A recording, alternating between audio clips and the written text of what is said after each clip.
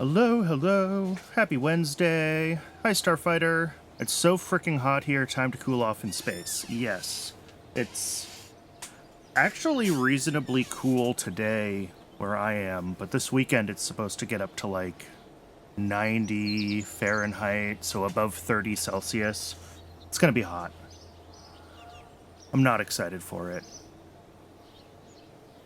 But today at least it's like room temperature, so... yeah, like 22C. 86F at 10 p.m. is not okay? No, that's not okay. That's too much heat.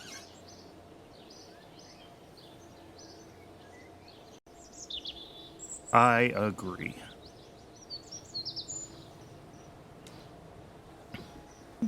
That is still very hot. Turns out, when you make your tea, it's hot. Okay. So... I guess we should flip over, as we usually do, to the to-do list. Last time, was really mostly a planning day. We did fly some camera missions to get some science. We looked at some white papers. I did not do my homework over the weekend and read those papers more, so I'm really not prepared to do more lunar stuff today. But I think that's gonna be okay. I think we have enough of these, like, orbital science missions to run and to get designed that we're gonna have stuff to fill today's session. And then, hopefully by next week, I will have actually read some of those white papers and done my homework, and we'll be ready to work on Lunar. So that's today's plan, I think, is to be working on all of these contracts. And that'll just kind of take us through the science. Our research cube right now, I only have... stuff in the to-do list through 1961 orbital rocketry, but the next couple of techs after that are crew survivability and then, of course, basic capsules.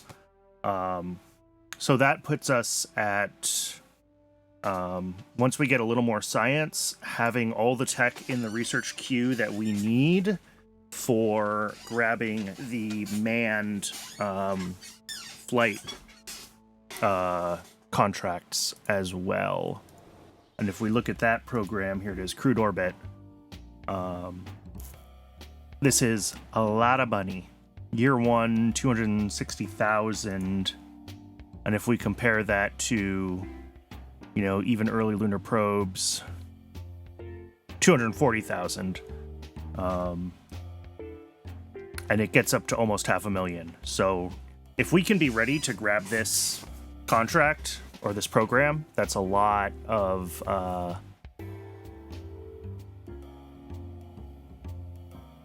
cash rolling in. I think for us to be able to grab this, yeah, it requires 3 free slots, but only 2 are available.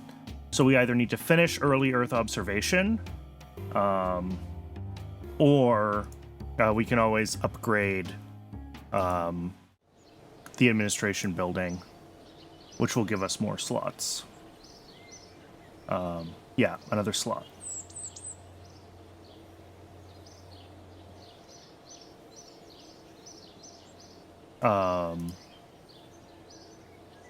Yeah, so that's kind of the long-term plan, is to get to crewed orbit, but in the short term, we've got collections of contracts to work on. Do I have anything claimed right now? I don't. So, if we go back to the to-do list real quick, apparently these are the ones that I think I have the tech for right now. So these are the ones that I'm going to grab, and we'll start designing the missions for them, figuring out what we need to do as far as our...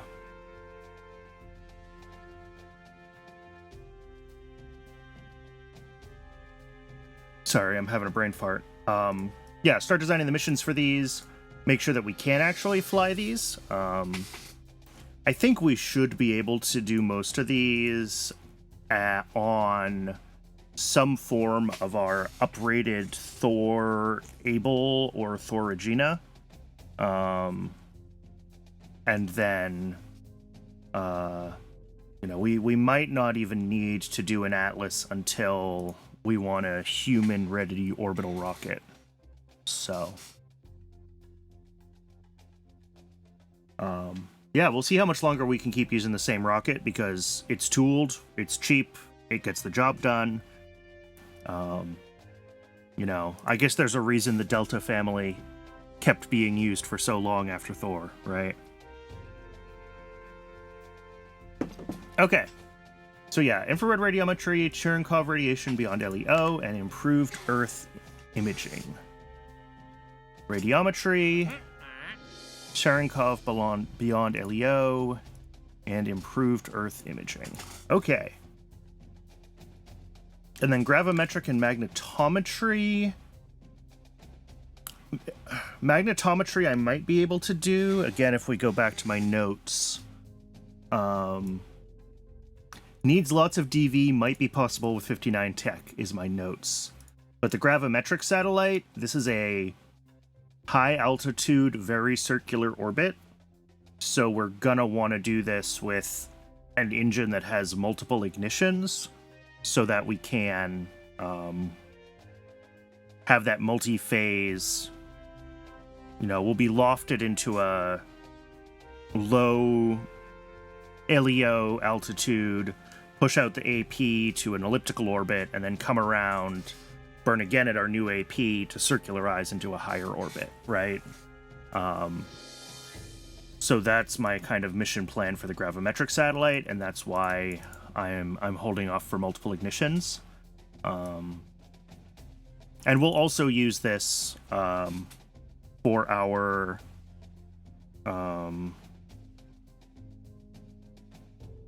lunar satellite. We're going to be doing, or sorry, not lunar satellite, lunar impactor.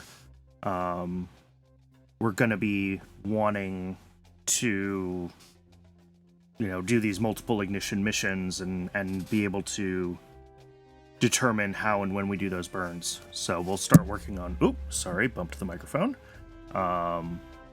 We'll start working on some of the stuff for how we want to script those longer missions. But in the short term, let's go ahead. Actually, let's look at these in here before I look at them in the... It's easier to read the contracts in here than it is to read them in the VAB. So, infrared radiometry. This needs a fairly circular orbit at a medium altitude. So I think we can lob this up. Yeah, this was done with a Thor Able, they say. As long as we set the Thor's gravity turn to, lob us a little bit higher, we can get ourselves, we have this 500,000 to 1 million meter altitude range. And then we just need to circularize with the Able. So that's, I think, easy enough to do. And then just transmit the right science data. So this one should be pretty easy for us to design and build. Improved Earth imaging. This is an upgrade of our first keyhole satellite. We're allowed to put it into a slightly higher AP, which is nice. I think this eccentricity requirement, 0.035, if I find dedicated Earth imaging, yeah, this doesn't have an eccentricity requirement. So this one we need to be able to get into a more circular orbit. And that is easier with this slightly higher AP that we can do at 445. I think... What was this one? Yeah, below 200. So we have a lot more flexibility in our launch profile, at least. But otherwise, besides needing... Sorry, this one and this one... This is a little looser on its eccentricity requirement, but like, why be looser if our program can do it well? I think ultimately both this one and this one are like lob us to about 500 kilometers. You know, infrared radiometry is a little higher, improved Earth imaging is a little lower, and then get us as close to a circular orbit as possible, right? So,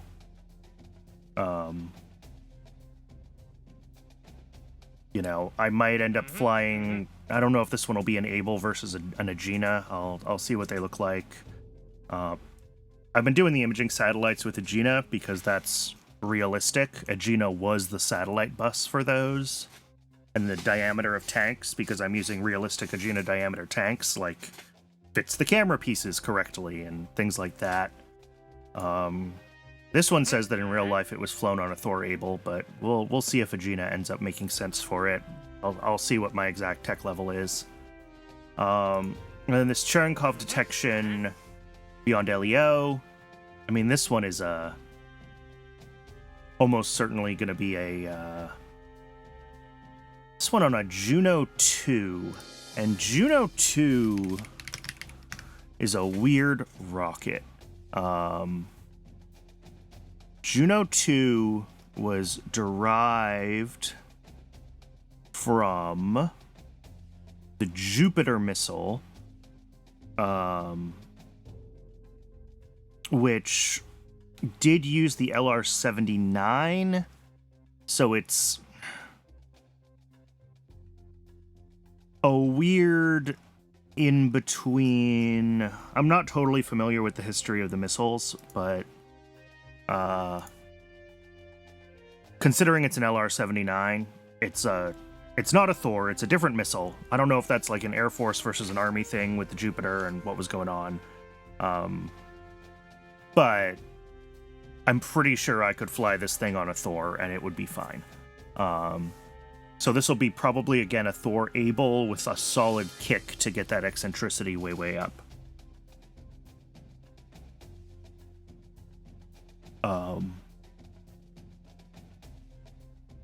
So yeah, those are the three to do right now with our current tech.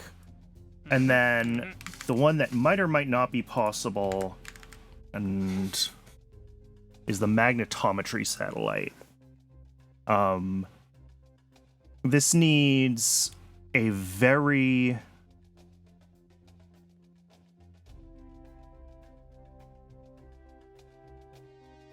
AP below 250 megameters, PE above 3 megameters. Okay. With a very high eccentricity. So this is also... Oh, PE above 3 megameters. Okay. So, no, we're not doing this with current tech. This is a lot of delta V, and this is also going to need multiple ignitions. I didn't fully process that.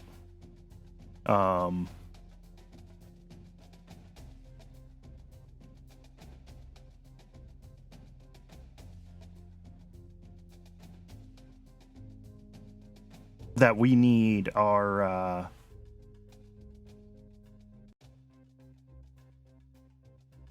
words. Sorry.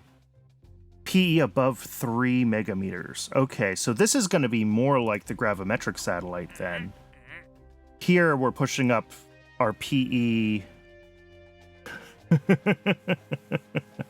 What moron made this list? Get blame. Oh. Yep. Yeah, because here we need to push our PE up to a megameter and then circularize. Here we push our PE up to 3 megameters and then really go out there. Okay, so this is going to need... There's a reason this was on a Thor Delta.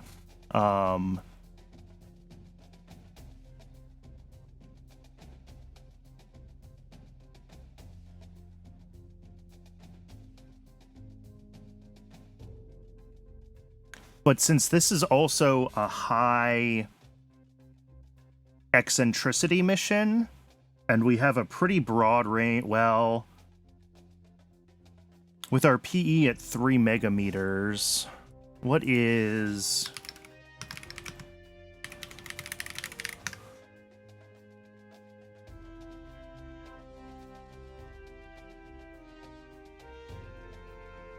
So if I want an AP of 3 megameters...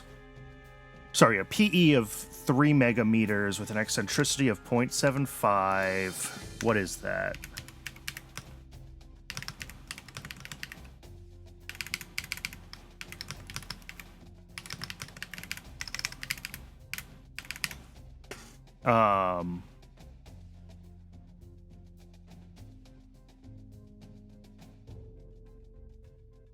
What's the diameter or the radius of the Earth? I need to add that to my numbers.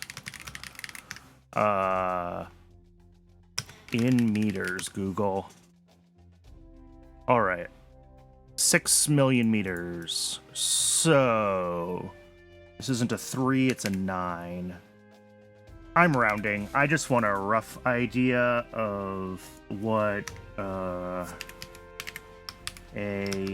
plus 3/4 of 9.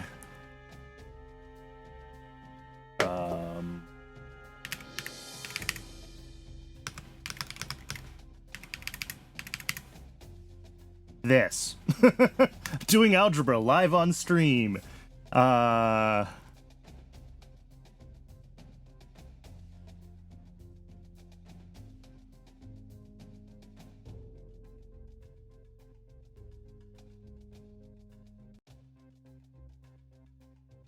Oh, this is a negative number. That's like... So, we're going to have that 9 million minus...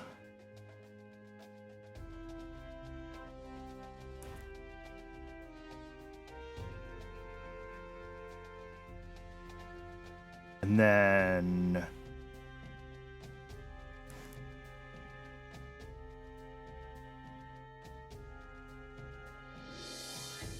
9.675 divided by 0.25. Okay. Oh, only like 4, well, minus the diameter of the Earth.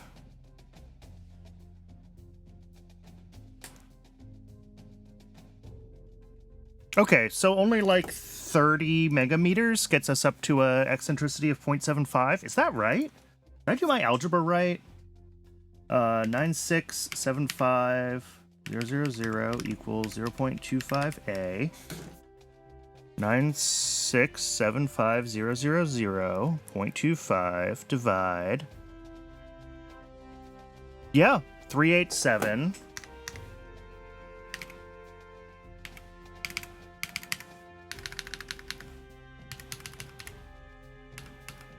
And then minus the diameter of the Earth, which is another 6 million. So yeah, 32 million.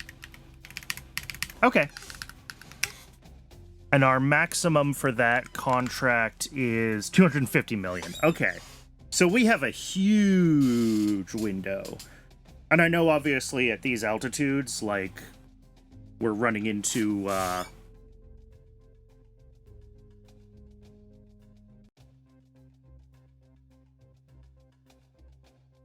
issues with, you know, the difference in altitude is a lot, raises more quickly with the same energy input to the orbit, right? But either way, since this doesn't have to be circular and we can do that final kick as a kick stage, maybe we can do this with our current tech. But if not, soon. At any rate, let's start designing these other rockets that we need to fly. I think I already did do some work on KH4, right? I seem to recall that I started this. Yes, KH4.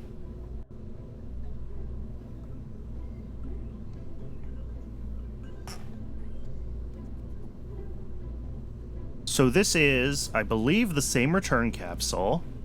Film camera, and then this uprated Agena, right? This is the...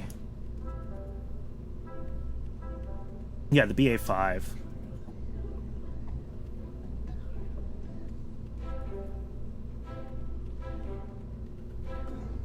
Which is...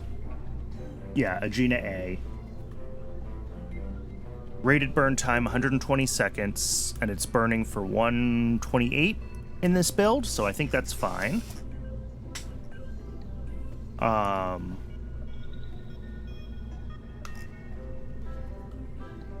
We're using the Agena equipment rack now. And if we check our avionics... okay, this is still set to the KH-1 script, so we're going to need to make a KH-4 script and set up the other orbital parameters. And I need to paint this Agena because we flew all our KH-1s with unpainted Agenas, and that's just not okay. So maybe we should do that first, is choose our Vanguard, Titan, Able, Skylab, Redstone. Do we have a Agena paint job? We do. Oh, right. That design. Yeah, I can go with that.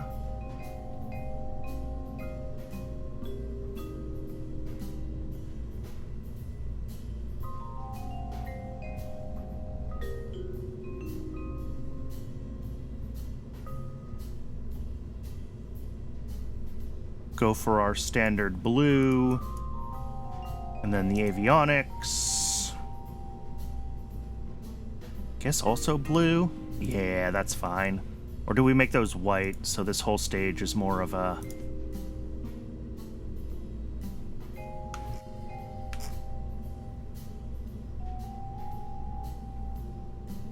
and then this camera, I don't think we can recolor, unfortunately. It's just always that color.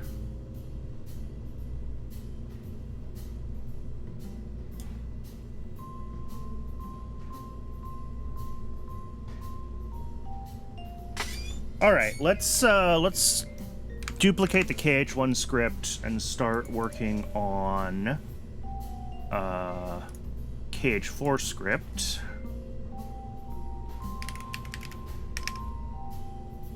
Kerbal Fashion Program, exactly.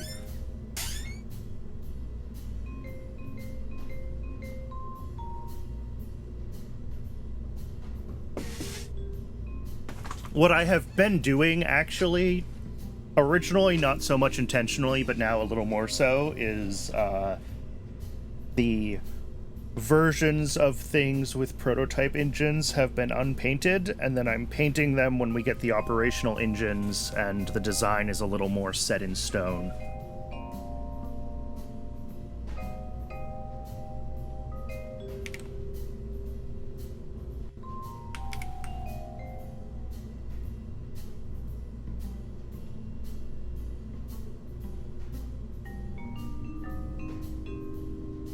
All right. So our target altitude is 350. What is Agena? Yeah, that's right. I switched this to just do the circularization. That's what the orbit command does, right? Warp till ETA AP is less than whatever, and then burn. Yes. We'll need to probably tweak this for the operational Agena because it's a slightly longer burn.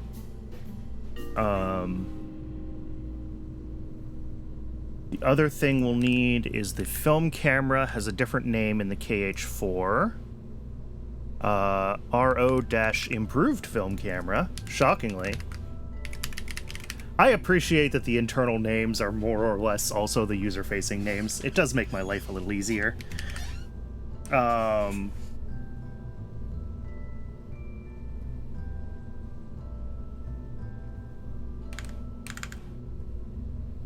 The Agena Avionics, I think I already have a KOS name tag. I do. I just checked that in game. So I think all we need to do is adjust our... Let's try like 8.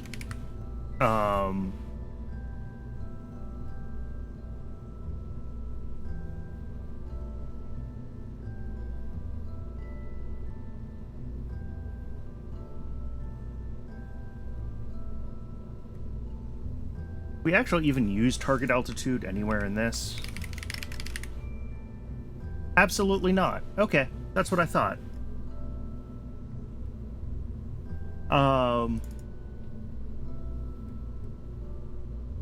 So I think that's fine. We just have to set our target inclination to... What's the range that the contract accepts? Between 70 and 100. Okay, so 90 is good. 90 will get us every biome anyway. That's what we want. Altitude of 350 is reasonable. I mean, we could do our bare minimum, but all that this target altitude really does is figure out, based on our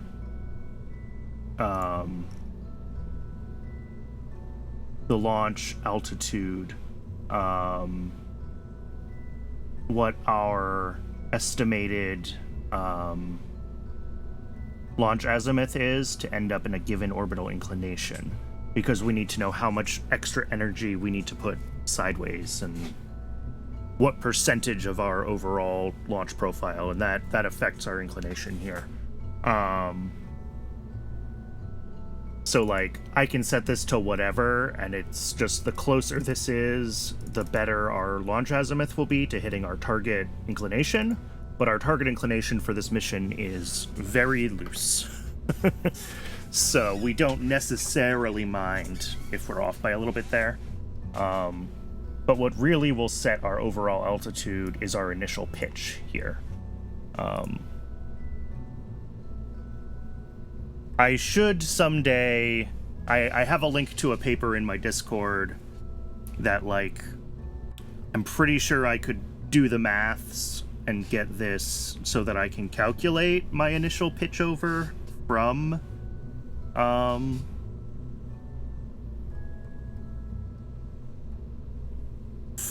the target altitude, but that's not a today problem. Okay, so I think besides needing to dial in this pitch over for whatever we want our altitude to be, maybe we should say 250.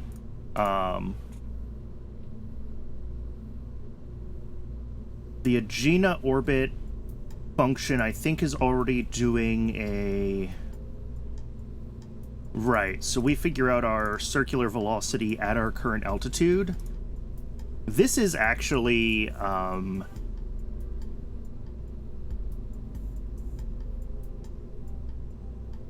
this is only using a scalar velocity, so it doesn't deal with knowing if our vertical or horizontal velocity is off.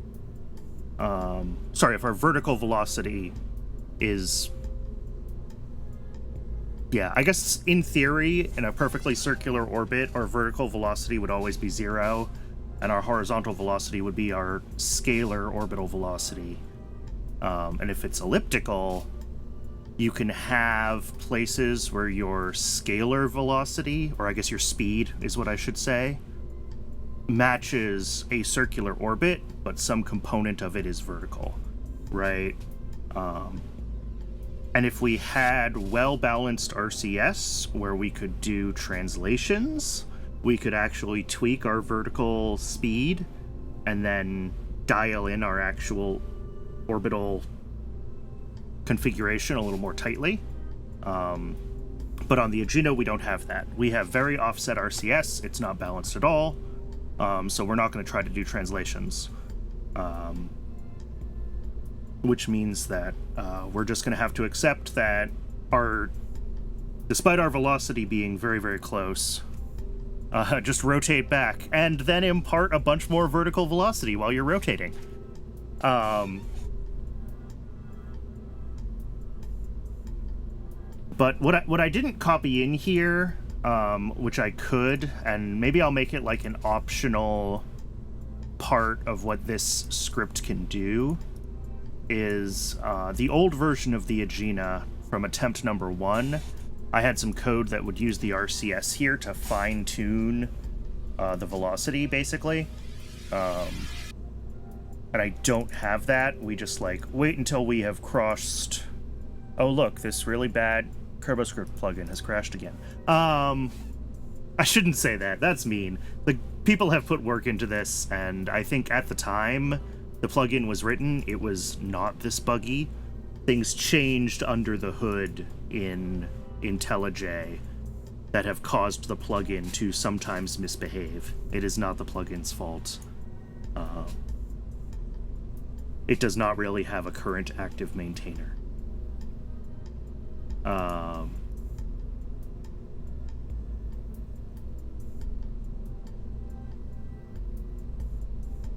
Anyway, yeah, I used to have code that would, you know, fine-tune orbital speed with RCS for aft. And I can grab that code if I need it. But I don't think we need that for this mission, where our eccentricity is just like 0.03. I think we can nail that just with this cutoff. And if we can't, we'll bring that code in. That's easy enough.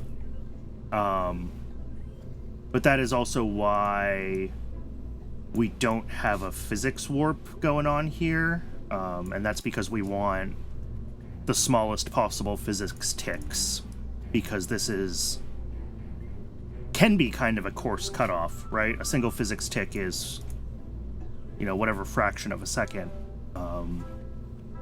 And our velocity can be changing pretty quickly, especially towards the end of a burn when we don't have as much fuel.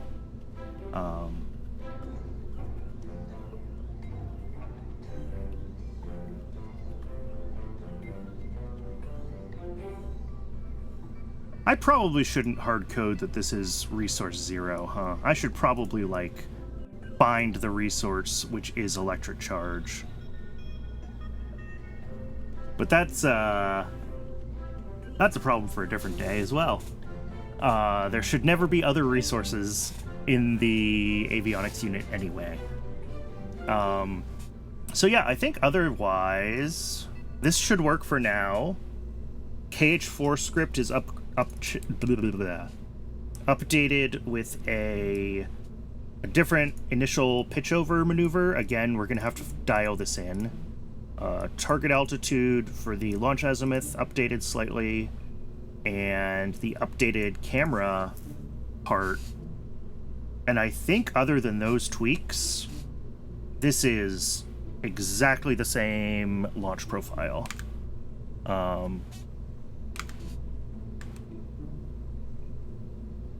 So let's see if I get lucky. Reread boot folder. H4, all right.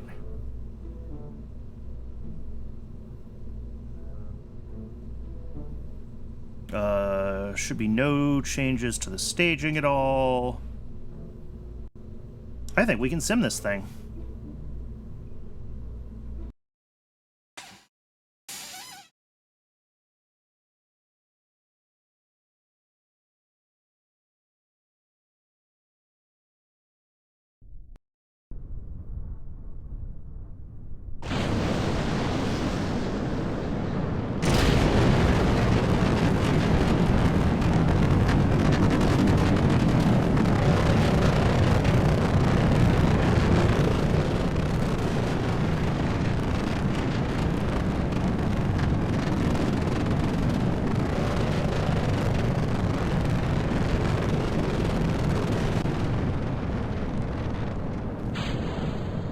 Something I might also need to think about doing is stretching my Thors a little further. The rated burn time doesn't improve. It's this 182 seconds. But the tested burn time, and this is something that I think I was talking about last week, maybe it was the week before, the tested burn time on these is very long, which means that you can overburn them with a lot more confidence, basically. So I can uprate it. Where did we end up at? 180. That's actually totally fine. I'll take a 180 orbit.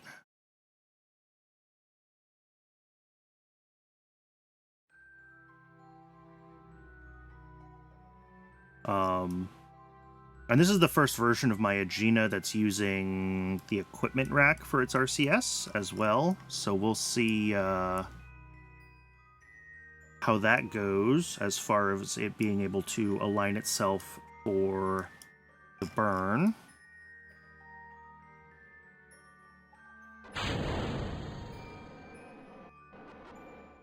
We did not.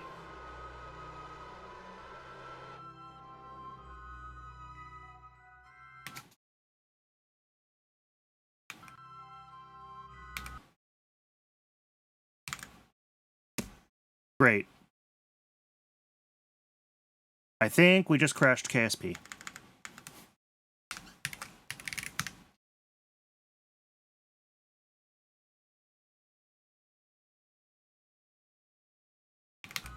Oh, nope.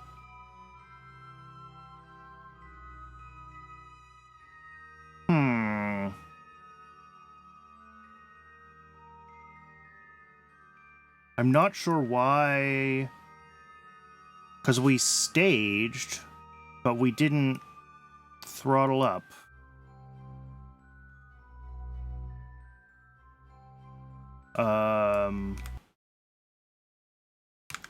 What does the code say? Okay, so we do the Thor launch, and then we go into the Agena orbit. Lock throttle to 1. Stage. We don't need this.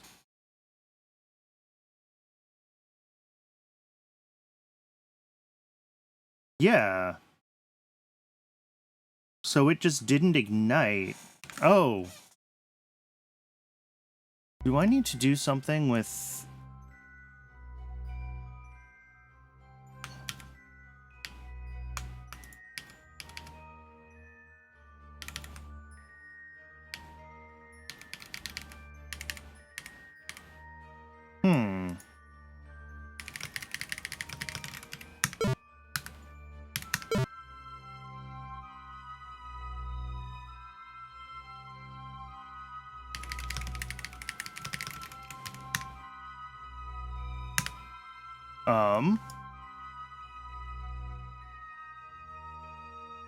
I have no idea what's happening.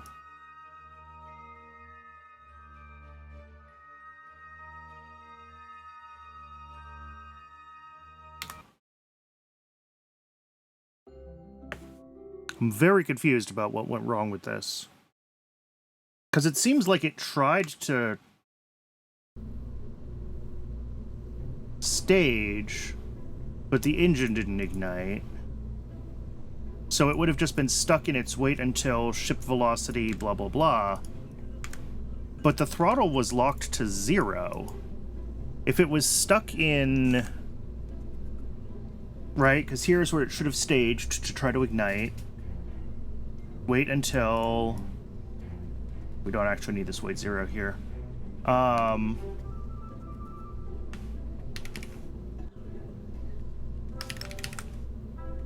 If we were stuck here, our throttle should have been at 1, and the throttle was at 0, and this is my confusion. But...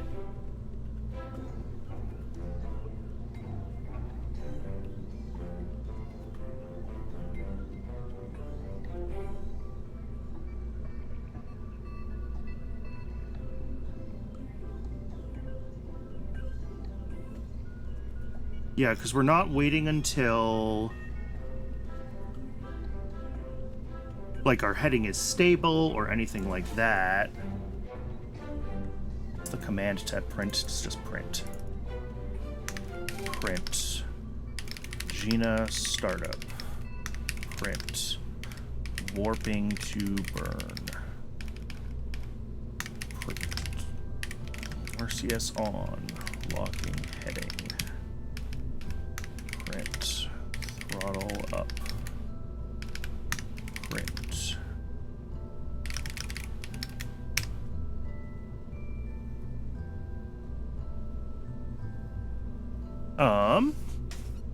More spam, always fun.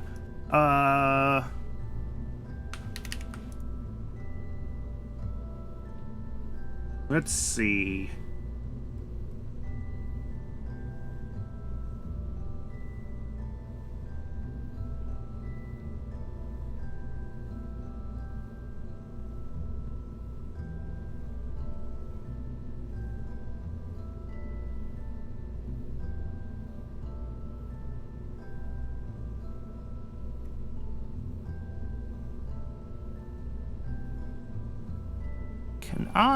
One second. Settings. Moderation. Blocked terms or phrases.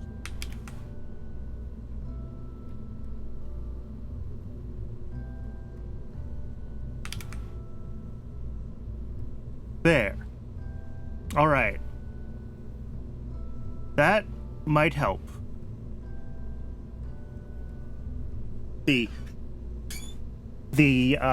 And I'm sure that they go through different names from time to time, but whatever. I've noticed that the past few times I've gotten the spam bots, it's always been the same service that they're spamming for. So I have just added that service to my block list of blocked words. So maybe that'll help.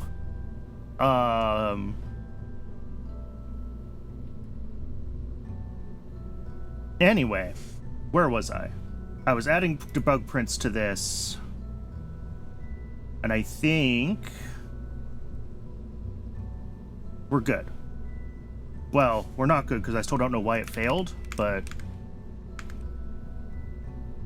I think I am at least ready to try again and see if we can get a better idea of our orbital or of our program run and where it was unhappy.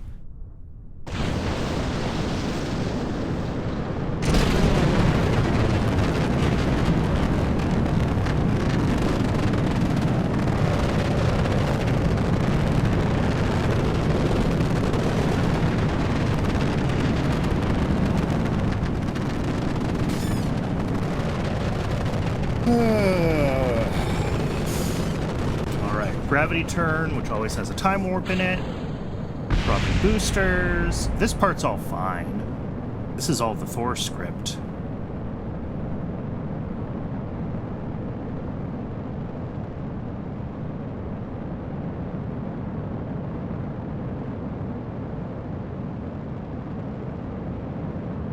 Oh, the RCS should have been in the previous stage. I'll need to fix that in the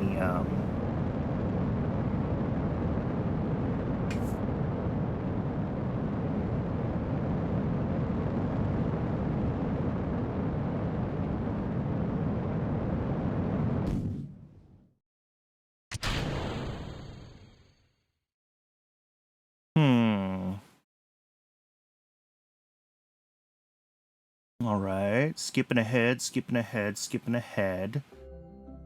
I do need to adjust, I think, our burn time.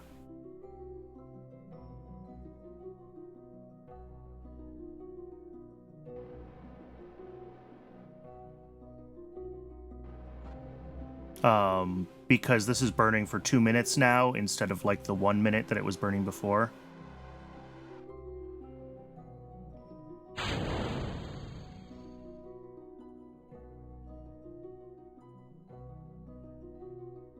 The throttle is at 0. I'm so confused.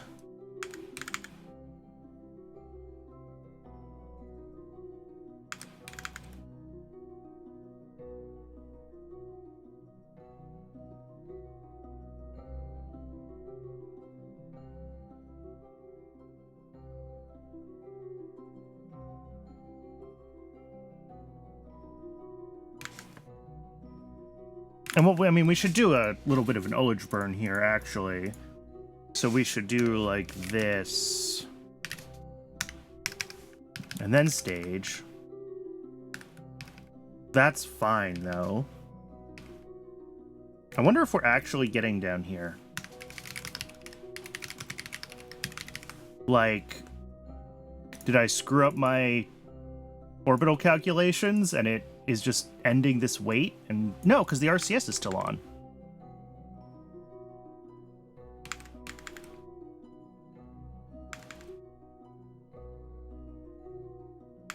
Why are we not throttled up?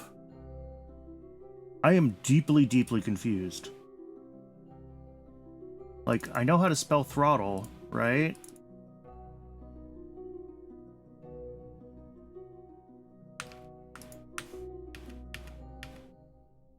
Yeah.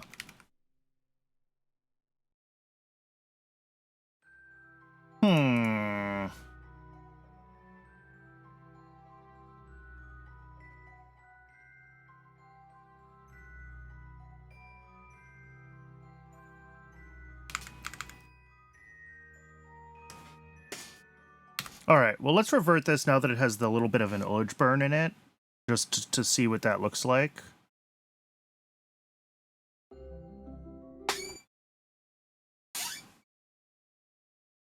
But I would still expect the throttle to be sitting at 1. That's the thing that's really confusing me.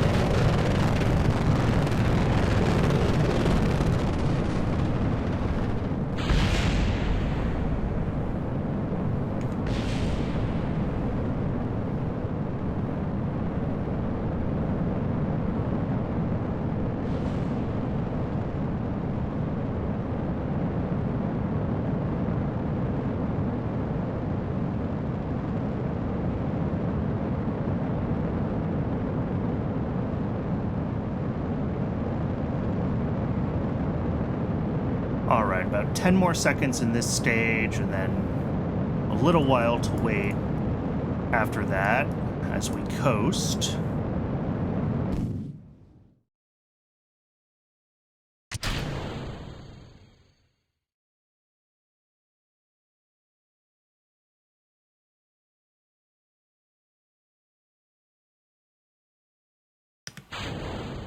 Turn on the RCS.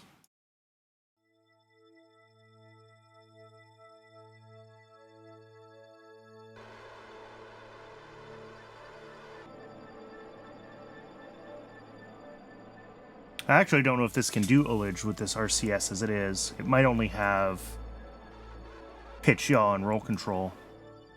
Ramps up.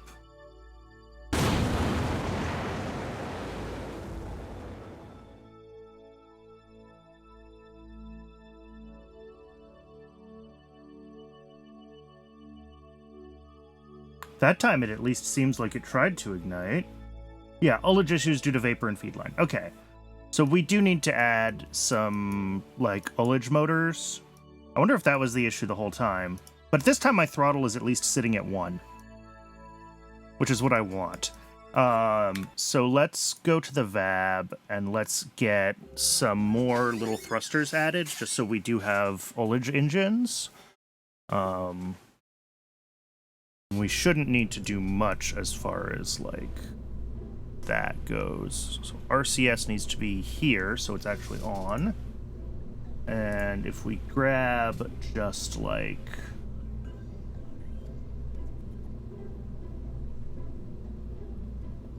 I mean, even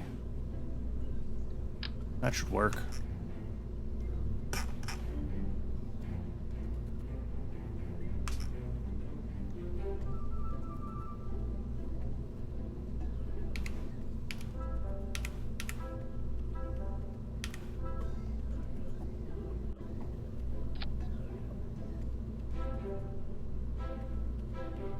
And put those in this stage. And what's our fuel set to on these? Nitrous oxide. Nitrous oxide.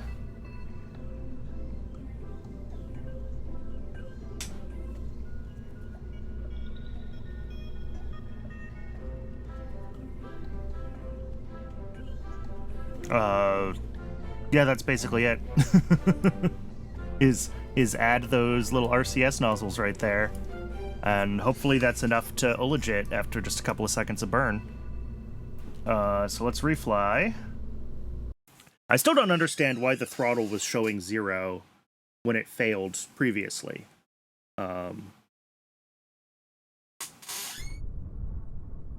That makes no sense to me.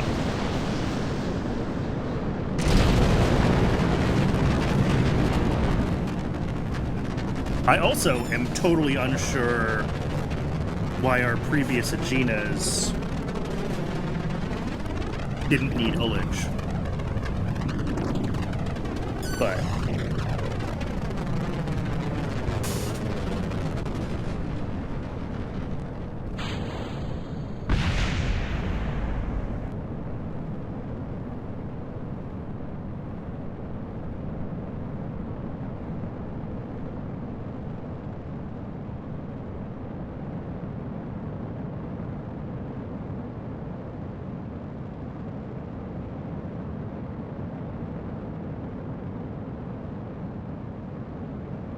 okay, we're looking at about 10 more seconds on the first stage again.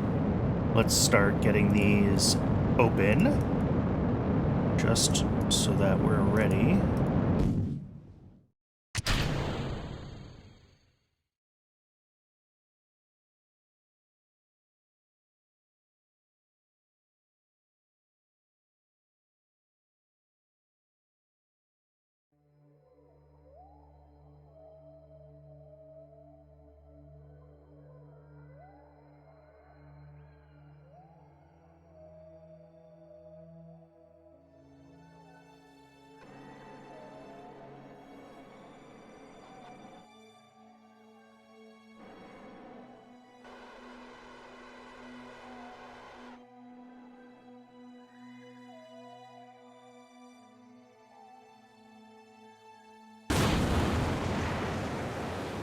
Nope, didn't like that.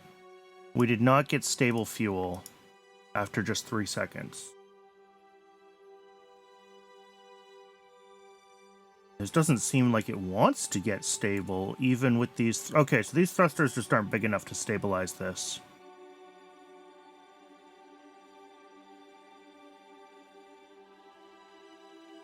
Because, yeah, this is just not switching to stable at all.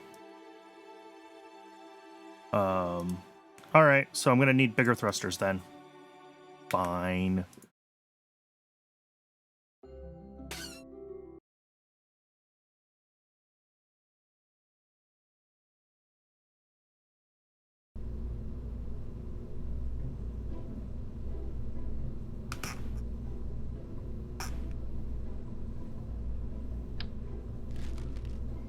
Do we just have... Yeah, thrusters. Here we go.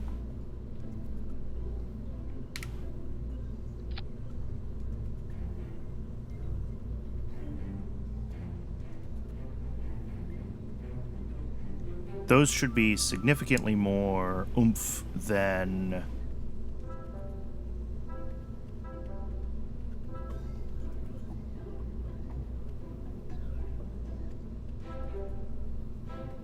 But these aren't RCS, right? So these will...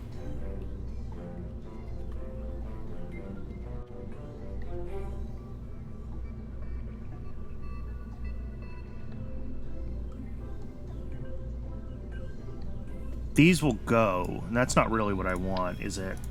I do want the ones that are RCS.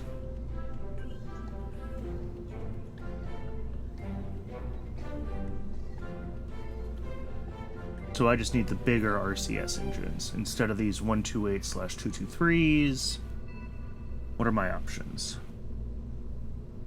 I can grab the modular RCS engines and...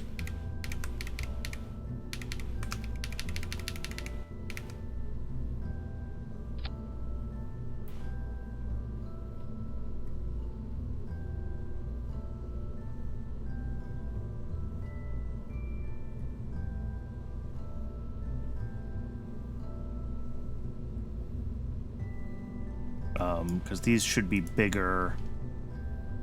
Yeah, 0.2, so that's a quarter of a kilonewton versus this one, which was...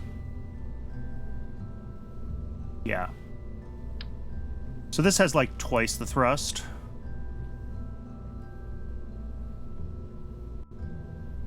And that doesn't matter which variant I use.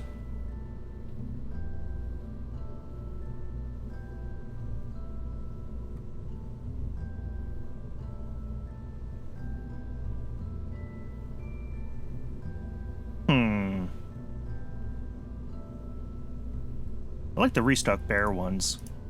It's a nice look. The question is this going to be enough thrust for the ullage?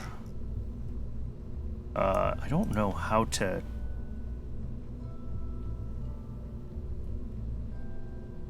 This might be something I need to ask in the Discord, if there's like a relatively standard way to compute like how much thrust you need for an engine's ullage situation.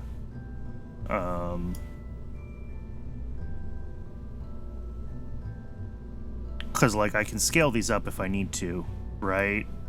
Oh, then maybe we won't use the restock bear at that scale. We'll use you know, the restock mini or something, but... Oh, that's also a question that I didn't even ask myself. Maybe these were occluded and we weren't getting any ullage at all? I'm looking as close underneath this as I can get, and I'm wondering if these were counted as occluded. Maybe I need to do them like...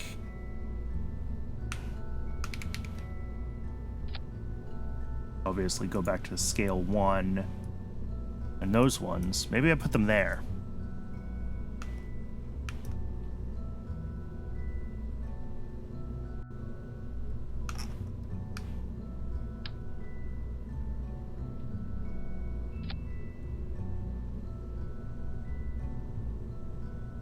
And then if we go into fine adjust...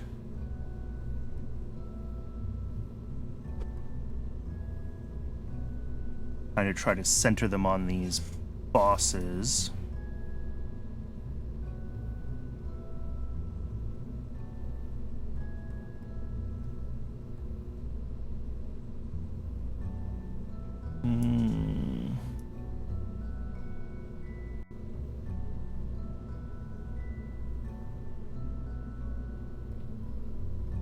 Maybe not.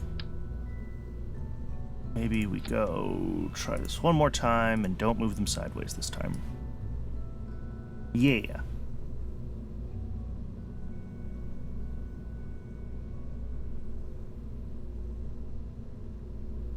Or like that, so they're fully kind of into the middle of it. The meat of it here. Yeah, I kind of like that better.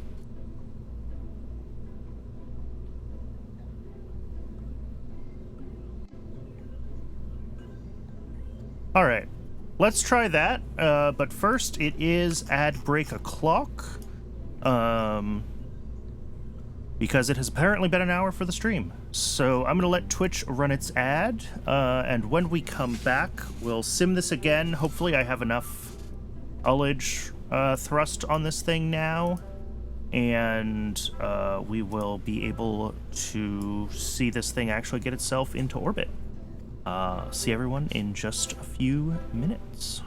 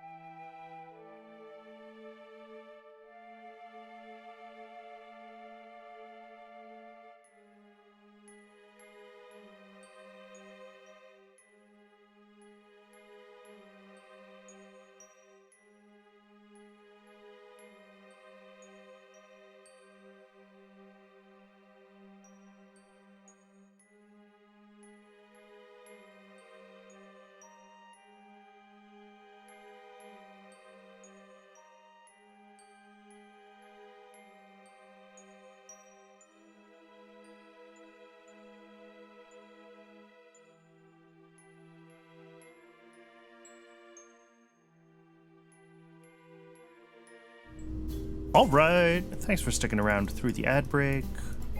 Let's fly this thing again and see if we've got enough ullage now.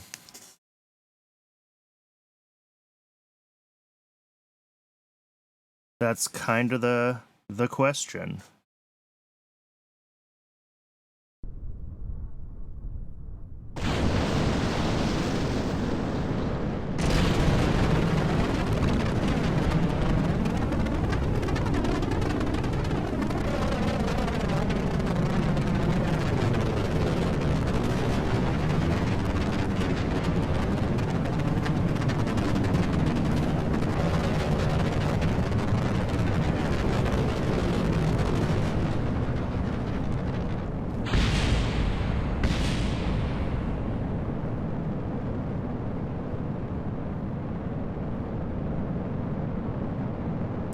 Okay.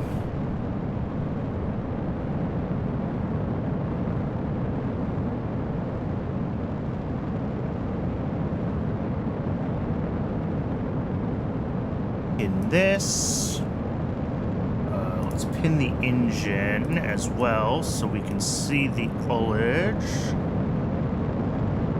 In the avionics, open the terminal.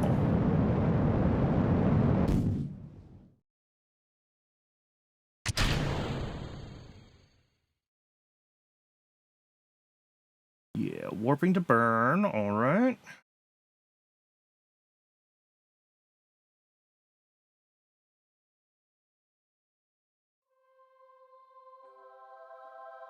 And we still need to adjust our warp sort of delays.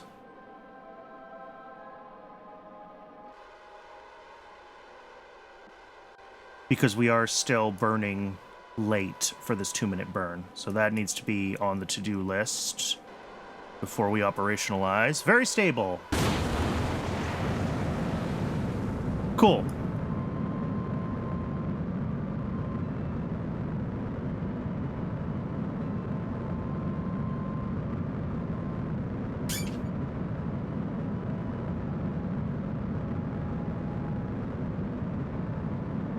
And we're definitely low.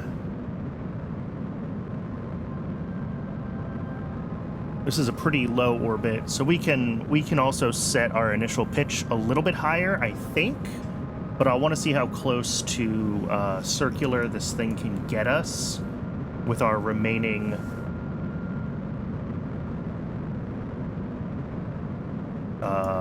fuel.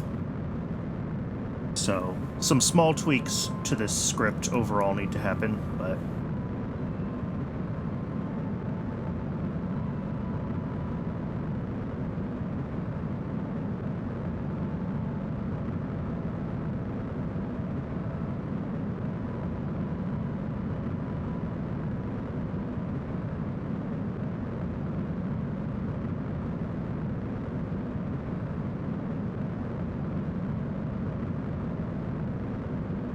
this is a long burn.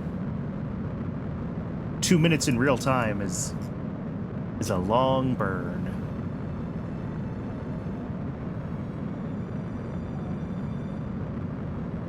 Yeah, and this might fall below 140 by the time this burn is complete, which would be bad.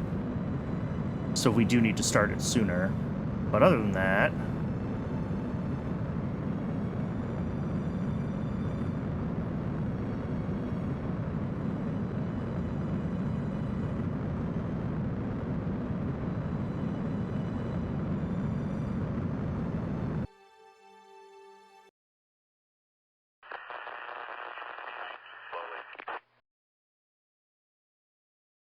oh, yeah, we fell, our PE was just 115 there. Because we burned late and our orbit is elliptical, this is what I was saying about how it won't get us to a super circular orbit because of it's just using the orbital speed calculations without considering vertical speed. So we need to, one, get our target initial altitude Thing looks really cool with the half-exposed design. Sorry, I just saw that message. Why did my beeps not boop? I made some changes to my set. Oh, no. It's not the changes I made to my setup. I just didn't have the chat program that beeps open. Looks cool with the half-open design. Yeah, as far as I know, the half-open design is canon for Agena.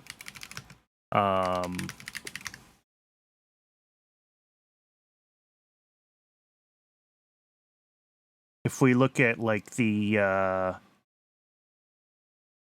trying to find a good picture of an Agena. Yeah, it's got the...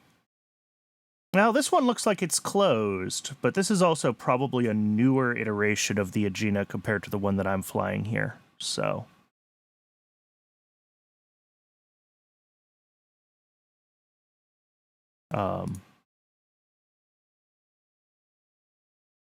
Anyway, let's fix a couple of things about this script.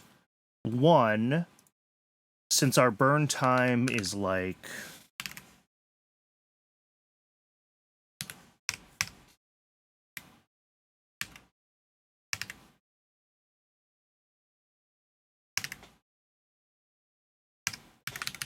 a lot longer, we want this kind of thing. I don't think we want this.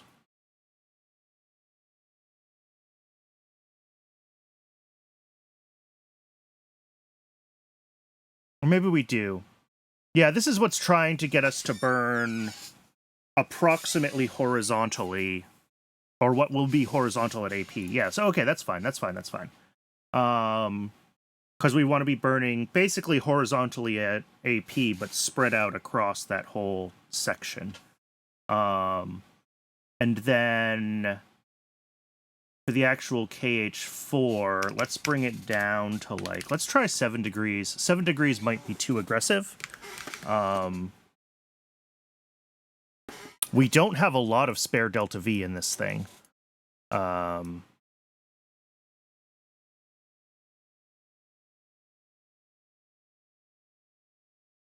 So we might have to add a condition to our Agena script to make sure that it terminates if it runs out of fuel. That's something to consider as well, because we're at... Yeah, I mean, we had 6 seconds left. And over 1 kilometer a second of delta V. That's actually a lot of delta V. All right, let's refly this with these tweaks and see what we can get. And I'm going to keep seeing if I can find a picture of, like, an early Agena.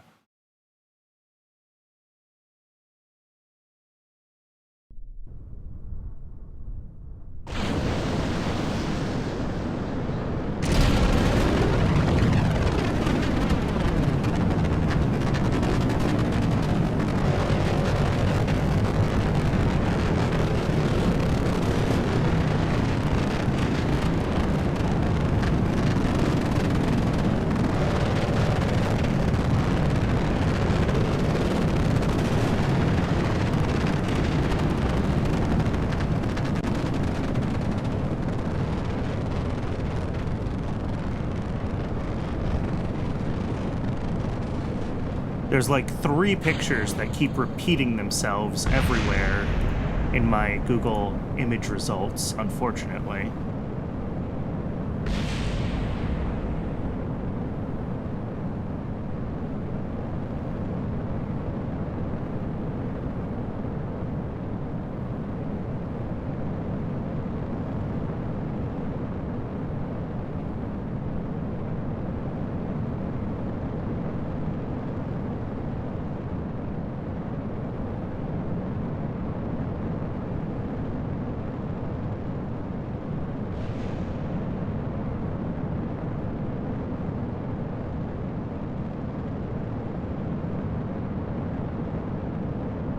There we go. Yeah, you can kind of see at the tail end of this one what it, kind of that same open design. Slightly different. They all seem to be in varying states of partially closed up, the ones that I can find. But again, these all seem like they're newer Aeginas than what these models are supposed to represent, so...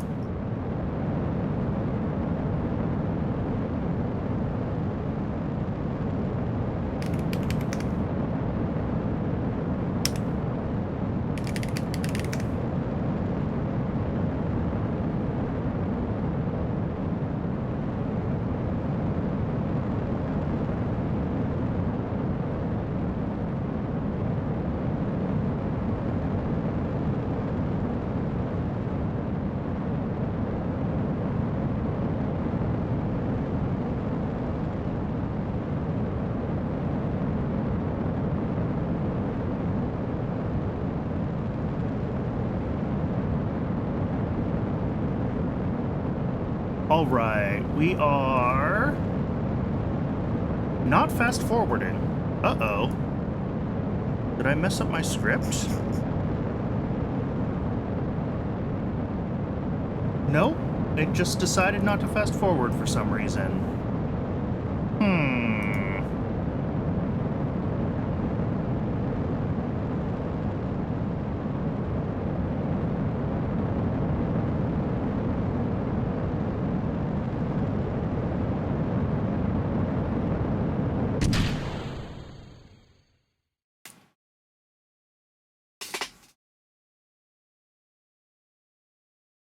Unmet oh, probably this requires the, I'll have to double check the science. Let's see if I can see this in this view while we wait.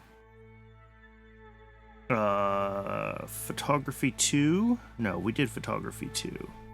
Uncheck researched. We need photography 3.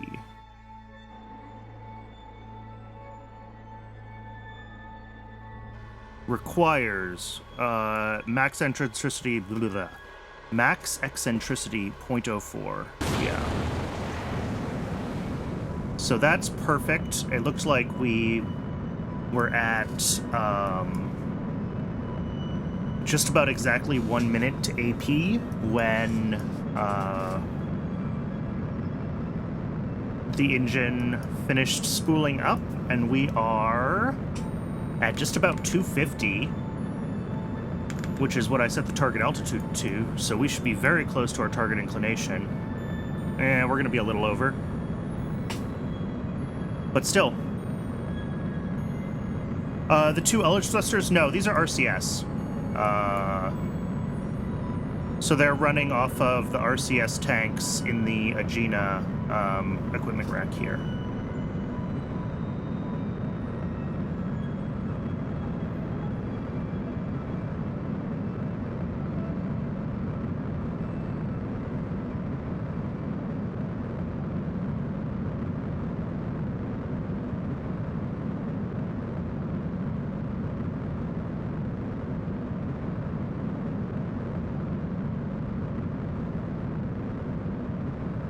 All right, how are we doing? We're about halfway through the burn.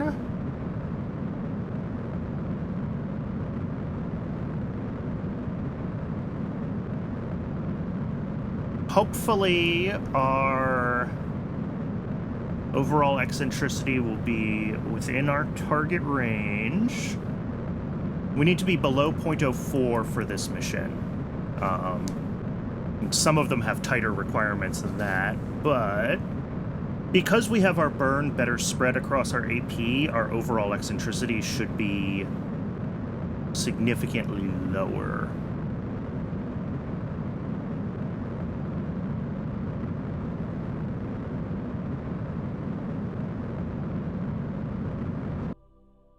Point double, whoa! Chatterer! Alright. Whee! Yeah, let's, oh, that's not better. Wait, if I do this, can I target Earth? There we go.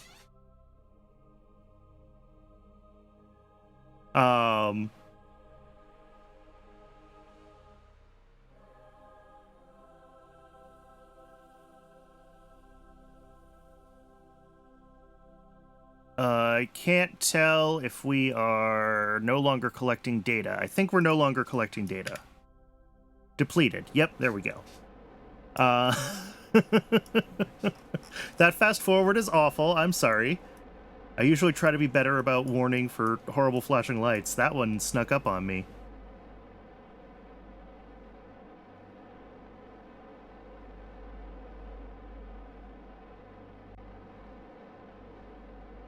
This is trying really hard to point retrograde.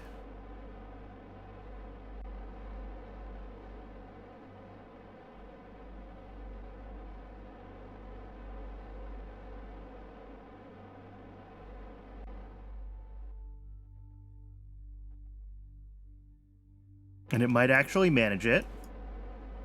All right. Good job, KOS built-in autopilot. It's probably not really helping. Like, technically, they have a little bit of... Yeah. No, I agree. I will go in when we go back to the VAB, and I'll disable those for pitch and yaw and roll control so that they're not used for that, because that's just wasting fuel.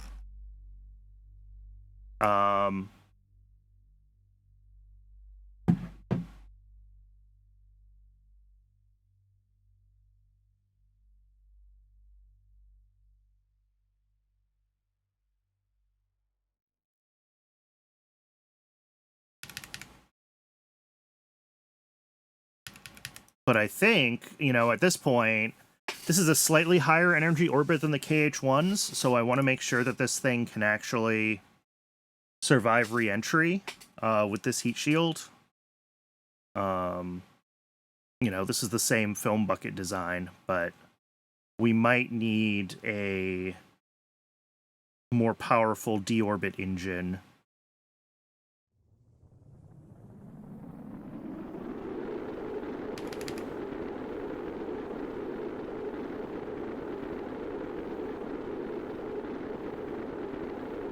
Because we are coming in quite a bit faster.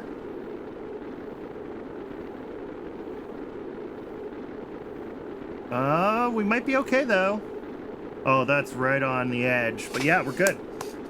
Beautiful.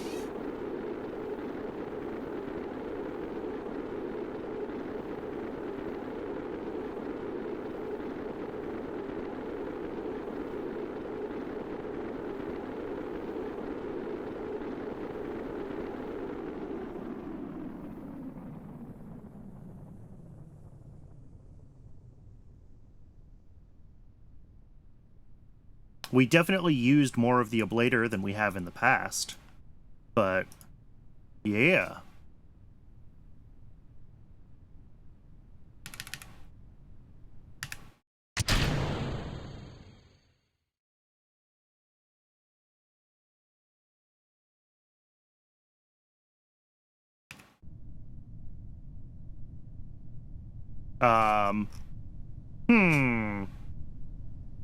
Hello, physics. Uh-oh. Well, we'll see what that does when these parachutes deploy.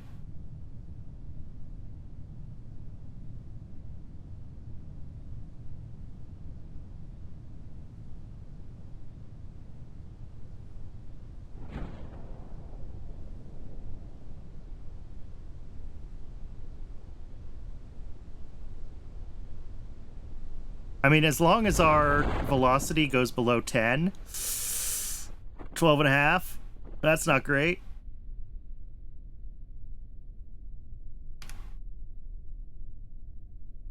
Ooh, that's doing some things.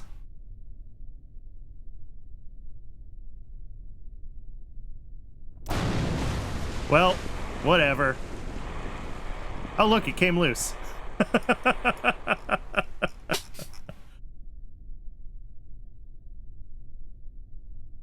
Boom. Okay. That is a successful KH-4-based film camera launch. Or at least in the simulators.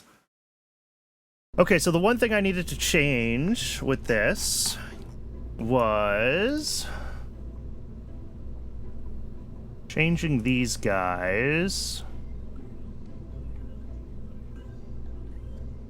under control.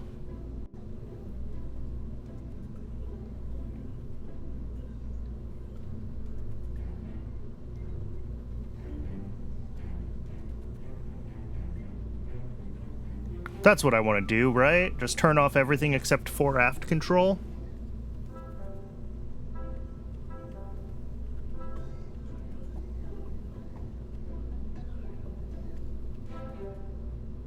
Alright, I guess I should rerun the sim at least up until ignition of the Agena, just to make sure that we didn't break anything by changing that RCS config.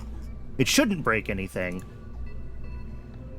But I've said that before and been wrong.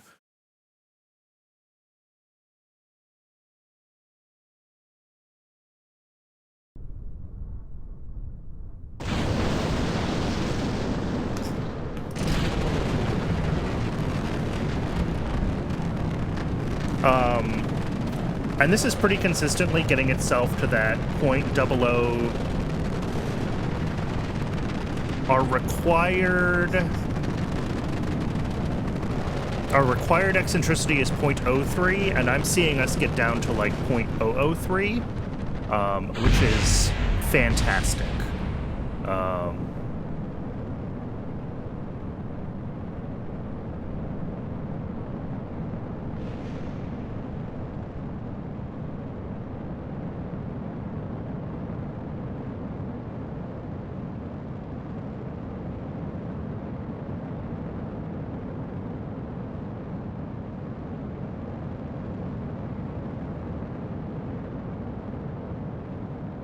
And that's without even trying to fine-tune it with RCS.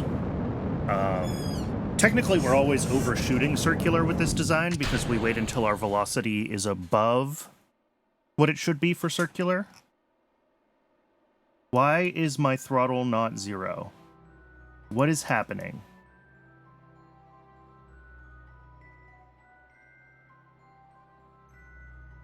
Eh?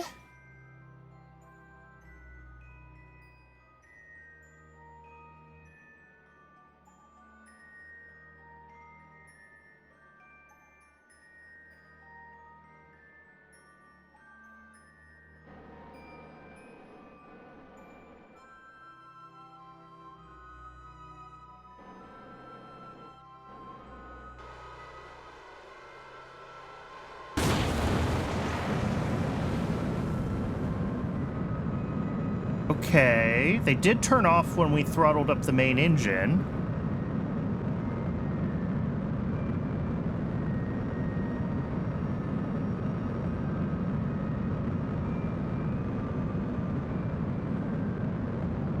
And like, I still expect us to get to our circular orbit, but why were we coasting with RCS on like a minimum throttle there?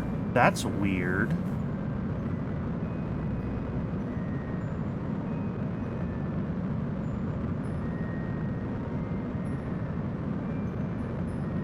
I mean, it's fine, it works, but it won't work if we have a longer coast. It'll burn through all the RCS fuel.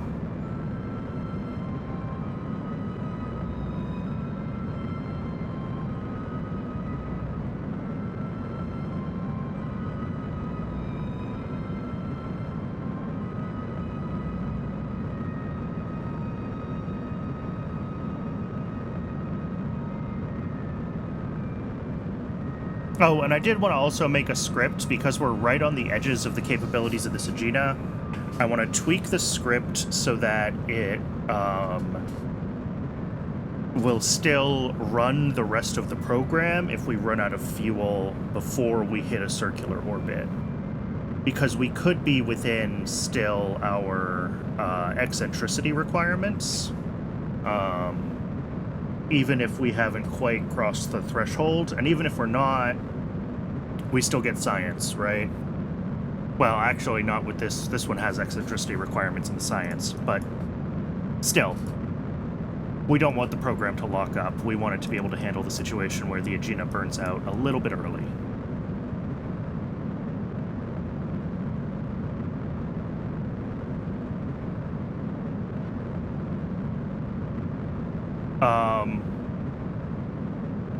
What do you mean insufficient avionics locking controls? What?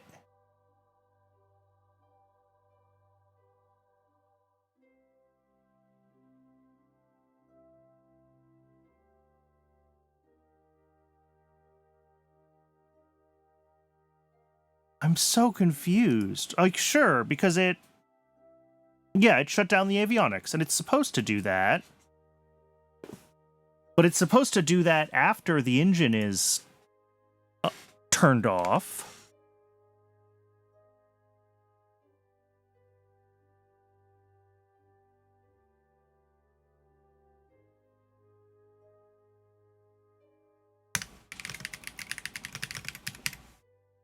I mean, what if I just put this after my unlock throttle commands? I shouldn't need this, though. Unlock throttle is supposed to reset it, right?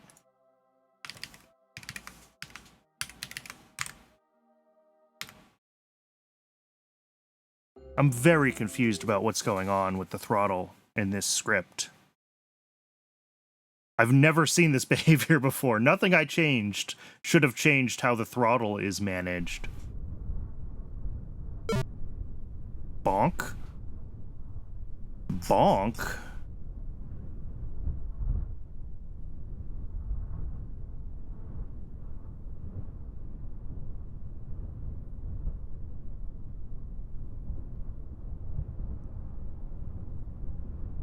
Not allowed to set a name that will... Okay, oh, I can't just set throttle, can I? I have to do something different. I forgot.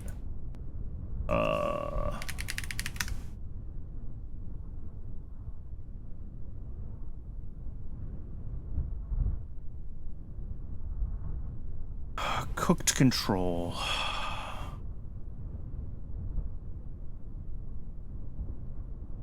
Okay, so I just have to relock it to 0, I guess, instead of unlock throttle.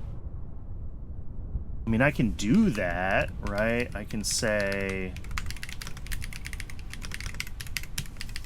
lock it to 0 instead of do the unlock, right? And same in the Thor stage.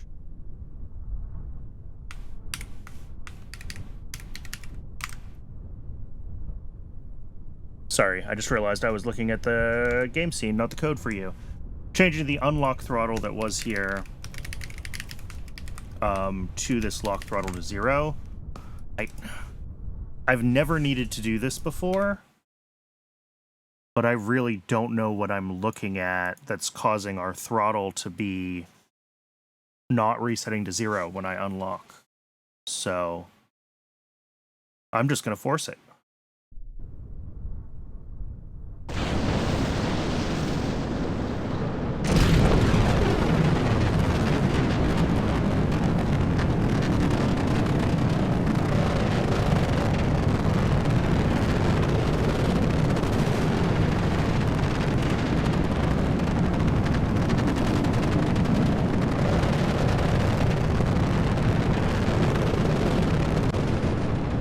So I'm looking to see that when we deploy the Aegina, we actually throttle down to 0 for the coast phase. And then ditto when we hit our circular orbit, we should actually cut the throttle.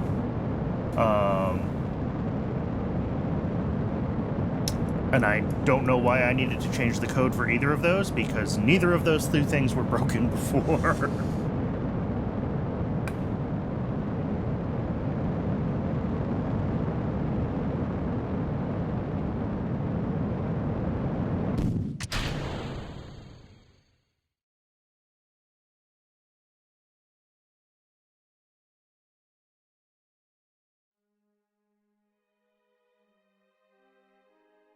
All right, our throttle is actually 0 here, so that's good. We're not burning those engines all the way up through here. We should, in just a few seconds... Yep.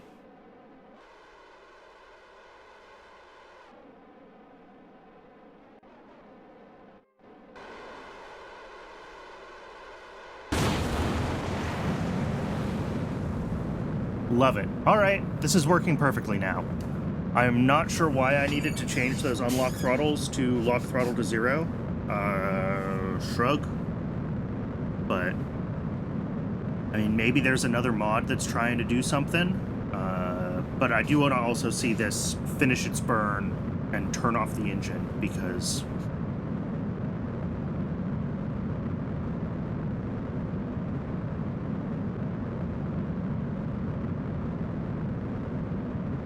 that also did not work right last time.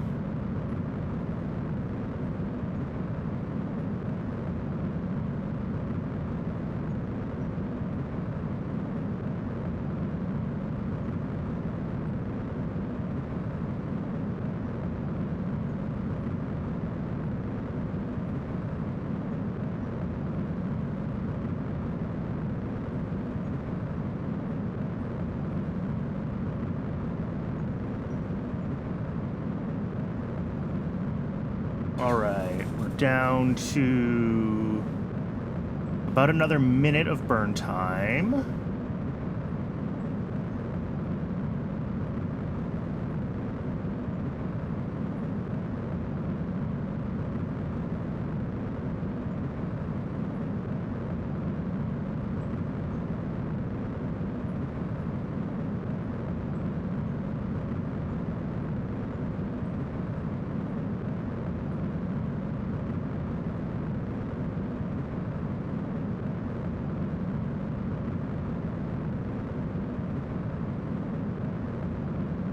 Delta V is looking okay, I think.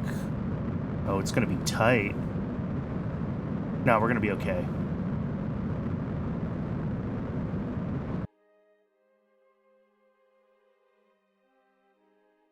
Running. Beautiful, beautiful, beautiful, beautiful. It's gonna take a minute for this to be depleted, but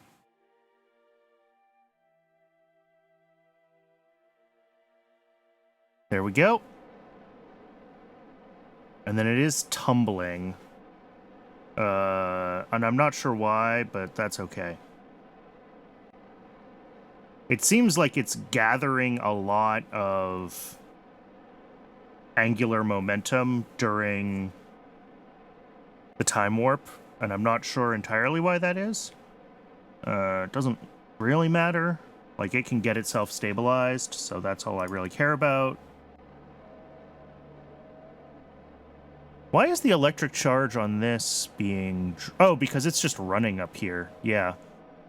Alright, I might need to give this more charge in this avionics unit.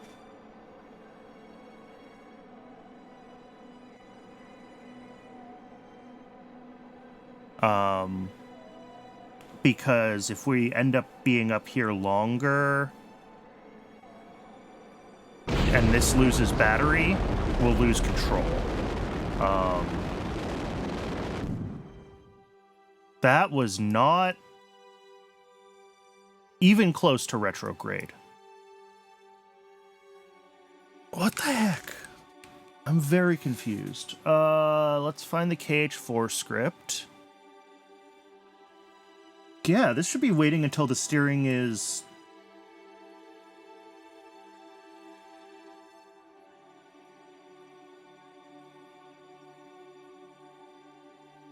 very locked.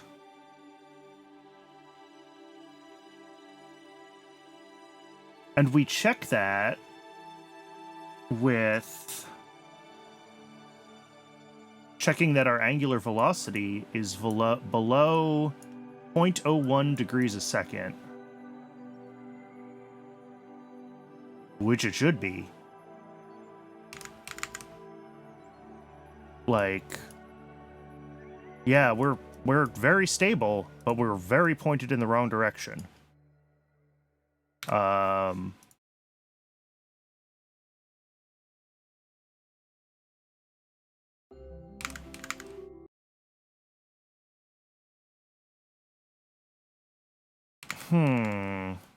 Now I need to rewatch this, because I completely missed whatever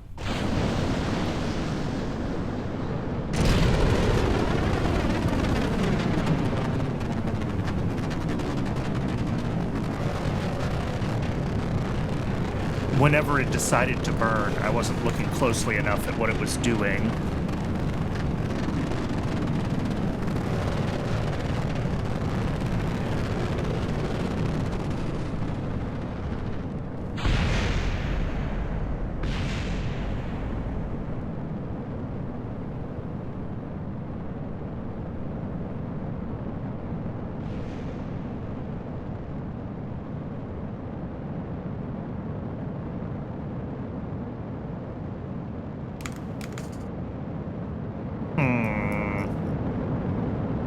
And what's weird is these bugs that I'm hitting now are not in anything that I've changed recently. This is all stuff that I would have expected to be working.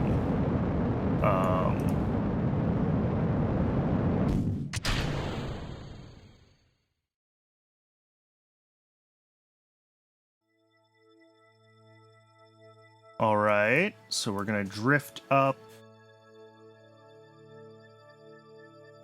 for another, I don't know, 10 seconds or so of real time. About a minute of in-game time.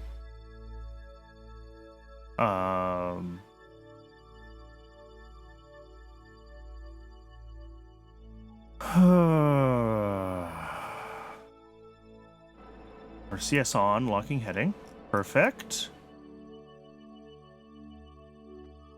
And we should see that we're pitched down and slightly to the left.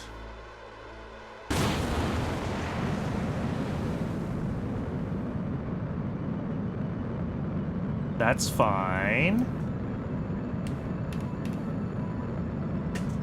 I will manually time warp through this, and I'll turn the time warp off when we get close to circular. But just so we don't have to sit through a 2-minute burn, we only have to sit through like 30 seconds of burn.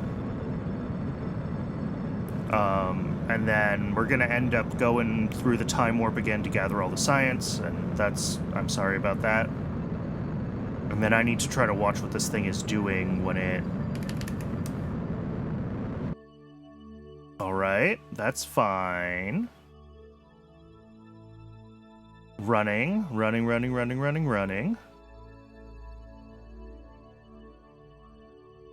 Yeah, I will need to give this a little more electric charge on the top module.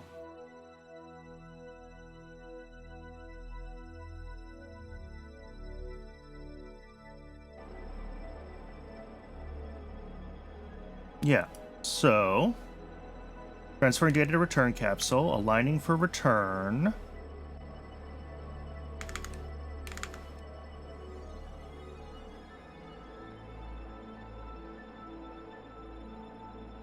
Like, this thing should need to be pretty tightly pointed retrograde before it'll fire. And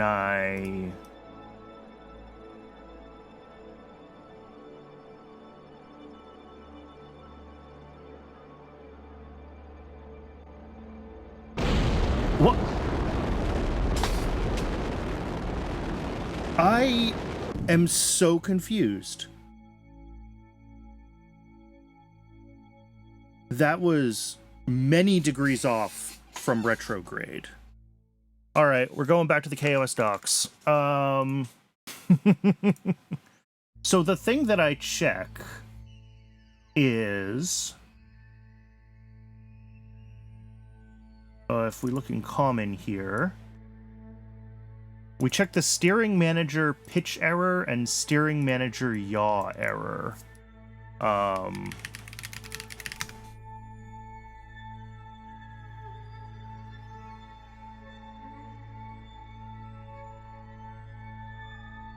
And those are documented.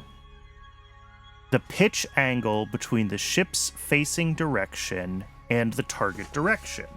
So these should both, neither of these have been anywhere near our epsilon.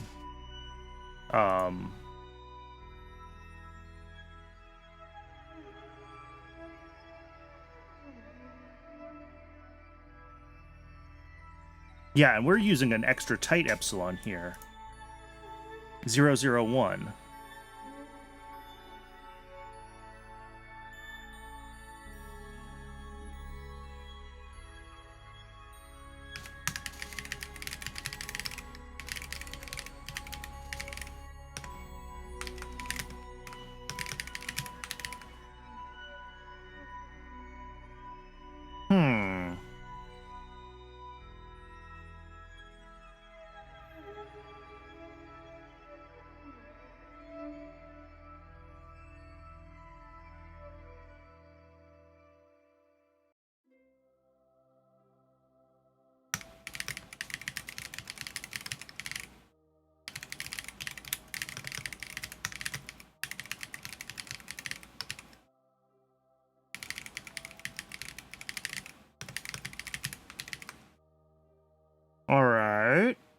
I'm just going to turn on all the debugging information.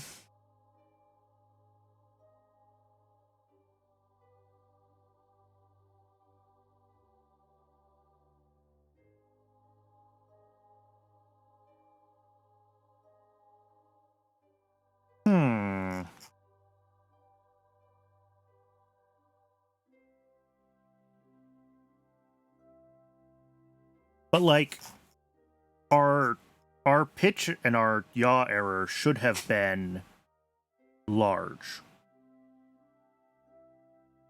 Wait.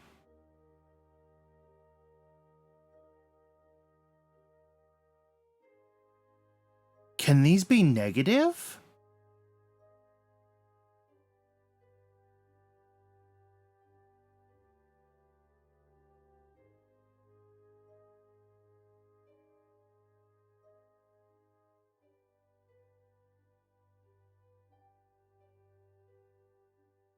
Is this my issue? Are they going negative? Ugh.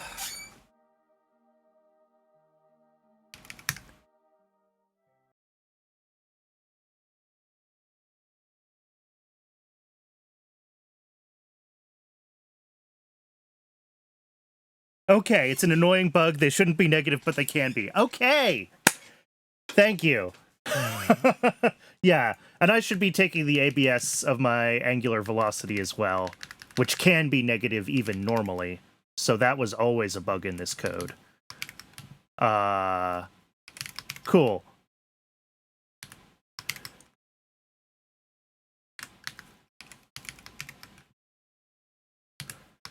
Thank you.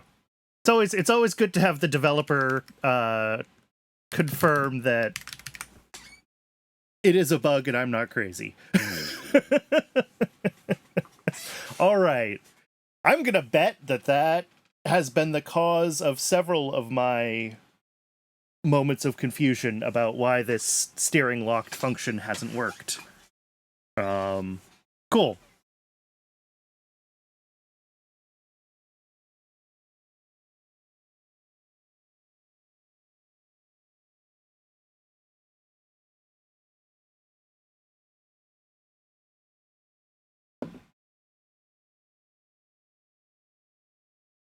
Okay.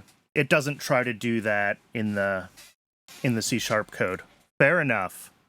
I guess I assumed that errors were absolute for some reason. I'm surprised that this has worked more than 50% of the time. Is really the...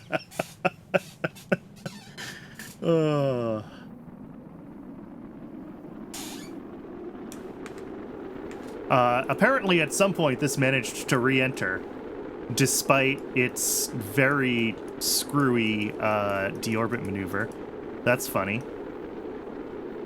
Okay, let's go back to vehicle assembly real quick, because I do want to check I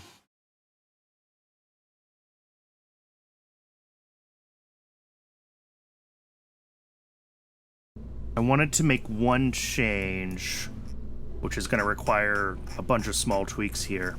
But basically,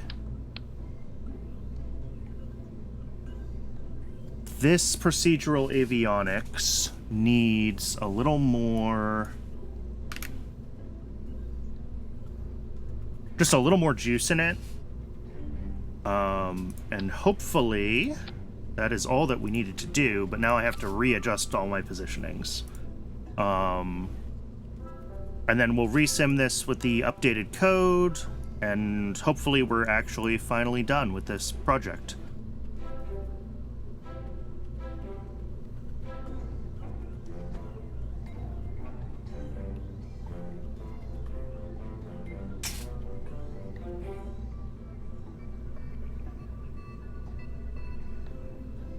Calculation should be using 3D space vectors, where it's not possible for the values to be negative. Oh, it projects the vectors into the ship. Ah, okay.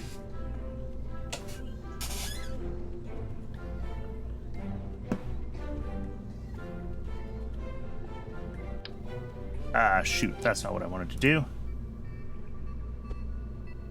But I mean, at least I understand why it wasn't working now. And that is probably exactly why that has sometimes caused issues for me on other flights without me understanding it. Okay. I think this thing is basically ready to go then.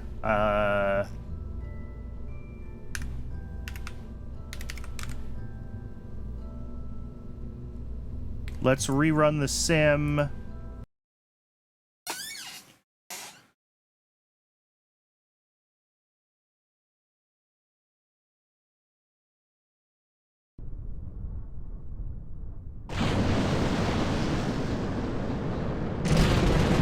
Oh, I didn't double check.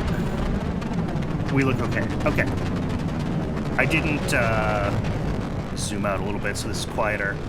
I forgot to recheck my staging when I clipped everything back together, but it looks like it all came through fine, so we're good.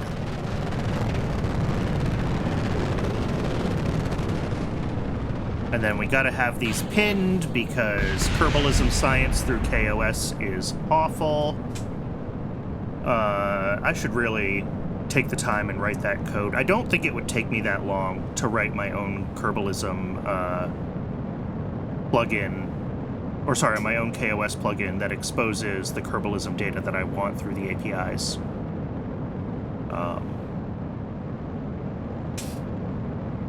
Because having to pin the experiments so that the PAW values update so that I can query those is hacky at best.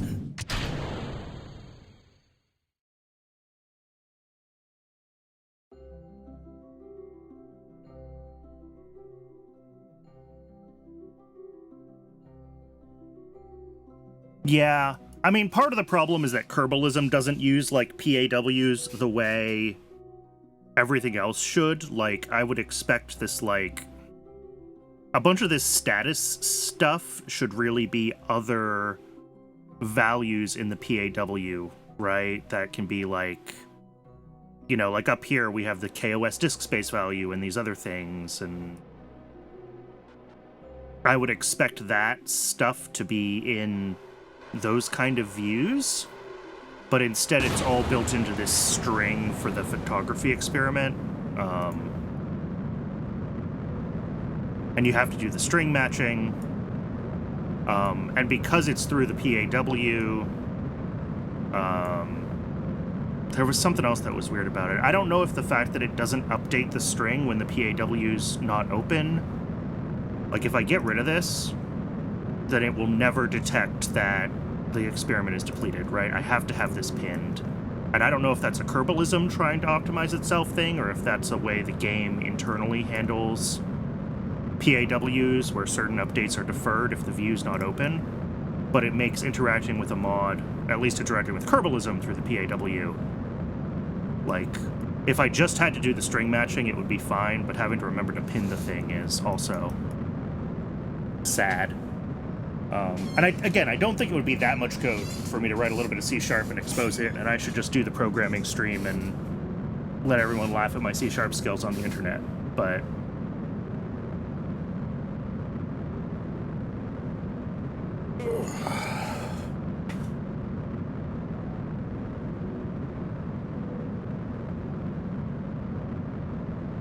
for now, this is what we have to do, is we have to have this open so that the transfer data here button works, and we have to have this open so that the photography requirement works.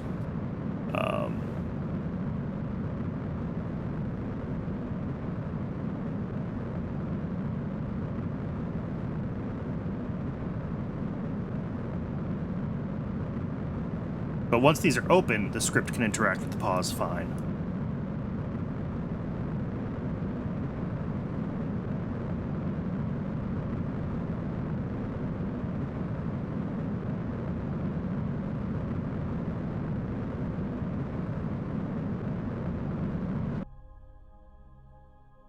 Whee!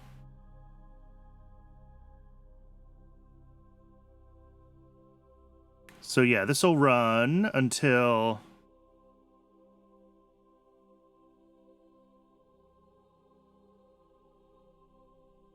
Okay, so that is a game thing. It's not a Kerbalism thing. Good to know. Oh, and we bonked. I broke it.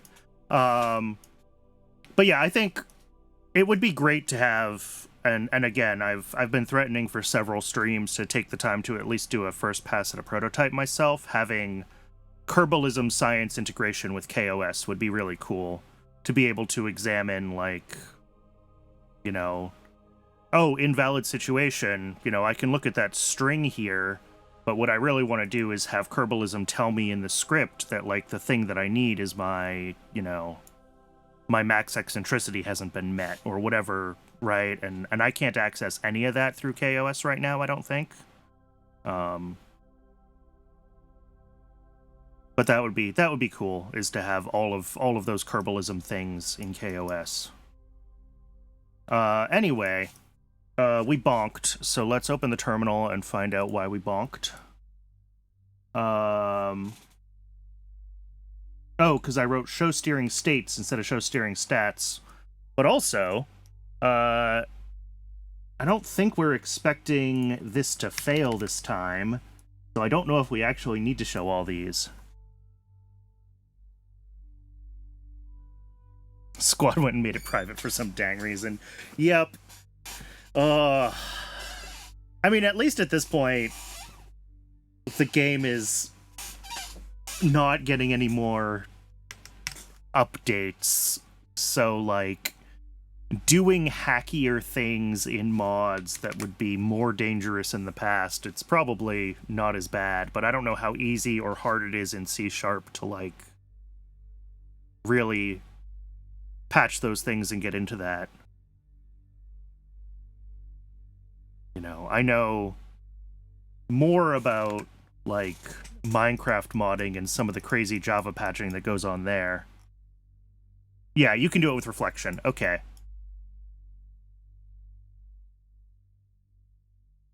That's kind of what I was thinking. Okay, let's run this one more time, because I had a typo.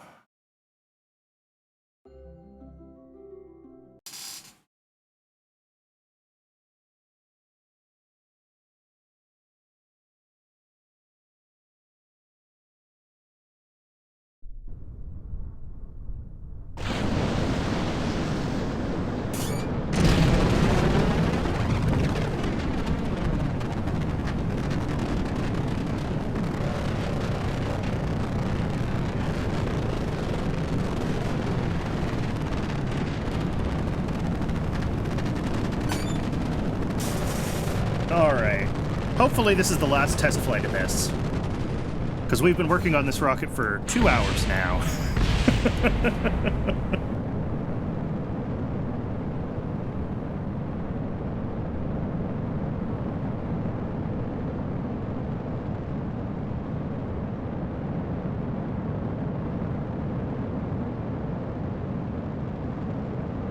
But we worked out some bugs in the Agena script, which is nice, and a bunch of that code is going to copy and paste right back into the Able script for its circular orbit insertion. So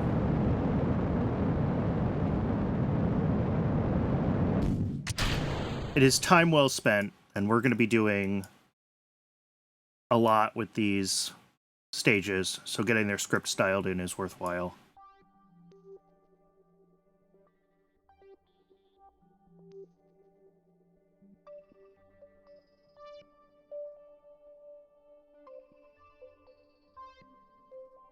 Alright, this should turn off Time Warp in just a few more seconds. Yep, Time Warp off. Here, let's start pinning these panels. I turned off Chatterer already.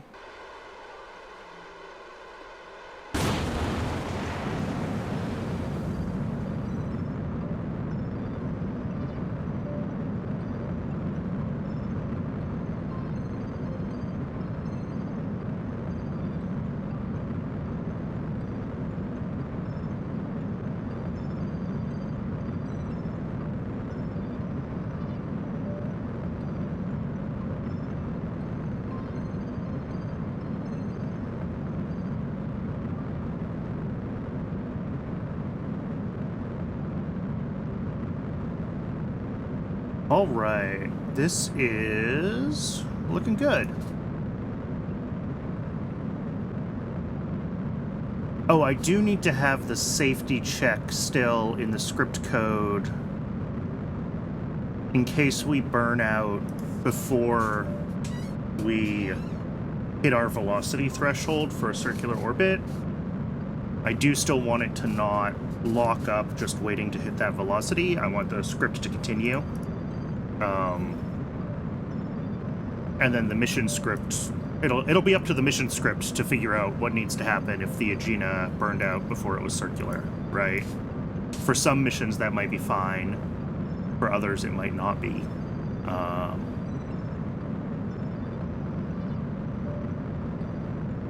So I'll need to take a look at that. We are coming up on... Oh, yep, that's just what I was going to say. We're coming up on an ad in just a few minutes. I'll hit the snooze button on it for now. Just so we can finish this test flight. And then whether this is successful or not, we're going to run the ad break. I do run ad breaks just once an hour. And I run basically one block of ads for the whole hour that keeps pre-roll ads turned off and means no one has to be interrupted whenever I'm doing anything interesting. So I'm going to step away from the computer and get some water and stretch my legs while the ad break is running, and I recommend everyone else do the same. Take care of yourself as a human being. And then when we come back from the ad break, assuming that this deorbits successfully, we will move on to designing one of the next missions. And if this does not manage to deorbit itself successfully, then we will continue to debug this. Yep, the torque on those RCS is not high, but...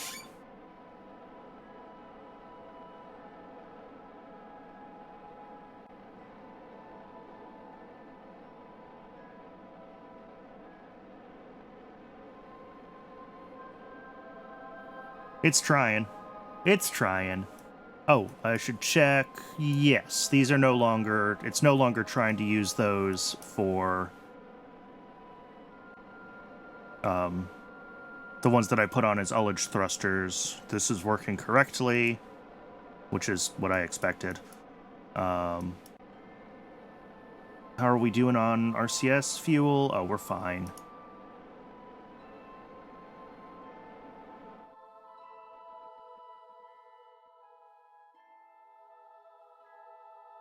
All right. Seems to be happy with this drift velocity now. So I'm assuming that means that shortly it'll be starting to cancel it, please? Maybe?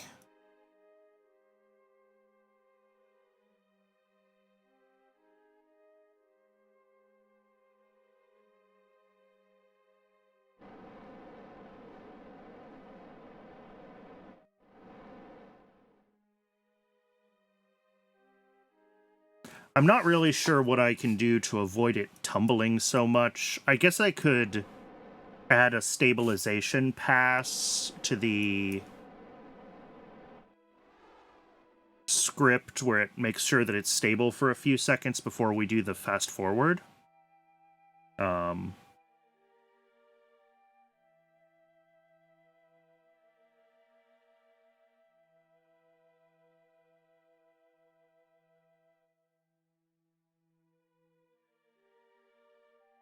And then this has a pretty tight epsilon, and there's no longer any issues with it prematurely triggering, so we might...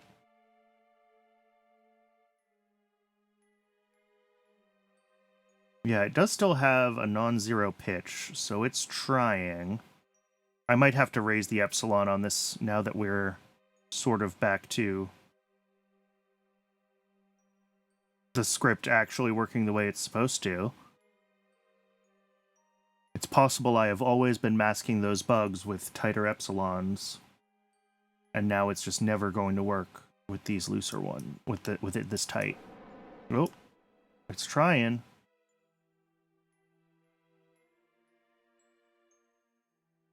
Will we ever manage to deorbit?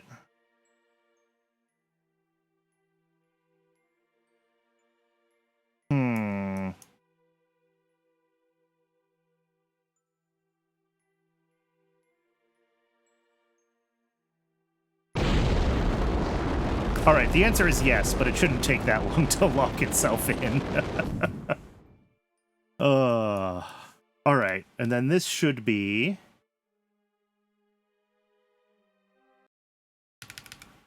I think we've tested this return before. Oh, I forgot to adjust the parachute when I added a little more battery to this thing. Ooh, okay. Well, we'll find out if that is a problem shortly. We might need to refly this one more time with that tweaked...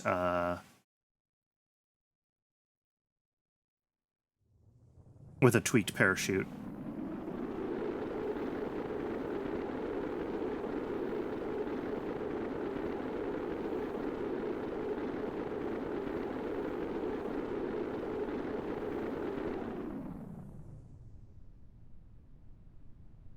All right. We did survive re-entry, which is fantastic. Let's see what this parachute looks like.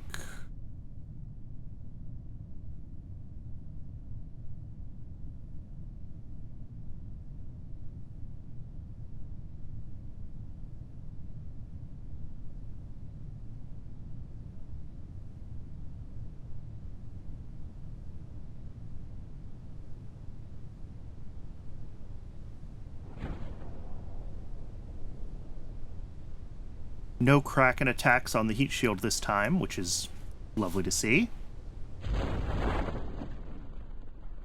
10.8. Okay, we're good. I don't remember what the impact of this is. It's like 12 or something. Don't remember. Cool. All right. We are, I think, finally done with this design. The only thing that I am going to do real quick is I'm going to change... We're going to get rid of this tighter epsilon because it seems like... I suspect that what was happening there is that we were accounting for... What do I want to say? In cases where the velocity was negative, we were basically correcting for always passing the velocity check, the angular velocity check, by having a tighter epsilon on the absolute positional error. And what that would have meant is that the PID controller would have given us a smaller absolute angular velocity, but I'd rather we just be checking our correct absolute epsilon now that we're doing the right thing. Did that make sense? I hope so. I'm going to go ahead and run the ad break now that has returned, and when we're back from that, we'll grab one of the other contracts and start designing the mission for that. See everybody in just a few minutes.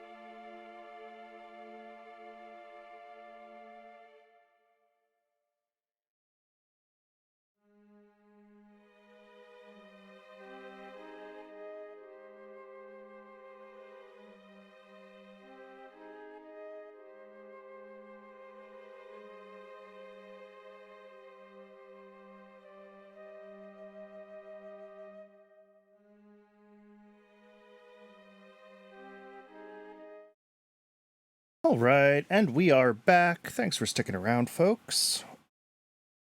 All right, so that one was this improved imaging satellite. We can fly this up to 8 times. Ooh. Cool. So that's like 1,000,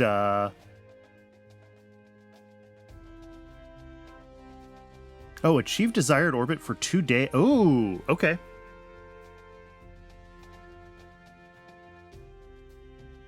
I guess I didn't double check that we were hitting these requirements. Being up for at least 2 days.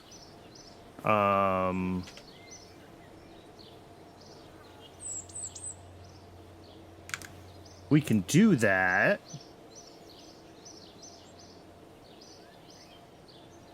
So we do Wii for quite a while. Absolutely.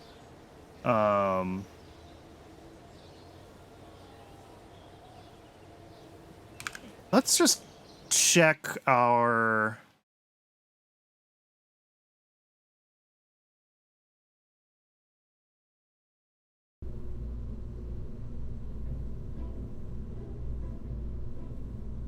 If I rerun this sim one more time, I wasn't actually paying attention to see if the contract completed, which is what I should have been checking. So I'm going to go ahead and actually open the contract.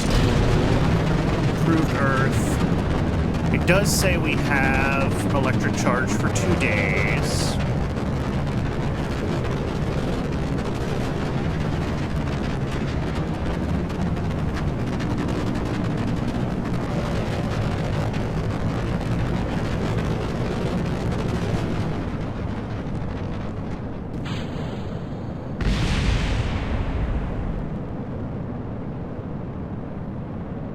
And then the other question is, will our orbital time be long enough?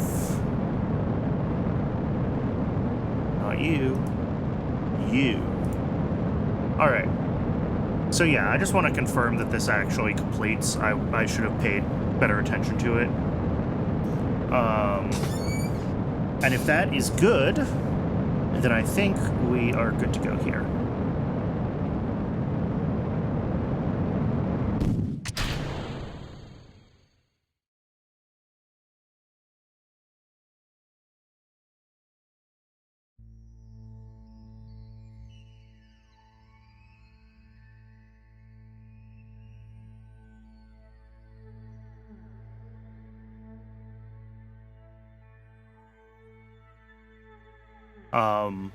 Something that might be an issue... No, it shouldn't be on this, because our target eccentricity is only 0.03, and this will get our eccentricity down to like 0.00 something. But what we might see on some of the contracts that require tighter eccentricities is that because we have orbital perturbation issues from Principia, we may not be able to actually complete those requirements in game. So we'll have to keep an eye on those. Let's fast forward this just until our PE is closer to 0.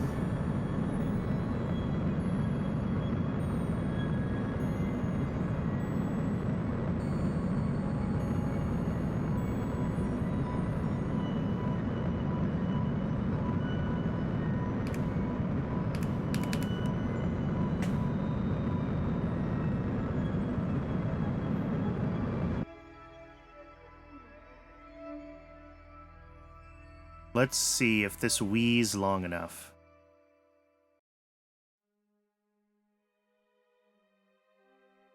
Does seem like it is.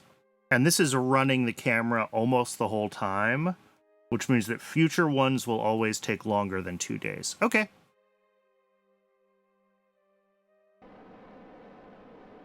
Cool. And now we just need to wait for this to stabilize itself. It always takes a hot second.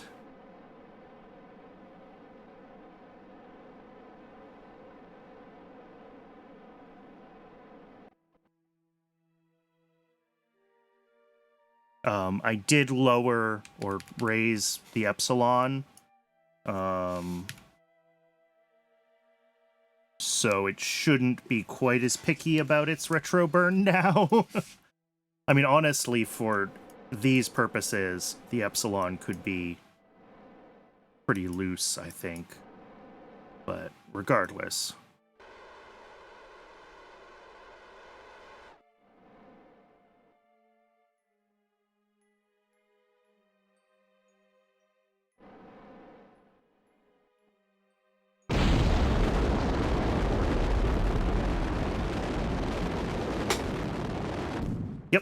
And we know this works from here. So I think I'm still concerned about the total electric charge here.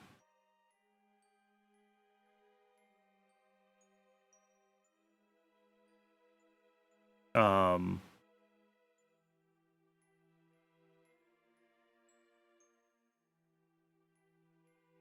do we just Oh. Well, I wonder if it has something to do with the way the camera thinks of itself as, like, a stage. And, like, fuel crossfeed through it. No, crossfeed's disabled. I don't know. It's fine. This probably needs some tooling. Yes. And that's just going to be the uprated Agena that we're tooling, right? Yeah. Alright, we can tool that. And then I think we can schedule this. Oh, no, we need to upgrade the launch complex. Okay.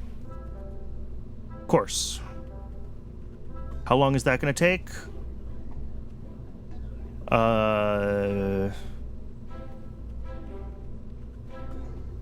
2 days. Okay, yeah. Modify. Alright, so I guess the next one that we want to do is gonna be looking at these. We've either got the infrared radiometry or the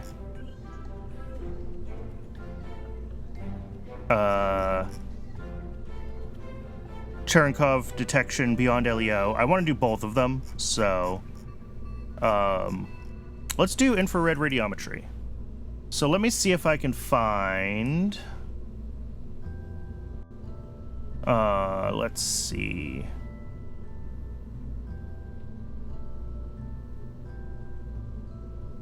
Biosatellite return? No, this is still an old... Have I not made something that's a Thor-able that uses... What about high orbit cosmic? Here we go. I was gonna say, something that's like an updated Thor-able.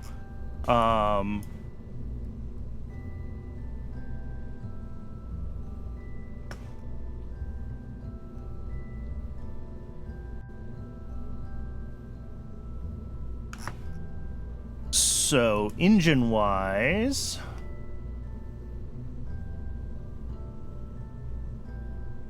Okay, yeah, we can go up to the AJ-10-101 for Able 2, and that should be a lot more oomph. And then...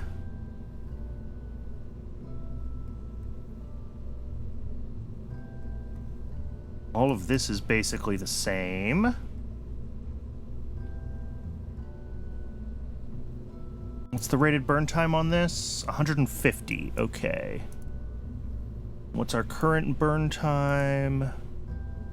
Oh, we were like right there. Okay. 157. That's fine. Did this actually change anything?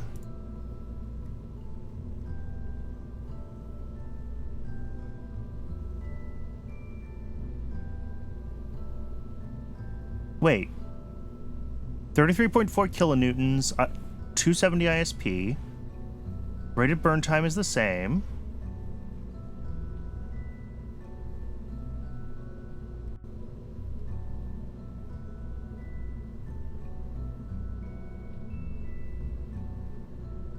Less DU.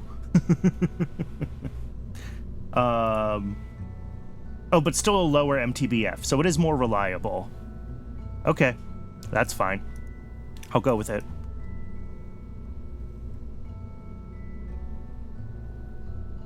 All right, and then this satellite needs to be sorted. We don't need...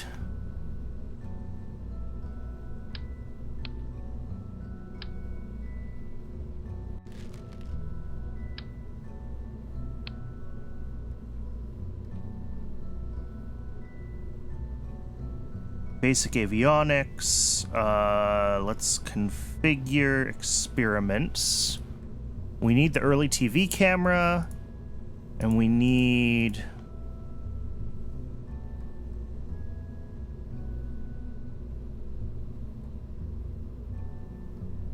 the infrared radiometer.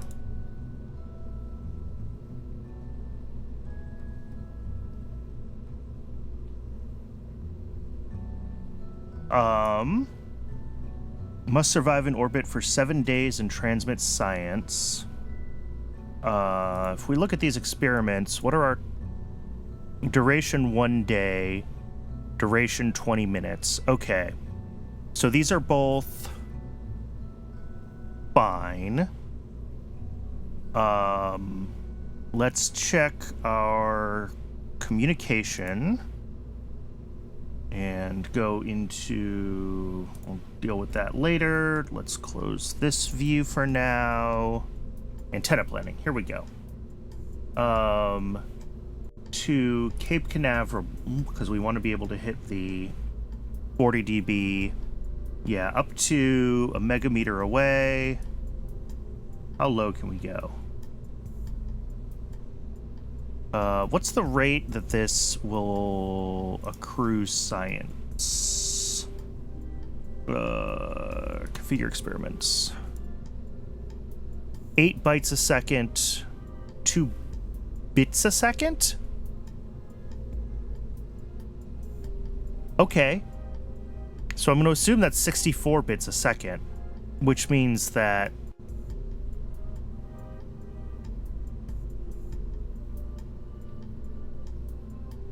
unless that's just a typo. But that means that this will always accrue faster than it can be transmitted. So if we want this to all be fully transmitted within 7 days, we need... I mean, I guess I could do the math, right? We have 691.2 kilobytes, 691,200, 300 plus, 24 hours in a day, 7 days, 60 minutes. Okay, we still only need like 1 byte per second, which is 8 bits per second. So I can set this transmit. I'll set it to 16 just so we have a little bit more breathing room, and all the science should be transmitted like halfway before the contract requirement.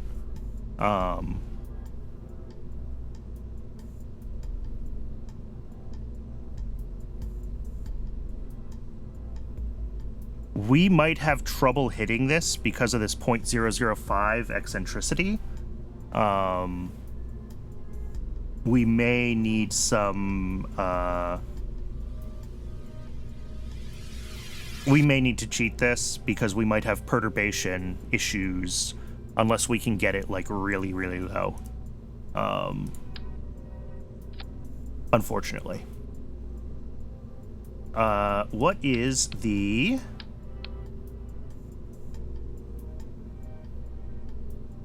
how long will this live for right now? 5 days.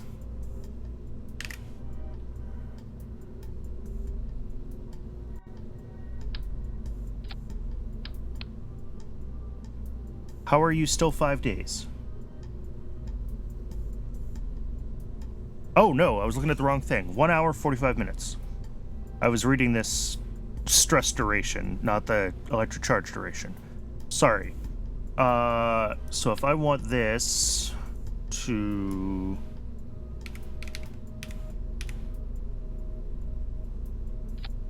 Yeah, that's perpetual.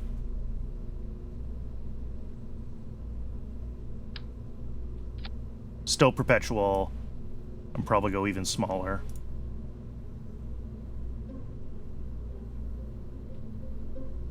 That's not perpetual.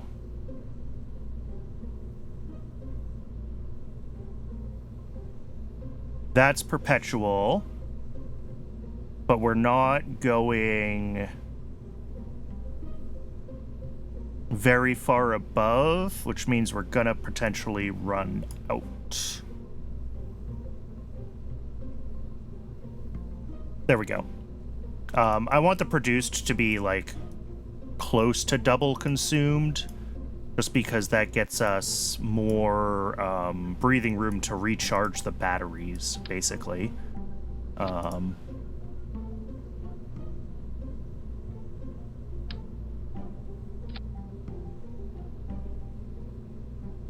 Yeah, that's like double, so that can spend half its time in the dark. Can I add extra height to this design? No, I just have to offset it.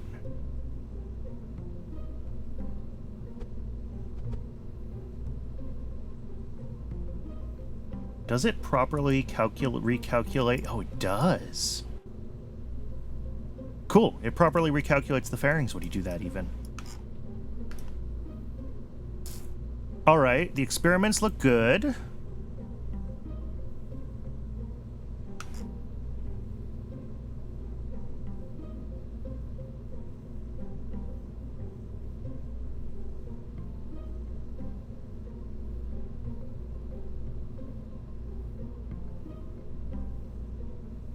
So let's go ahead. Well, this is not high orbit cosmic, is it? This is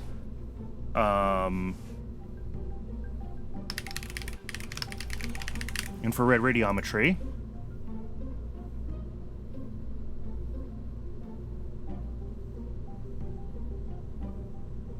So I think we just need to write the script for this, and this one should be pretty easy to write. What have I got? For a simple... I mean, I guess I'll start with the contents of this script, just because I know that this is written for, like, the latest versions of all of my common pieces. So this is gonna be... IR radiometry. Alright, so we're not taking an Agena, we're using an Able. Our target altitude is gonna be... Oh, do we have an inclination requirement on this contract?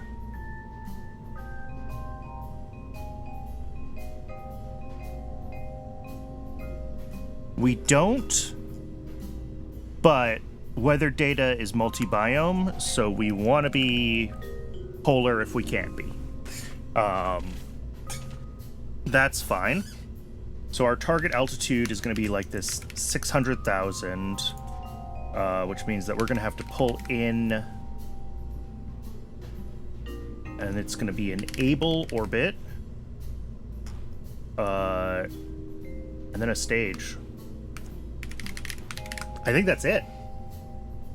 Get to orbit, drop off the satellite, and then, you know, I manually fast forward until the contract is done. I don't think we need anything else. Cool. So let's, I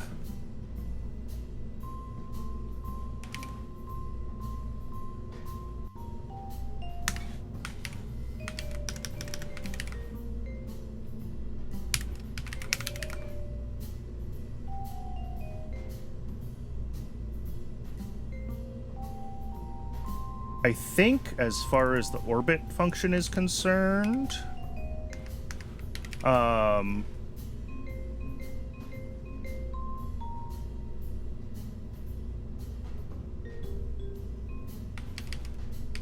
so we warp to the burn, Our total burn time for this stage is 150 seconds this time. So we want to add another, we'll say like 85 here, because this needs to be like 80.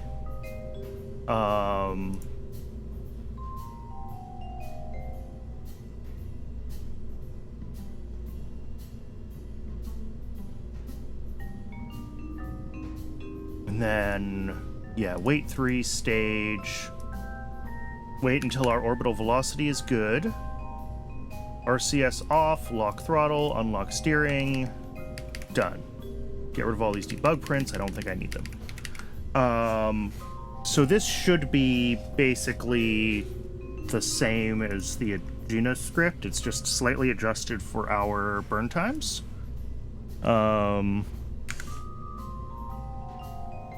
So let's reread boot folder and find IR radiometry.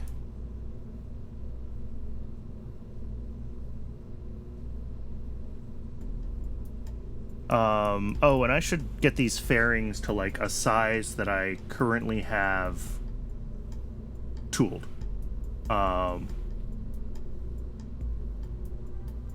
Can I do that from here, maybe? Or here?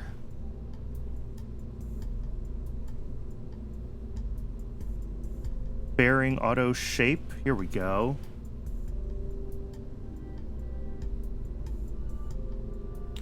.4 by... Actually, with these ones, I think we have this 0.8 by 2.5.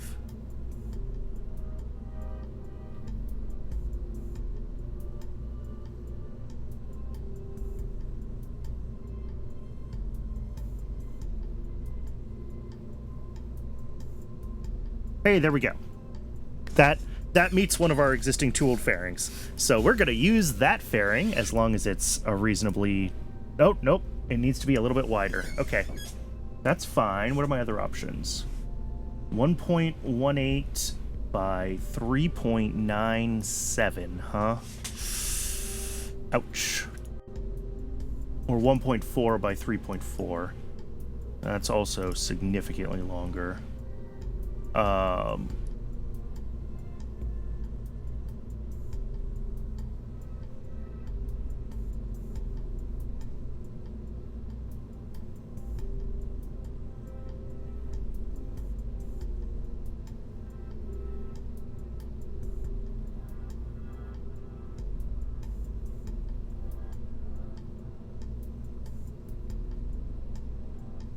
1.1 by 3.75. What does it need to be? Sorry, I've lost payload fairing. Here we go.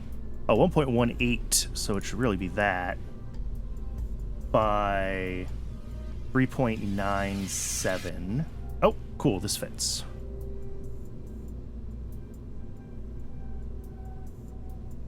Cool. That fits within our tooling. And if I close this, yeah, we're not sticking out the outside anymore. That is a big fairing for this probe, but I don't have to tool, so I'm using it. I should be tooling standard fairing sizes more often, and I don't. And it's costing me money, but also I have...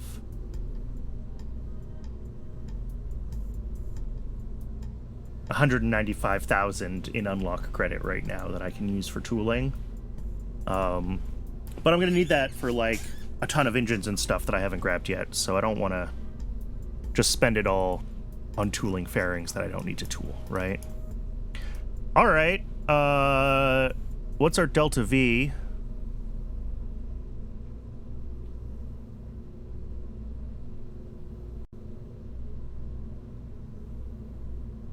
Just over 10,000. That's just gonna be tight. We might not actually hit the orbit we want right now. Oh, you know what I can probably do?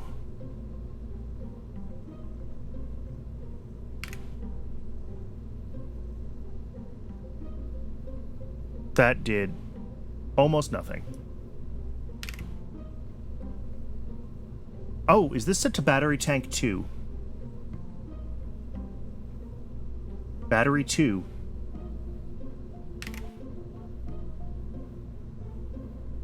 Yeah, a few extra meters a second.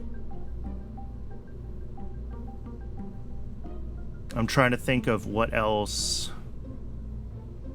I could potentially do to get these, to get a few more meters a second out of this thing. It's not a lot, unfortunately.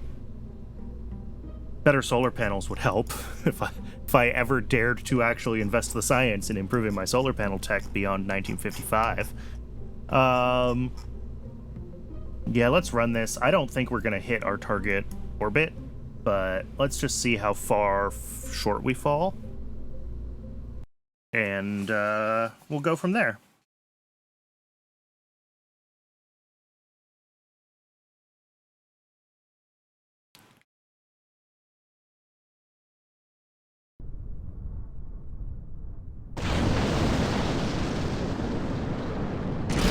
So, which one are we doing? This one. I just kind of guessed our initial pitch program, so I might have to revert this immediately with a different initial pitch over if we're not getting close to our target AP range. This 500 kilometer to 1 megameter.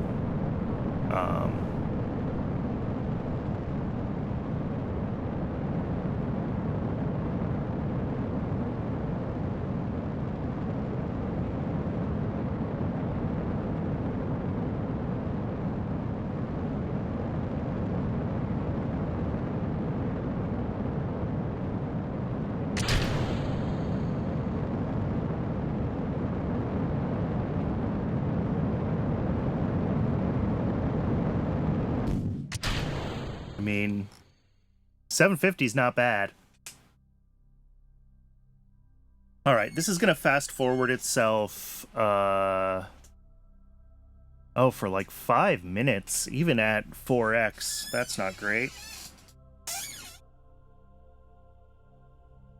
I need to do a little more research and possibly look into the KOS code to figure out how I can more...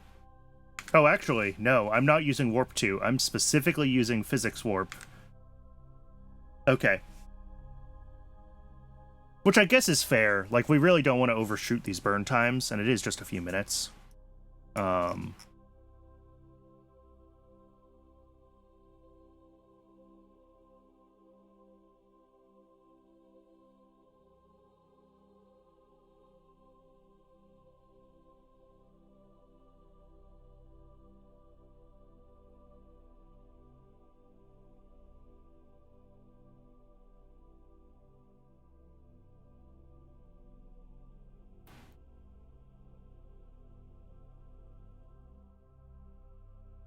All right, this should turn itself on shortly.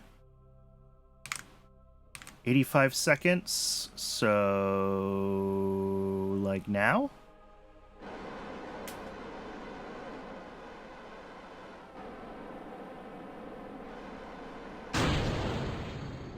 Okay, this potentially needs more time to align itself. Other than that,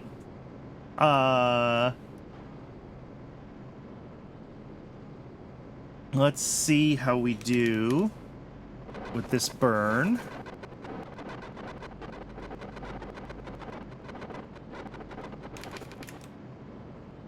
Oh, that's just an artifact of being in Physics Warp. Okay. There's some jitter. 3x is fine. 4x, it gets a little sad. Interesting. Alright, we're about halfway through the burn. We just passed AP. We are...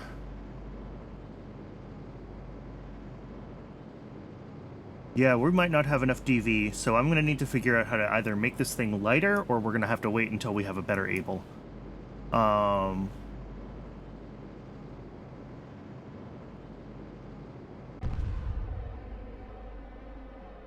Yep.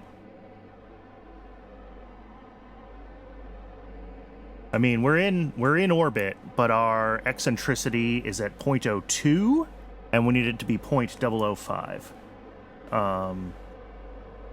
I can probably, I mean, we're up at over 750, so we could pitch over a little more aggressively at launch and try to get a little more horizontal. But I don't think that we are gonna necessarily hit it with this vehicle as is. So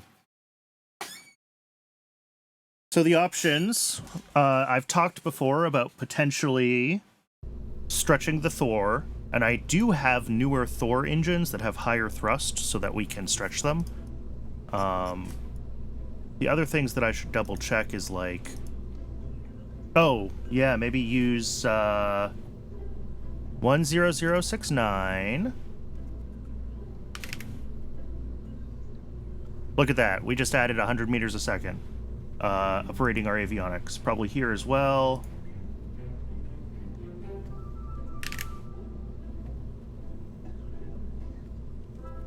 Well, that's 100 meters a second, which isn't a lot, but it's better than nothing.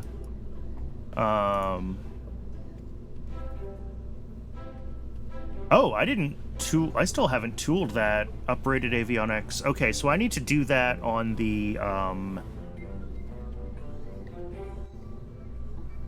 gonna do it right now while I'm thinking about it.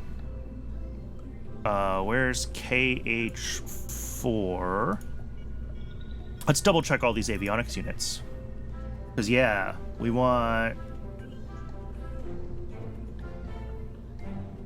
Yeah, aim for a bit less inclination. Even for the science, I don't need to go all the way to 90. Yeah, we could put it at like 80 probably and still hit every biome. I don't know what the limit is on Earth with the real solar system map. But yes. Okay, this one's deep space. Right. So I think that avionics is the only one that needs to be retooled. Yeah, everything else is basic avionics. Retool that. Yes. Alright, and now we can go back to infrared radiometry. But yeah, I think with a slightly lower orbital altitude and a slightly lower inclination, and our extra 100 meters a second of DV that we just got, we ought to be much closer. So yeah, let's IR radiometry, let's say like 80. That target alt is still about right. Let's kick over one more degree and let's see where we end up. I really should at some point write that code that can try to calculate that angle for me, but...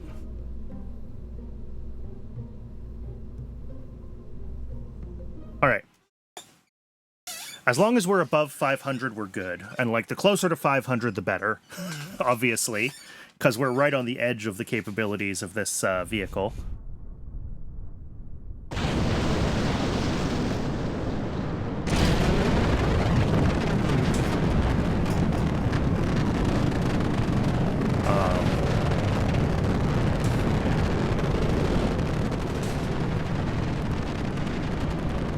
I'm sure that I can scrounge around and find a few more kilograms on this launch vehicle as well, but...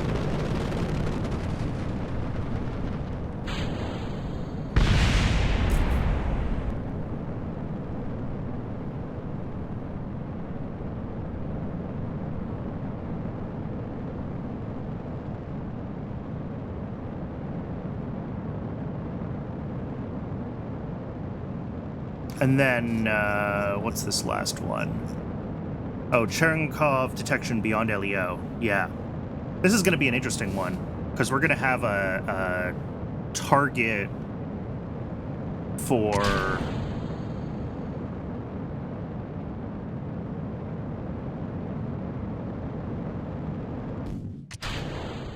Yeah, we need to have a PE target and then just push the AP up to high. Oh, this one actually shouldn't be too hard.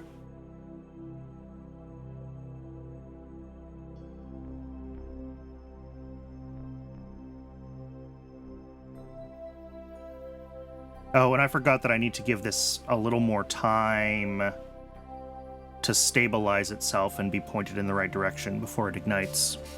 So I will need to do that before the next test flight as well.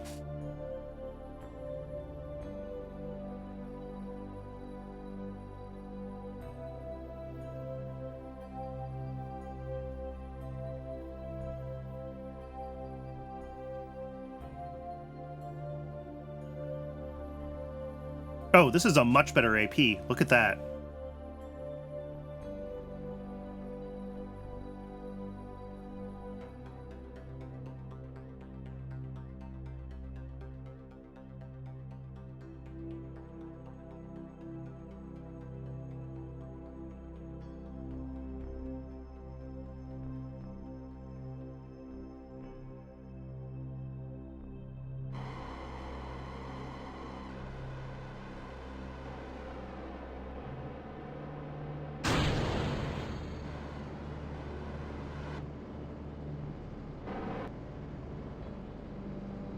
Yeah, definitely need to give that another, like, 5 or 10 seconds to stabilize itself.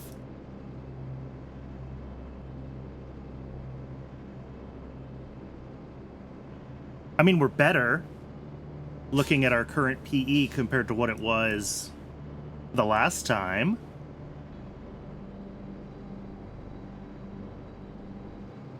I'm still not sure we're quite going to hit the target here, but...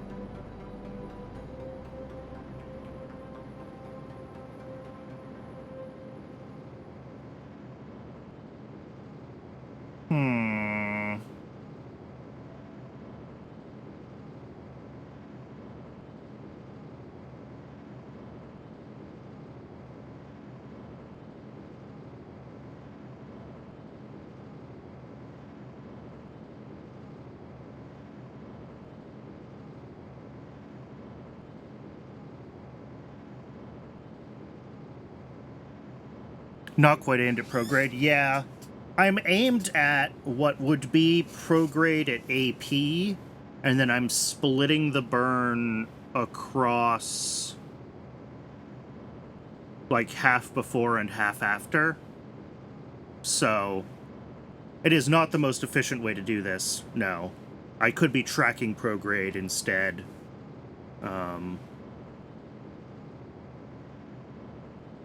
I'm not sure how much DV we'd actually gain doing that, but... and some of the offset from prograde is also because we have a slight launch azimuth because it's still targeting our target inclination, right?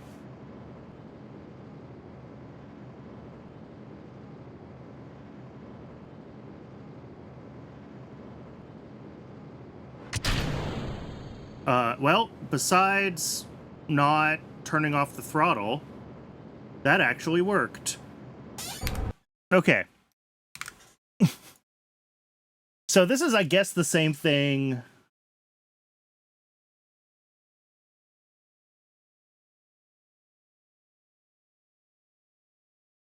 Well, no. Lock throttle to 0, unlock steering, wait 0. Why was our throttle still up there? I'm so confused.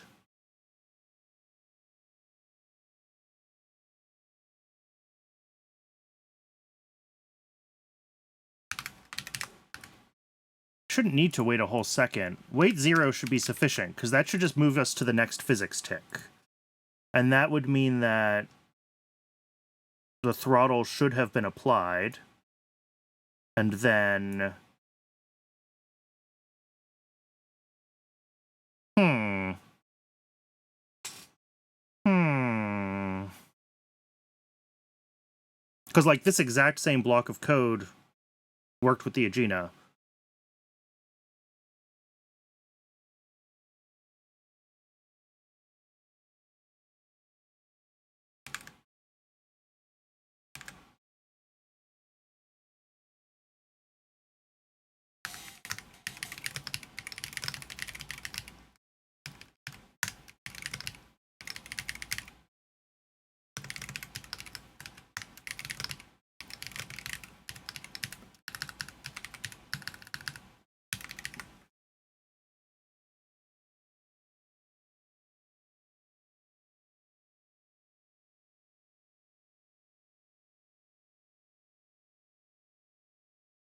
There was something else that I wanted to change with this, though. Right. I wanted to give myself some extra time to align to the burn direction before we actually burn. So this looks like it was going to hit, except for it messing up the throttle at the last second.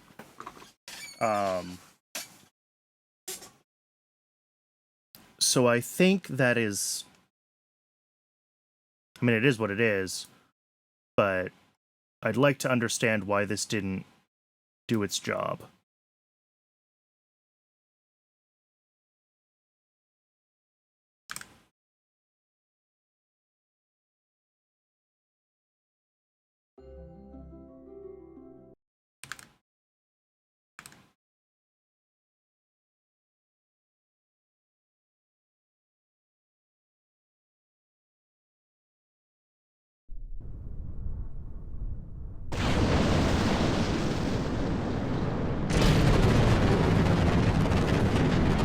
Alright, hopefully the top one is the right avionics unit. We'll find out.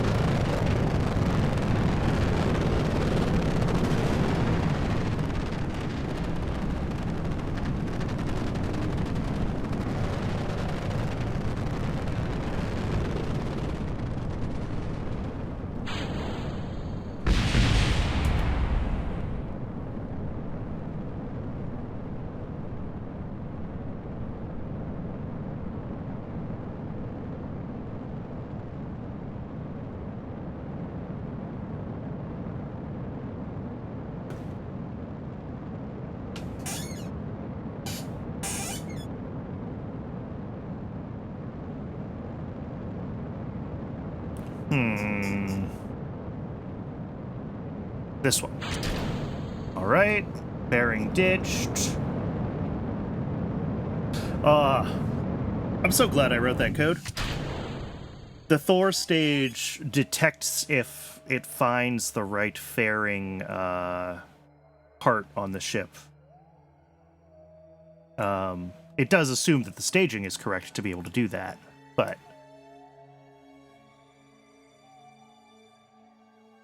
Alright, so this is going to drift up. This is going to give itself a few more seconds to try to align prograde before it burns, which will help a little bit with efficiency. We are losing a little bit of delta V to steering with the AJ10 instead of with RCS.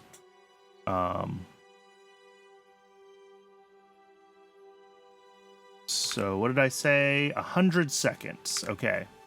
And then it has 20 seconds to align itself before it will start doing ullage. So at about 1 minute 40 time to AP. I don't know how well that actually comes through on stream because it's...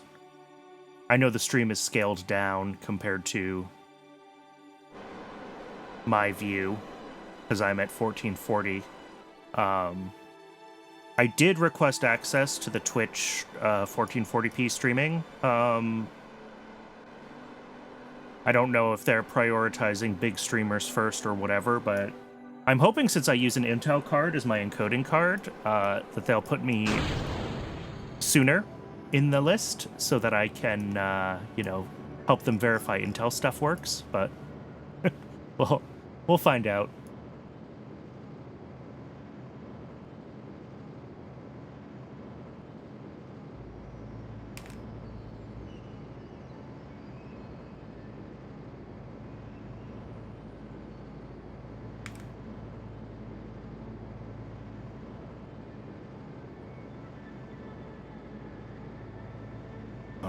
I can fast forward through at least part of this burn.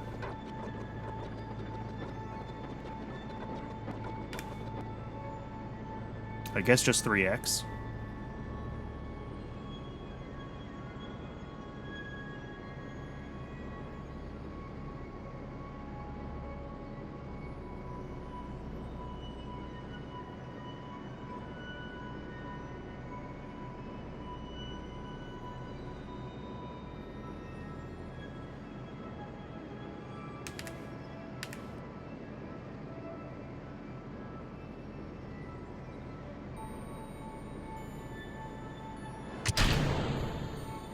Orbit achieved, throttle to 0. Throttle still up. Maybe I do need a weight 1 instead of a weight 0. I thought weight 0 would always weight at least 1 physics tick. But...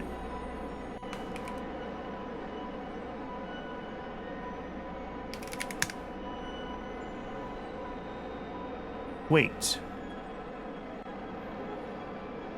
Yeah, any weight statement, no matter what the actual expression is, will always result in a wait time that lasts at least 1 physics tick.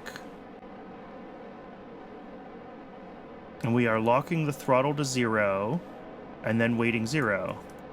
So that should mean that the throttle is set to 0 when we stage.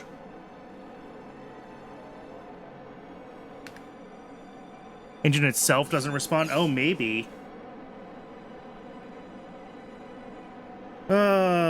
I mean, whatever. I can add a weight 1. It's fine. It really, especially in this setup. I won't do it in the able stage. I'll do it in the IR radiometry satellite, and we'll just do it here.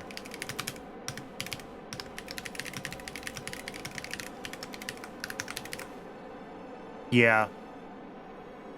It's interesting that it's not a problem with the Agena, but is a problem with the able. But I guess they have various... yeah. Alright, let's try that one more time with that, and then we might also, because this has such a tight eccentricity requirement, we may need to do some fore-aft RCS shenanigans to, get ourselves at a lower eccentricity.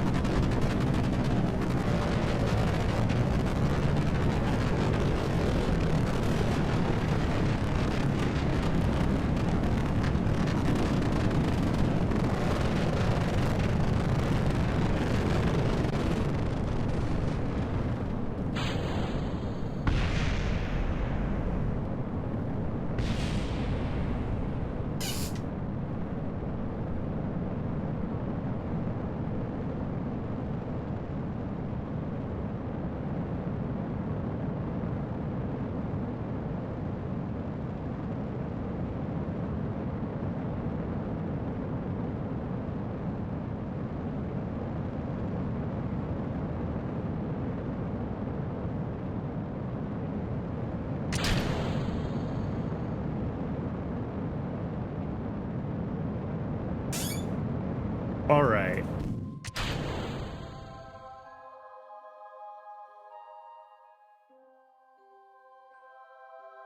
Once again, with these really high insertions, it is a several minute wait, even at 4x, but I'm loath to set it to 10x, especially with the tweening of the time warp, where it kind of gradually goes down to your set warp. I don't really want to miss our burn times, just to save a minute of drifting through space.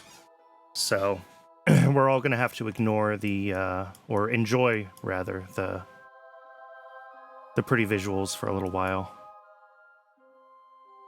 So yeah, hopefully having just that 1 second wait is long enough for the for this engine to turn itself off.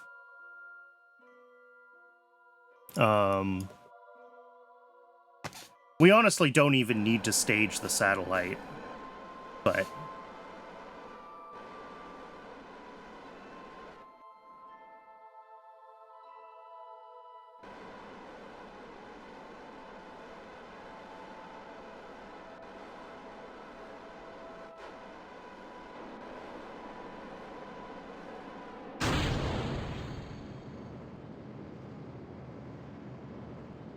Alright, and we'll manually time warp until we're closer to our... Oh, right, you don't like that. 3x.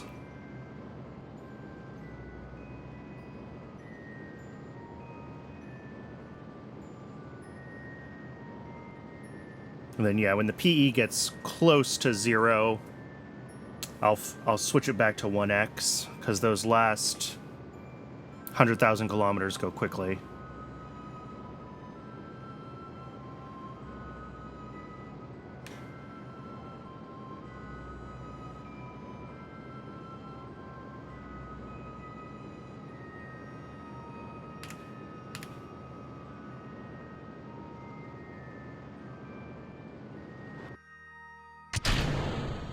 All right. Yeah, and we're at 0.0027 with a requirement of... we lost it. It's not visible here. But we have to have the stable orbit for 7 days. So let's go ahead and take a look at our... Oh, do we have to rerun the video imaging? No, that's considered successful. Okay, cool. I think that was changed in one of the updates from my first attempt at this to when I rebuilt this install for the second attempt. Oh, so I don't need video imaging on this at all. Oh, wait, yes I do, because I think it's required for the contract to have it on here, even if I don't use it, which is silly, but all right. Let's,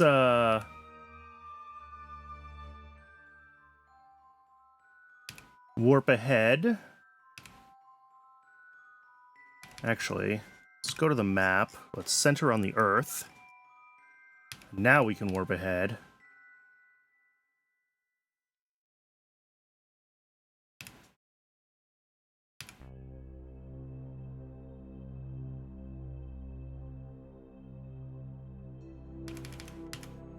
Cool. We just didn't transmit quite enough science yet.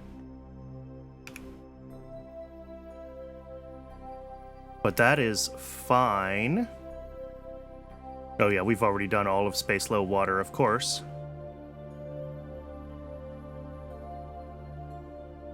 Oh, we've gathered it, but we haven't transmitted it. Yeah. And we knew that that was going to be a thing, that this would gather many kilobytes.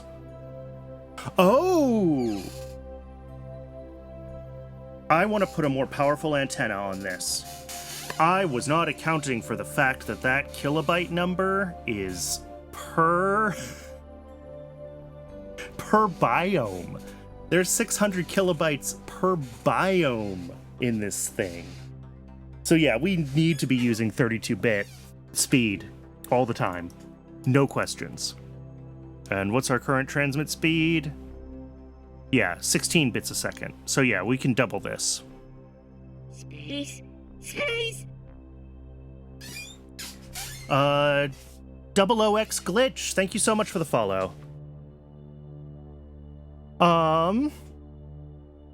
Cool. So yeah, I'll put a bigger antenna on this thing, and we'll try it one more time.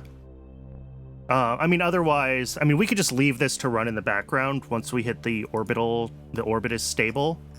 This will just run and transmit stuff kind of forever, giving us a trickle of science, which is fine.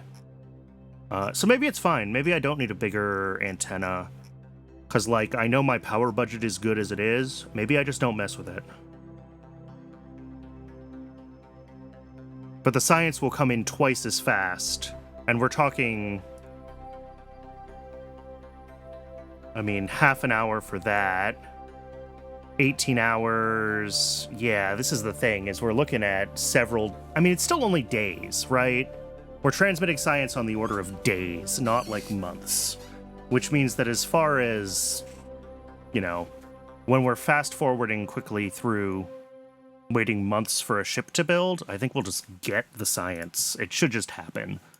So, I think this is fine. I think this is fine. It completes... Sorry, let's resume the flight real quick. We did complete everything else except for the transmit, right? Yes. Yep, it's just the transmit that needs to happen. Cool.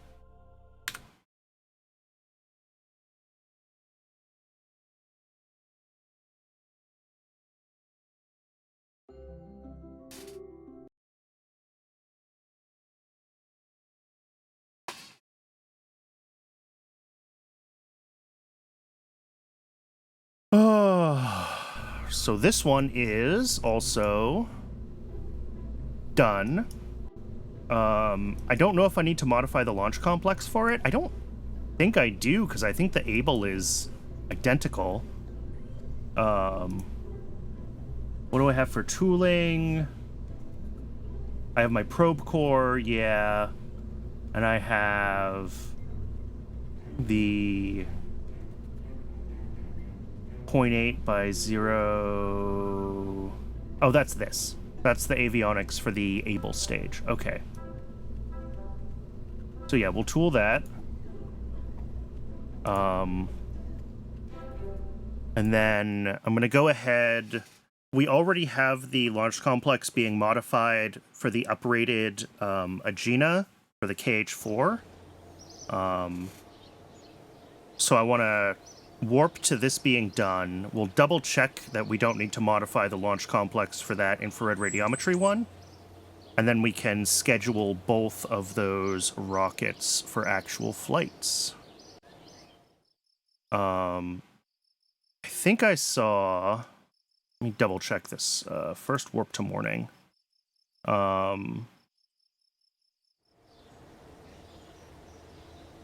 always want it to be daytime so that when I hit the simulator button, I don't have to think about setting the time.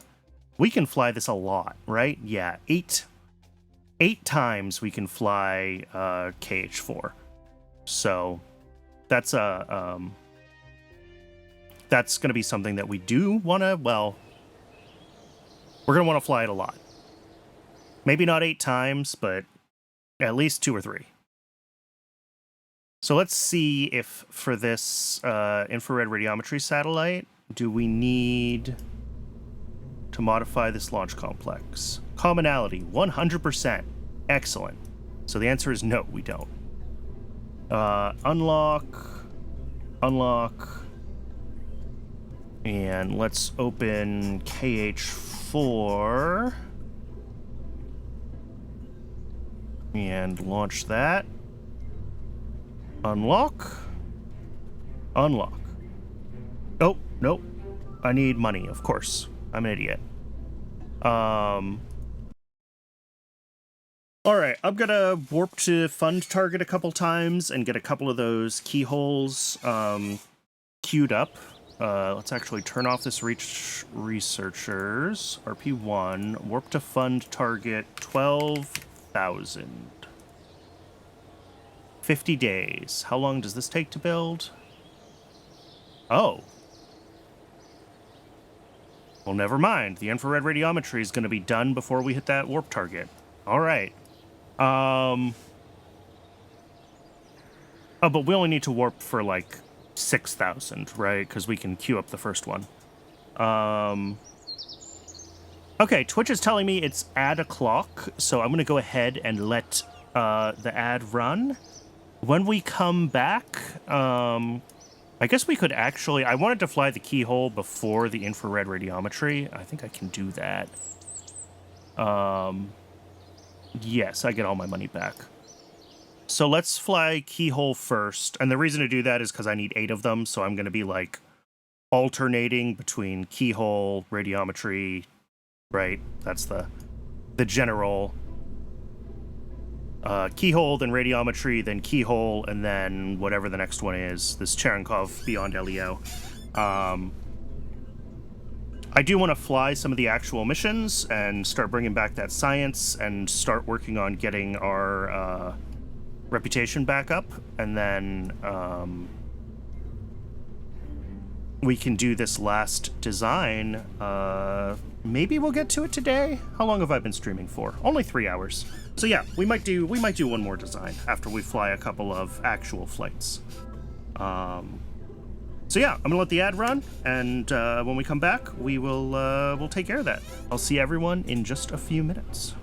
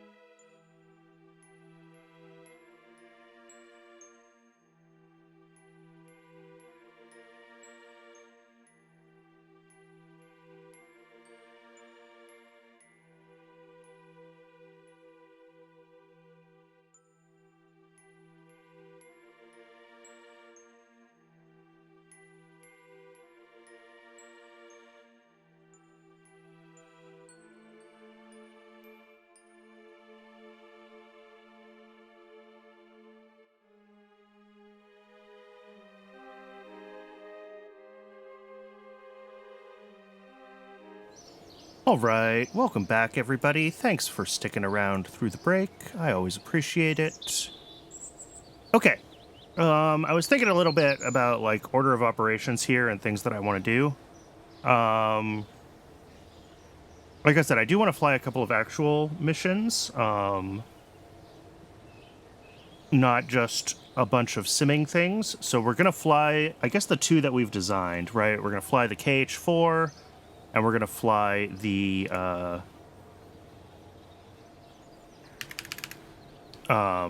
infrared radiometry. So, 9th November, yes, we can warp to that. Ugh. Watch it chug. Oh, you know what I bet? I bet I've got some stuff that I could deorbit.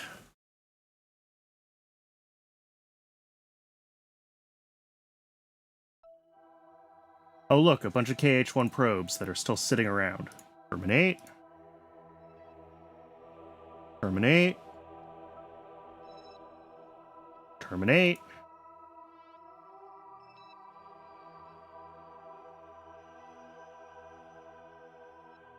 Terminate. All right.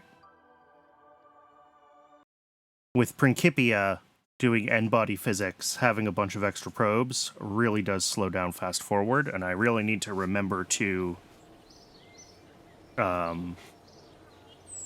delete probes when I'm done with their contracts, just to keep the fast forward from chugging so much.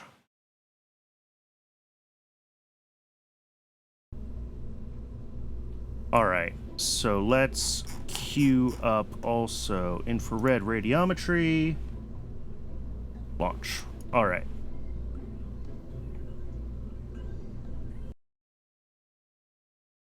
And then we'll queue up another KH4 after that one as soon as I have the funds for it. But okay, and this will take us past 1960 orbital rocketry, which, looking at my list, we have the gravimetric and probably magnetometry satellite. Although magnetometry maybe even is in 59 to 60 solids. It might be nice to have a better kick stage for that. But we should be able to be thinking about these ones soon. So we're going to have... We still have Cherenkov below LEO to do.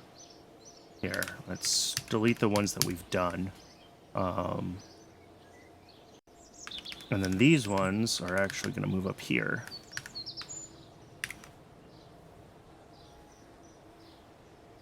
And I think I'm missing one other science that's already queued up. Crew survivability. Yeah.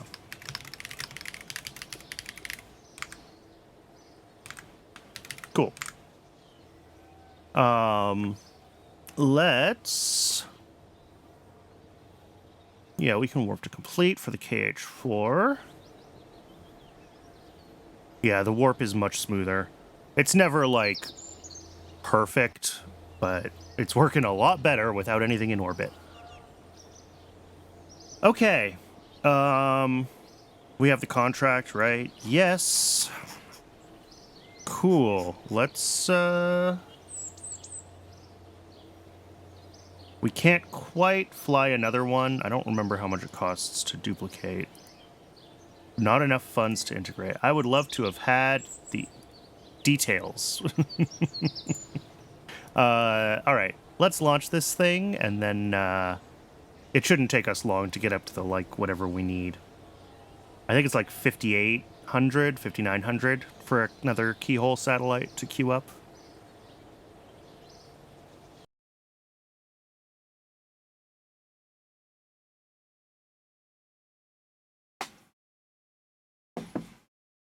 So this is what we spent the first 2 hours of the stream working on.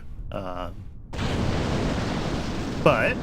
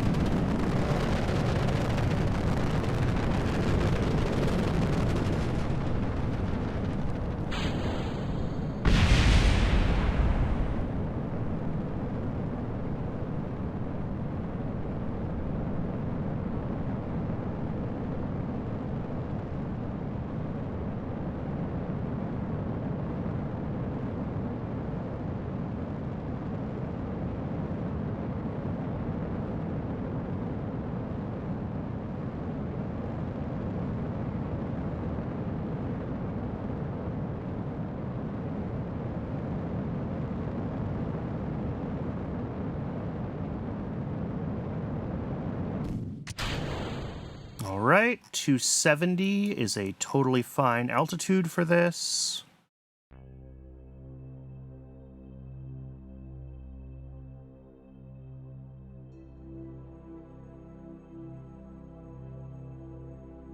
Yeah, improved Earth imaging. We just want the AP below 445. 270 is actually a little on the high side, isn't it? I think 250 is kind of my target. What does the script say? 200. Yeah, we're a little high. Oh, of course we're high. I'm an idiot. I switched to the lighter avionics in the Thor.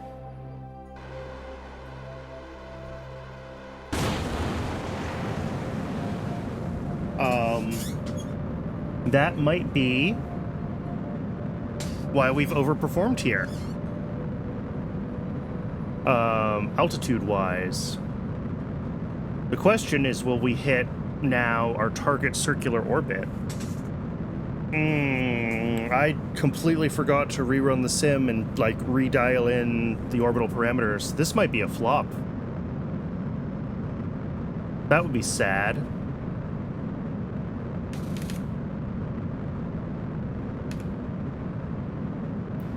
Hopefully not.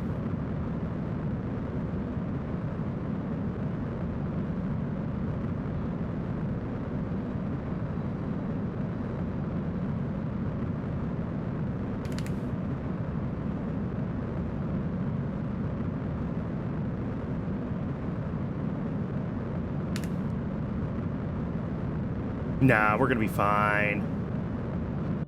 Boom. Oh, shoot. I forgot to open the PAWs. Oh god, now we're tumbling and I have to try to get the... This is gonna be awful. Oh, this is gonna be awful.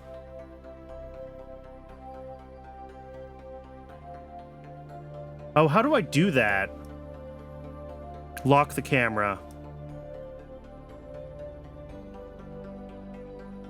V. Hey, there we go.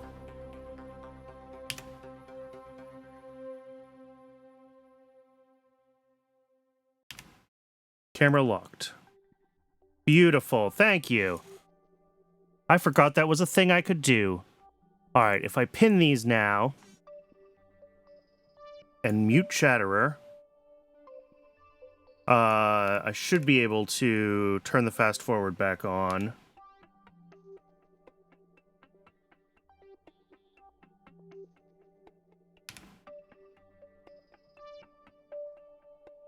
Do it from 1 day. It should be close to just over 2 days, right?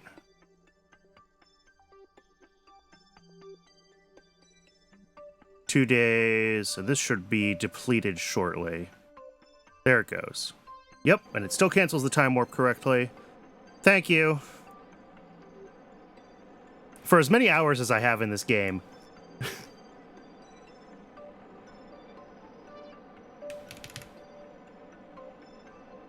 Alright, and this is going to have to cancel its rotational velocity, because for whatever reason, we pick up a lot of tumbling velocity during the time warp. And I'm still not totally sure why that is, but...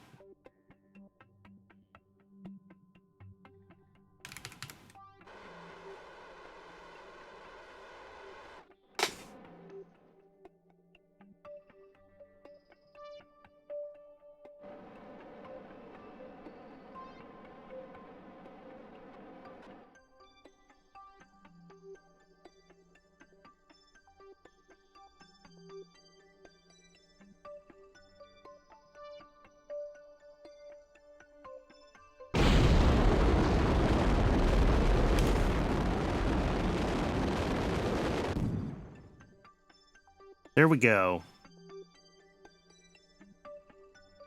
We have a lot of, I mean, okay. 2.6 in some of these bigger ones, it looked like. So yeah, we've got some science out of this. Yes, we're out of the locked camera now.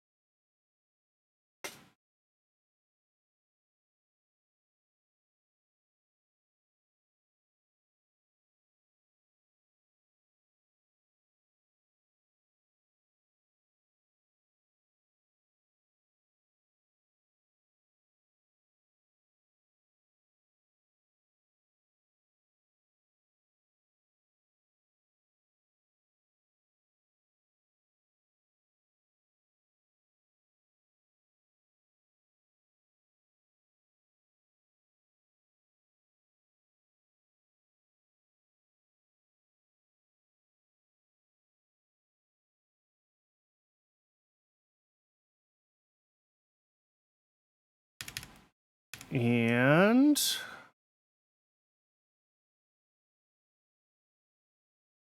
I'm fairly impressed with how reliable this return pod has actually become. I keep expecting it to have issues, and it's so far... I mean, we're not coming in from a really high orbit still. You know, 270 is not super steep, but...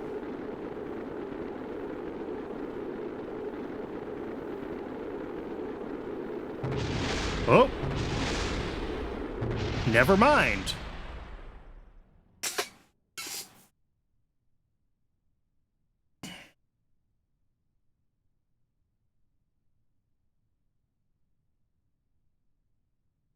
That's frustrating.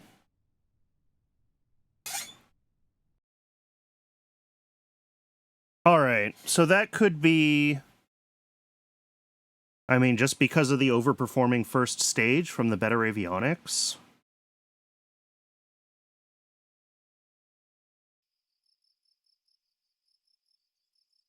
Warp to Sunrise.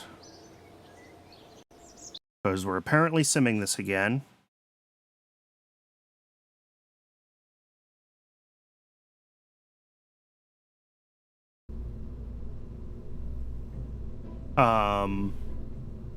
Yeah, so what's the difference? If I go back to...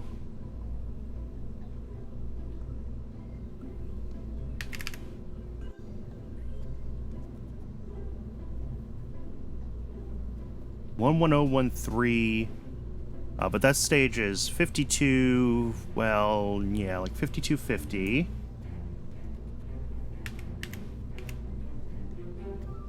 It's not that much more Delta V.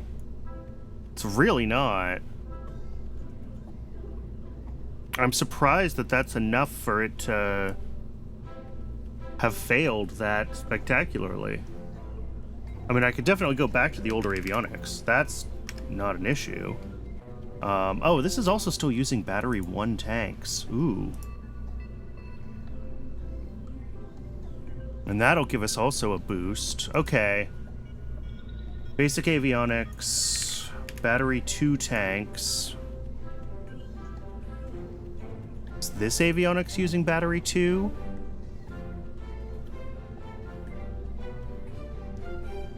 No. Oops. Battery... Oh, and I don't know... Shoot.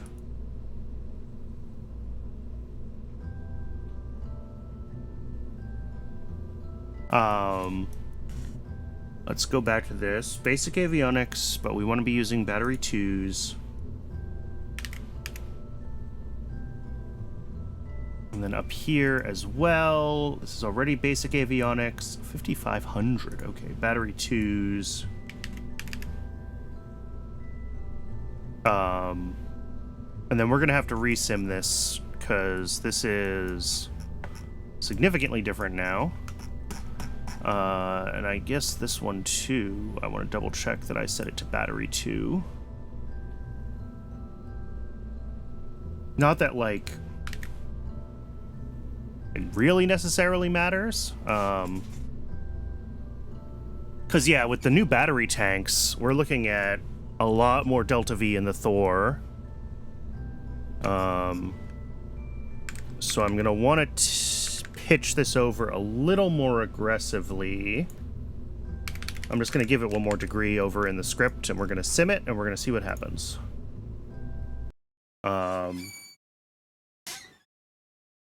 The lighter well, it has battery 2s, but I put a little more battery in it. I don't know actually how much lighter the sample return stage is going to be.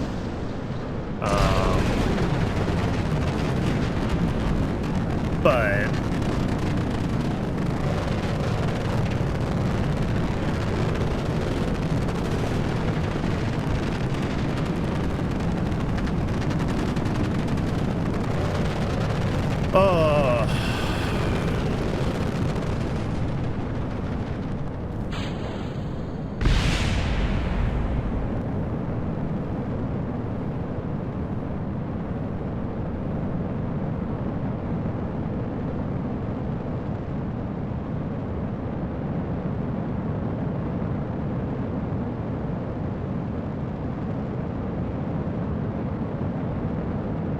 All right, 1 degree was probably way too aggressive of extra pitch over.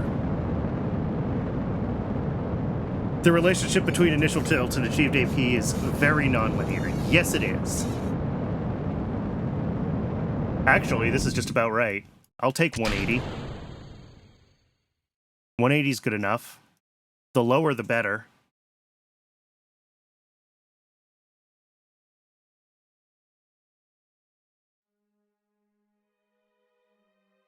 Oh, and mute Chatterer, because this is going to auto fast forward. Okay.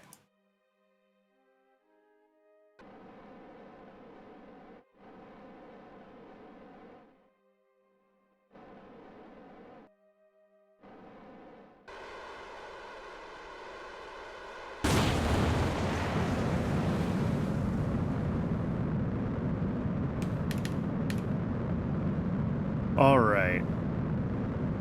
Because, yeah, this should be good enough for this contract. Yeah.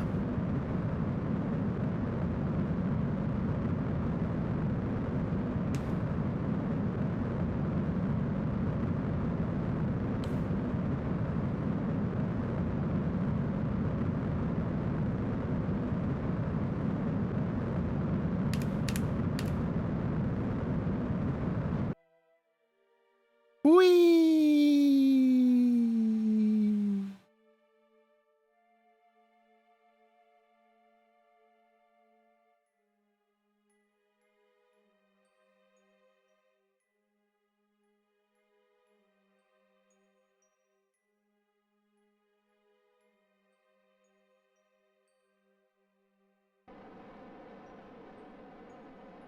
All right. Yeah, that's fine. And this is going to be a much lower energy orbit, so, and we have a, well, possibly lighter return capsule, question mark? It's using the new tanks, but I did put more EC in it, so, like, who the heck knows? I'm still worried that if these run longer...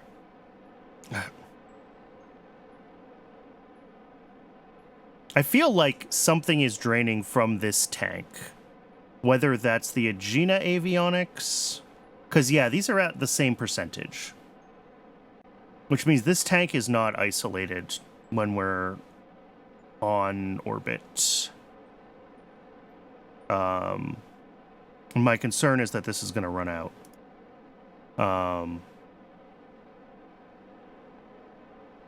And I guess the way to fix that is to add more EC to the Agena stage so that our overall usage ratio is closer to what we want.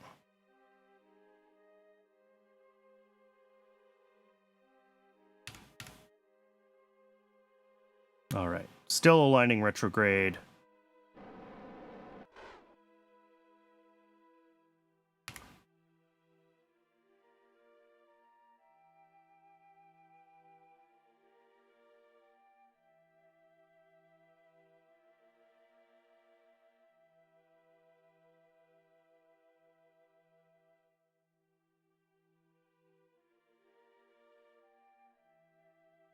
Yeah. Yeah, that's probably... I probably just need to adjust the flow priority. That might be all that it needs, is a lower... I don't remember how flow priority works, but yes.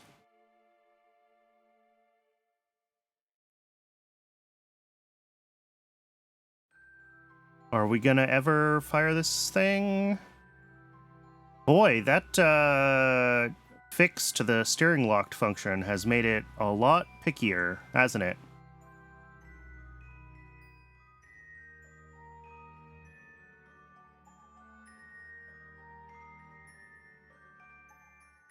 We haven't errored, have we? Nope.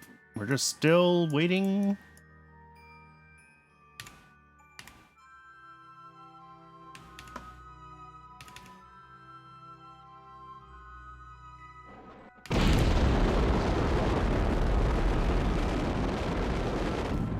All right, negative 1700 by 200. This should be able to handle this return no problem. This is not a high energy return.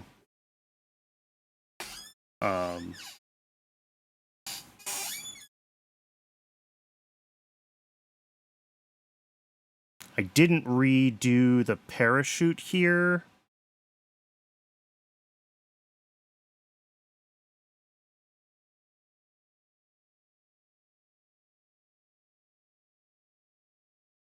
So hopefully we're still within the same general mass range for this.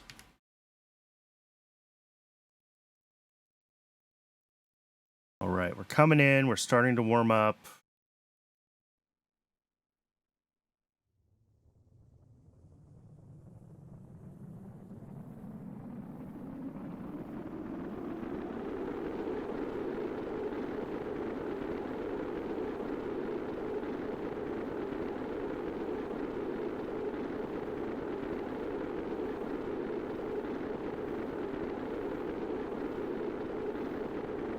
Yeah, this is doing fine at this orbit. Okay.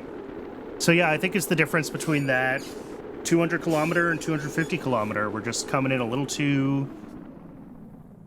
shallow or a little too fast for this particular level of heat shield.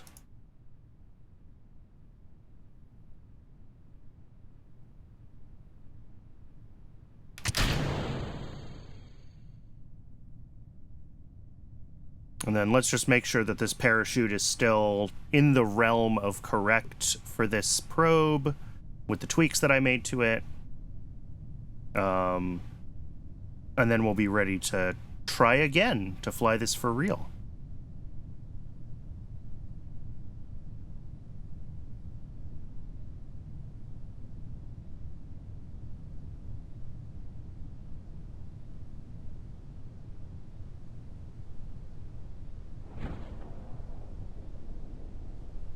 Yeah, that looks about right.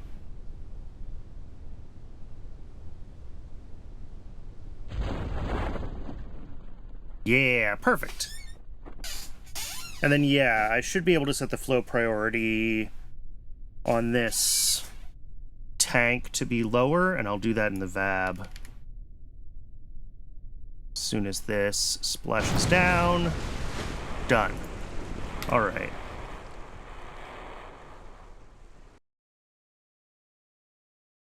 So yeah, I guess the combination of, it wasn't a lot of extra delta V, but the overall vessel would have been a little bit lighter, right? And that would have adjusted the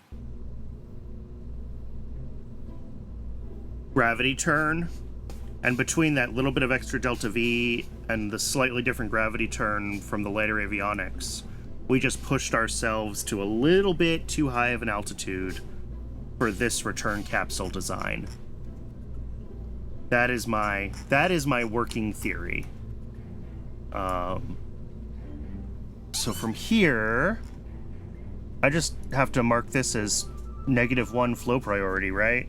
That should do the job. Do I remember how flow priority works in this game?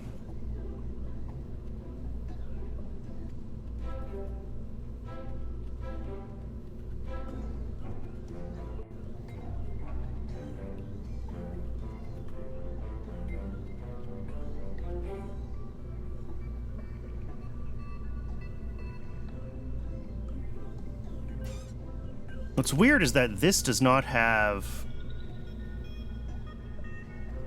crossfeed enabled, but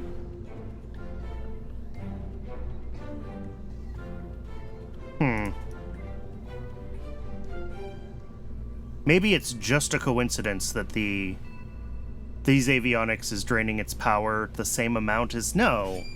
But if that were the case, then it would have previously been fully draining it with 10. So something is using...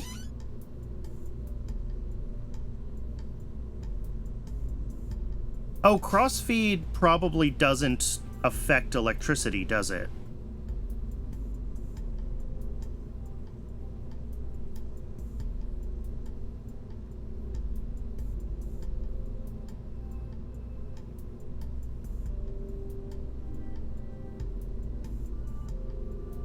Okay.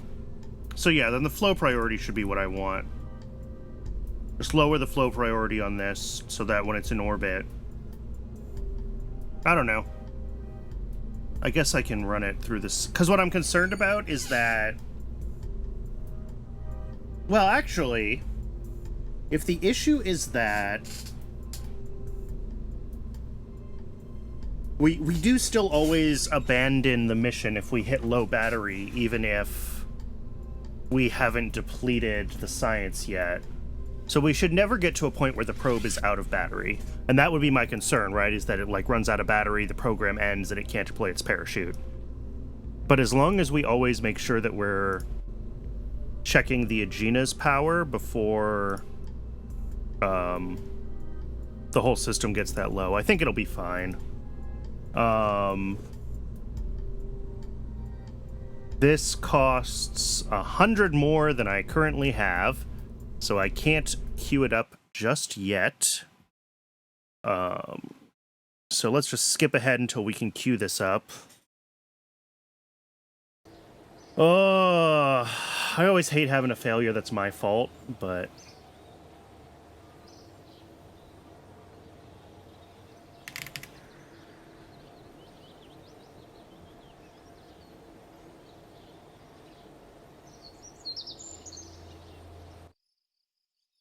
oh, I do also probably have probes to destroy, don't I?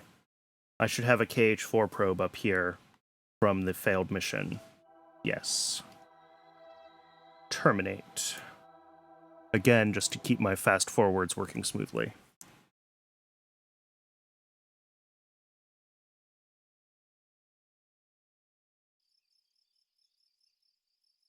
Alrighty.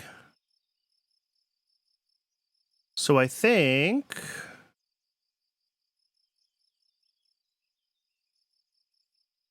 well, I want to go back to auto-hiring researchers.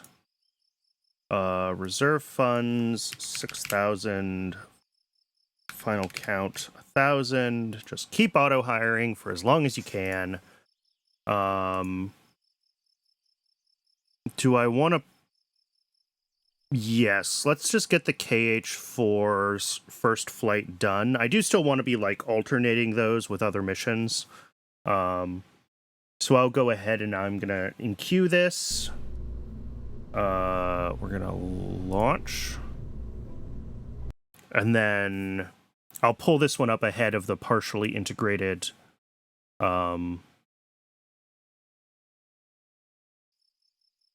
infrared radiometry satellite. Yeah. Yeah, just a couple of weeks. All right. And then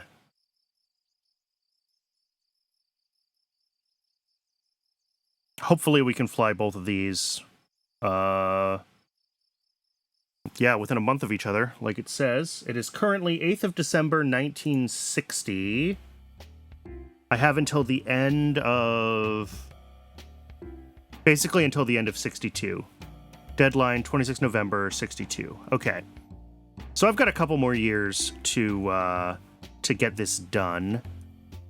I was saying the 61 orbital rocketry node might be what we want for that. And that puts us still, like, a year ahead of the deadline. And if I do need to grab some other tech, you know, better solar panels, better avionics, better RCS,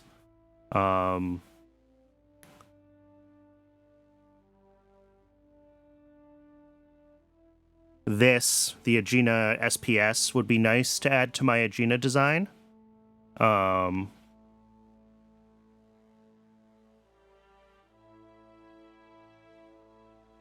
If necessary for anything that we want to run. So, all right, let's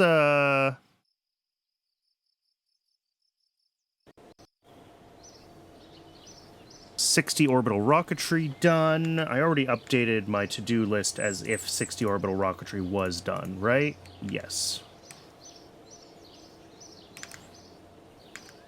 And 59 to 60 solid rocket engines done. What does that give us, by the way? So 1960 orbital rocketry gives us the AJ-10 mid, which has multiple ignitions. And I think that's the big one. We also do get better versions of the Atlas, LR-89 and LR-105. Don't know if there's an LR79. There is the LR79 NA11. Need to check if this is a worthwhile upgrade. And then I think the multiple ignition Agena is in here somewhere. Yeah. The BA11, I think, is the one that has 2 ignitions.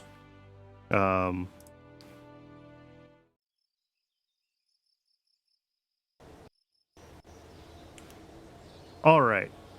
Roll out KH4, and we will try again with another one of these keyhole satellites.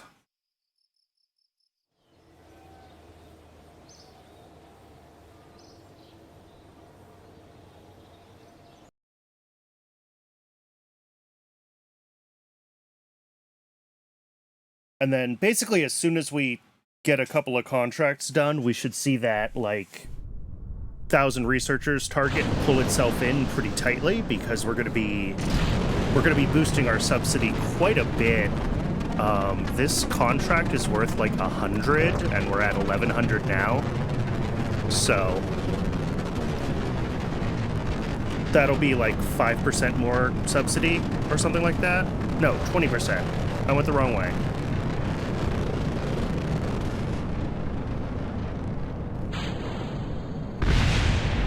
We're getting about 50% subsidy now. No, maybe it is close to like 5%. Yeah.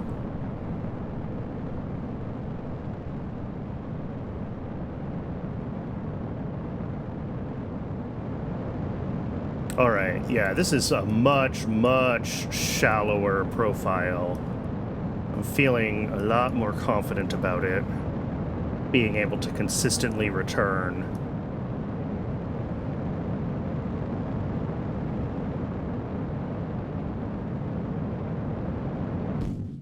Ooh, 168. This is going to be...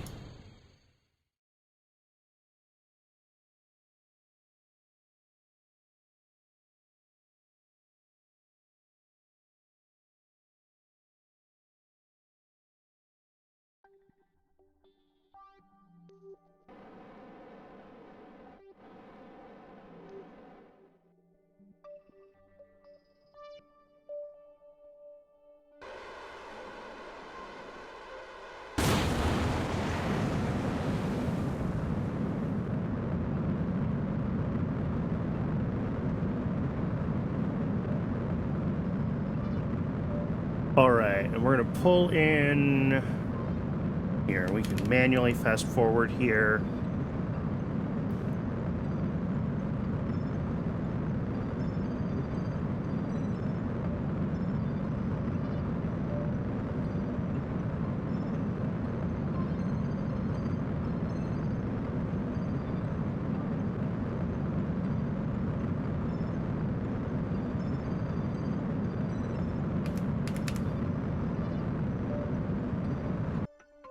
All right. That is a shallow orbit, if ever there was one. But it is good for this photography experiment, that's for sure. All right, just over 1 day, day and a half. We are almost at 2 days. So now we just need to wait for this to deplete, or for our electric charge to run out. All right, we hit depleted. This flow priority did not help.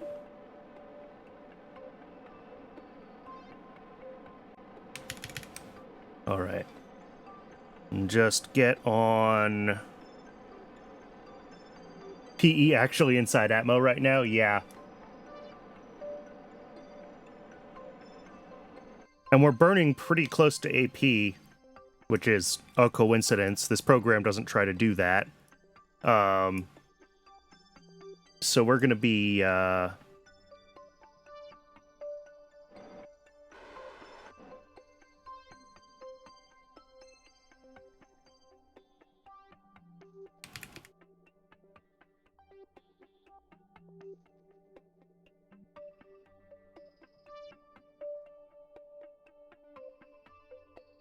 I should make this less picky now that I've fixed the bugs with the sign, because apparently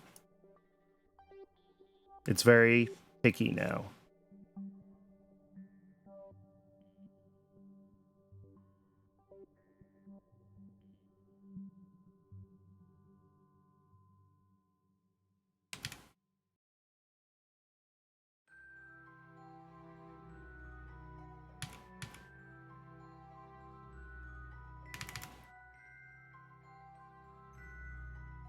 Oh, did the contract... Haha! Wait. Yes, we're good. It counted. We were in orbit for enough of the 2-day period, I guess.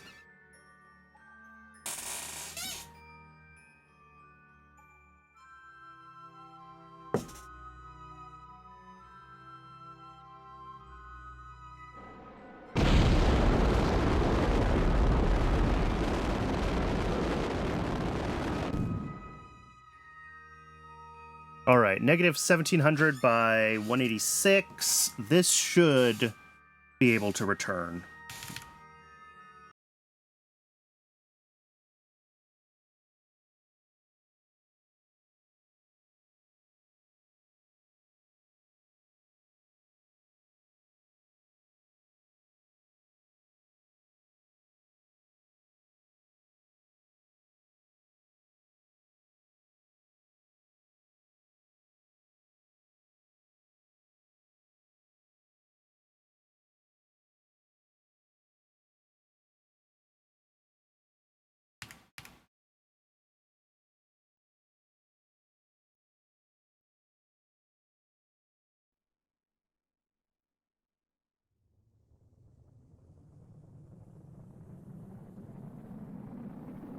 All right.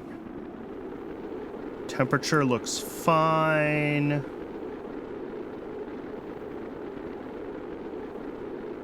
Yeah. This heat shield tech just needs a,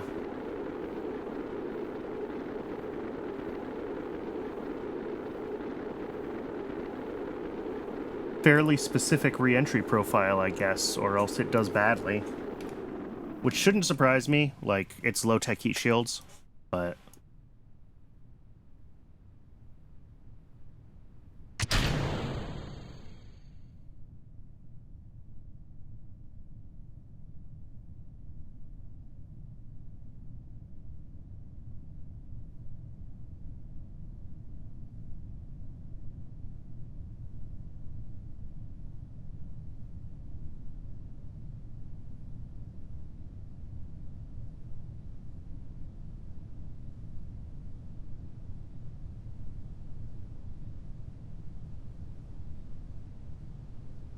Alright, we should be all set this time.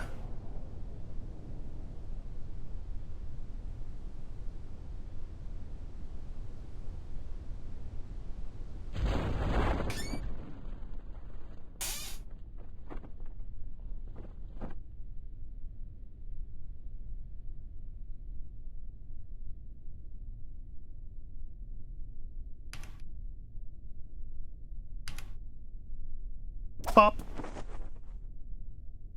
Alright, that is contract complete. 101, and yeah. So what's our subsidy looking like now? Yeah, 1247 out of what? What's our cap for our subsidy? At 2542. Okay. So we're making about 3/4 of maximum subsidy right now? Yeah. Cool.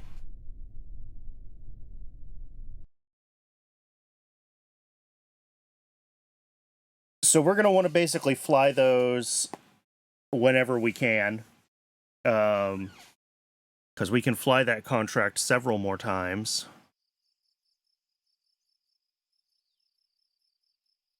Oh, and it gives us a ton of science. I didn't realize how much science Photography 3 was. Wow. But if we check available... Oh, yeah, and that's 100 every time we fly it. That's 100, whatever's. Reputation. So yeah, let's just grab it again. We are going to do our infrared radiometry satellite soon as well. Let's head into research, though. 1, this materials science node. It gives us better fairings. So we'll be able to use less dense less dense fairings, which is nice. It gives us a service module upgrade. Okay, but we don't get like a normal tankage upgrade in this materials science node. Okay, not until...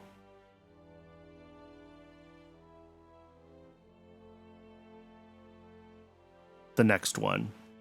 67 to 71, lunar exploration era. Okay. Fine. Oh, wait, no, here we go. Oh, this has a conventional aluminum copper stringers, and then here we get aluminum copper isogrid. Okay. Cool. Anyway, the thing that we are going to want to grab is this one. And then as far as what's in 62 to 63 solid, you know what? No, Brandon, invest in comms, invest in science. Come on. So let's catch up on these older parts of the tech tree that I haven't done. Get them in the queue as well. Because I think digital comms, besides giving us a tracking station, I think this comms tech level lets us transmit more data more quickly. So I was talking about like how long that infrared radiometry satellite needs to be in orbit for. And if we want to be doing those large data sciences far away from Earth, we're going to need faster comms, right? And then, yeah, better avionics.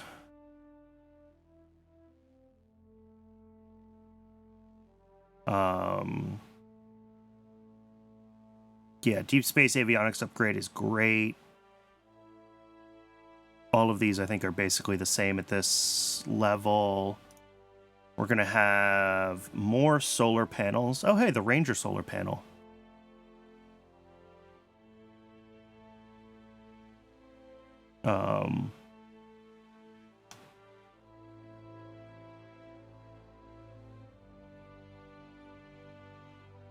When do I get ones that actually track the sun? At these ones? At basic power generation? 63? Maybe. And then RTGs. We're not going to put an RTG on our lunar impactor, as hilarious as that would be. And then interplanetary comms. We probably don't need for our early lunar impactors, but like, we might actually need some of this to stay in comms range. So all of this is good stuff to grab for that mission, right?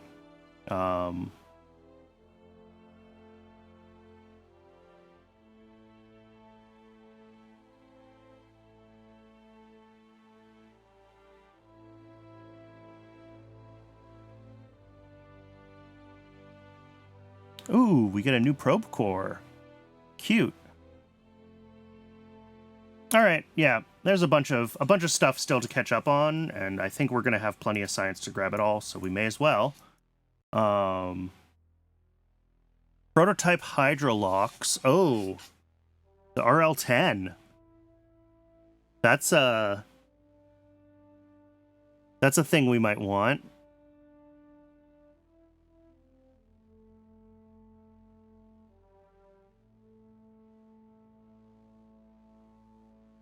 Eventually.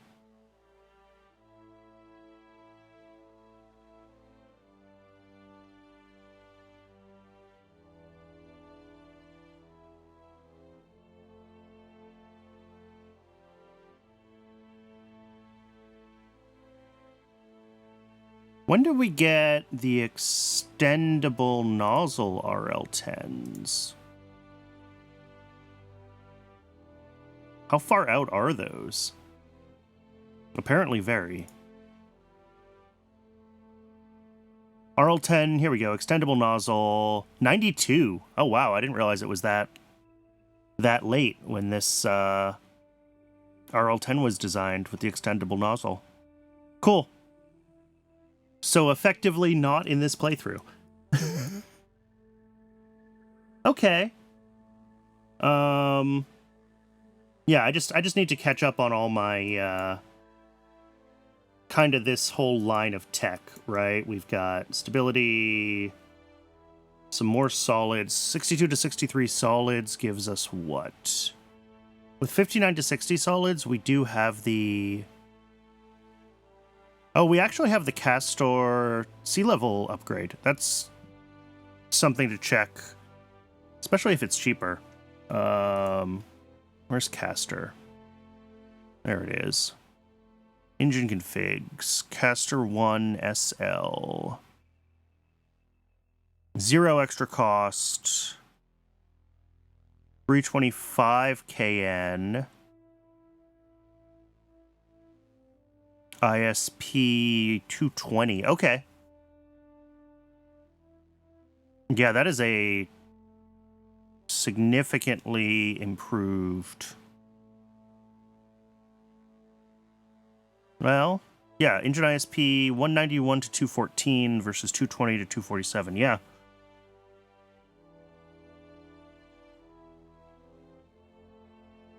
Burn time 41, 43. This one's 38. Okay. I don't necessarily need the extra Delta V, and it's not cheaper, so I'm not sure that I actually care about upgrading what I'm using on the Thor right now. But if I start getting especially bigger upper stages on it, that might be worth...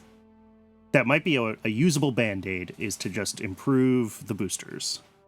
But in 62 to 63... Star 13, Apogee kick motor for geosynchronous satellites, Antares, the Altair 2. We got the Altair 1 in 59 to 60, right? Yeah. Interesting that this is its own engine and not a config of the Altair, but that's okay. And then, yeah, Algol. I don't think Algol was ever... Was Algol ever used as a strap-on booster? This might be purely hypothetical, this configuration. And then getting into 64... Yeah, there's Gemini Retro. Where's the... Mercury... Okay, Mercury Retro. Here we go. So we do have the right tech, at least for the Mercury capsule, to be able to do that.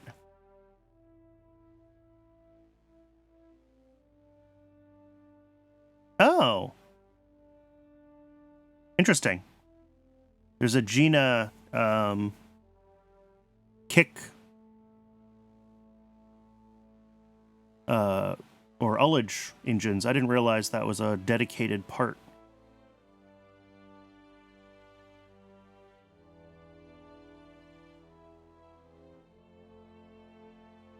All right, cool.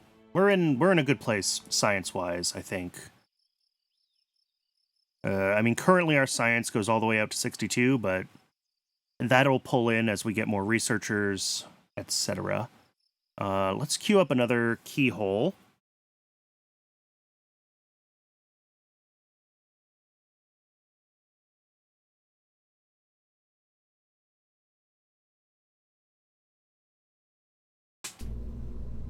I'm pretty sure I just pressed the launch button on this. All right. Because, yeah, we can fly like 7 more of those, which is cool. And I think the more science we get, there's some kind of bonus to, like, science to research speed based off of...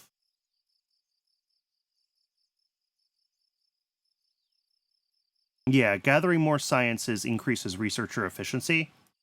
So as we run these missions that get us science, and as the... and 3 things are going to happen, right? We're going to get more science, which is going to increase researcher efficiency. We're going to earn money, which means that we can hire more researchers. We're going to increase our subsidy, which means we earn research. We can buy more researchers. And that'll keep pulling in these techs, you know, more and more of them within 1961. And And with the end of 62 being our deadline for the lunar missions, I think we're going to be able to pull a lot of tech in before that deadline, I hope. And, the less we caveman the lunar missions, the better, right? Okay. Did I grab another copy of... I did grab another copy of the Earth imaging satellite. Okay. So we're going to fly infrared radiometry. We'll fly another improved Earth imaging. And then we still need to design 3 more. Cherenkov detection, magnetometry, and gravimetric is optional, but why not do it? And then if we look at early, let's see, Earth observation satellites. Okay, there is this follow-on for infrared radiometry.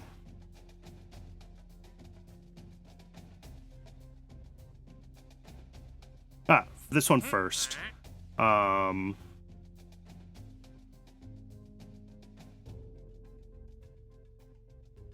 Launch an additional weather satellite. Make sure your craft, blah, blah, blah. Science requirements can be met over multiple launches, it says. Oh, here we go, yeah, because we're going to transmit 75% from at least 4 biomes, from at least 8 biomes, which means this first one, I didn't realize, had a...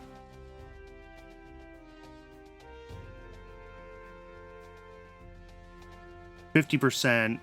Is that from at least 1 biome, or is that 50% of the overall? It doesn't matter. Okay.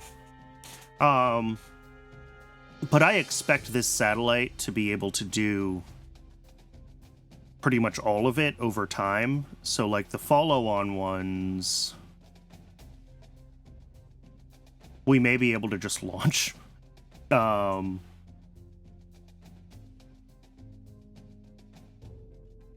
Like, they may complete automatically if we've already transmitted this much science, right? So, the only difference is they need to last for 14 days instead of 7 days, but that's fine because they're solar powered, they're perpetual. And then this one is 30 days.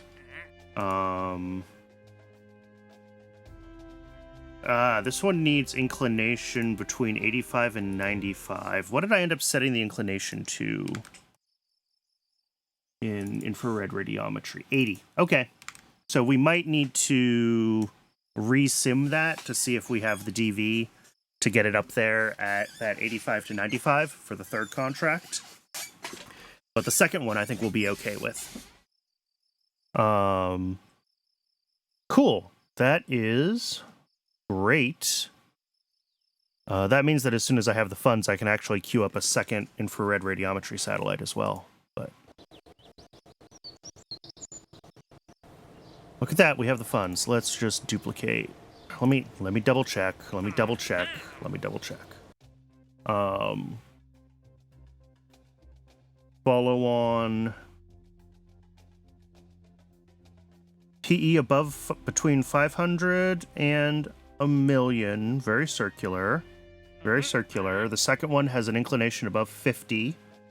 And it needs 14 days versus 7 days. But it's solar powered, so that's fine. Okay. Yeah, we will definitely be able to hit that. Let's roll it out.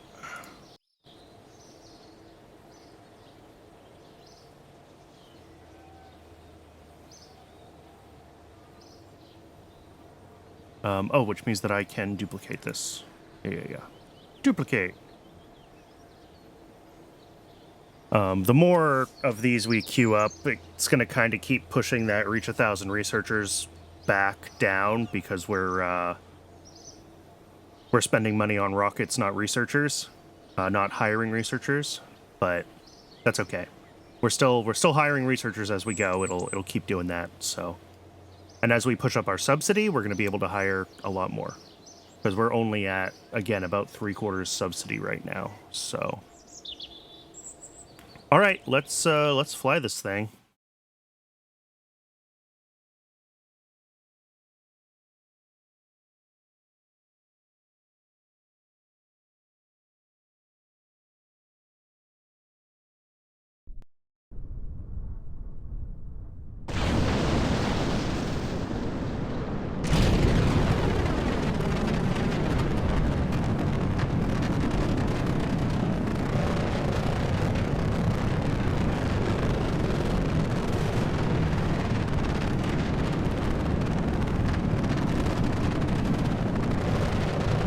So this is the one that we've got.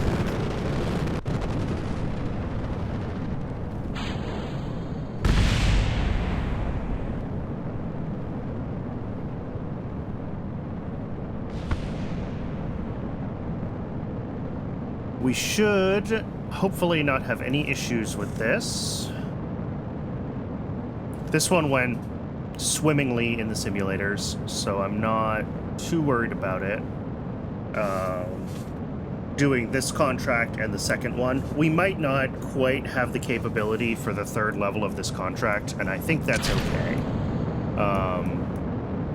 Like, yeah, it's nice to be able to get the extra reputation, but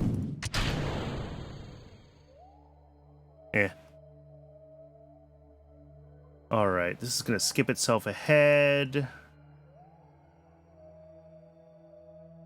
And again, this uses physics warp during all these time periods in the script, just because I'm nervous about letting the script warp things too quickly, so yeah, we have to skip like 3 minutes at 4x speed, and it's going to be almost a minute of waiting, but we'll get there.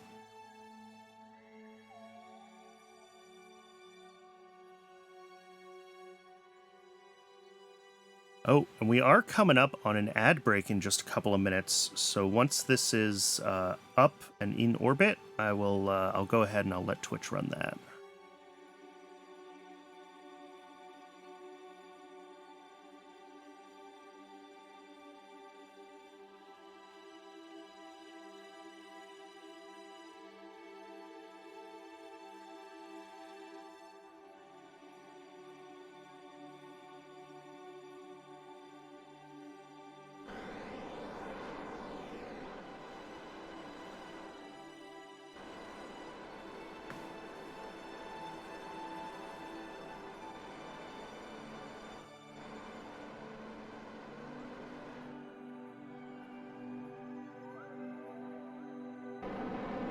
All right.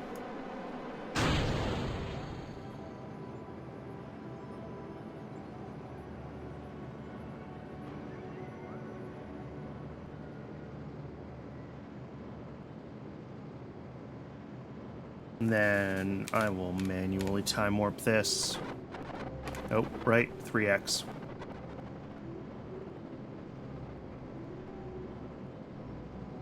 All right, we're at just about a 590 kilometer orbit, which is beautiful for this contract. Our eccentricity goal is 0.005, and this script usually gets us close to 0.003, so I think we're also going to be okay there.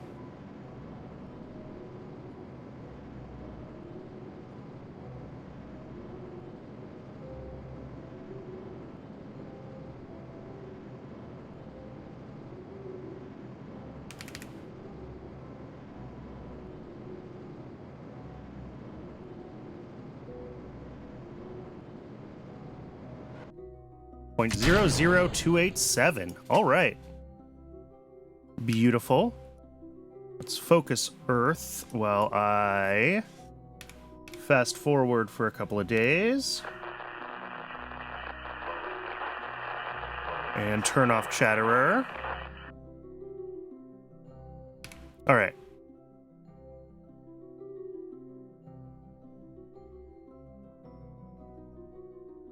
So, 6 more days. I can go a little bit faster. 4, 3. Oh.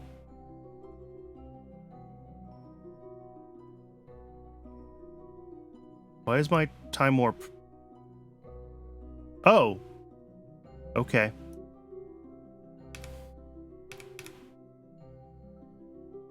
Apparently one of my first astronauts retired because I never did anything with them. I actually should have fired them because I've been paying their salaries this whole time.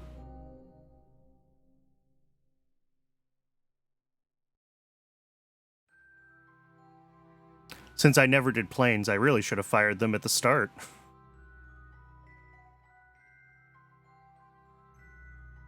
Alright, and we're coming up on having been in orbit long enough. But we won't have transmitted enough science yet.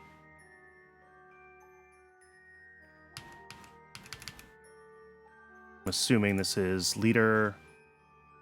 Oh, that was a leader, not an astronaut. Okay. That's...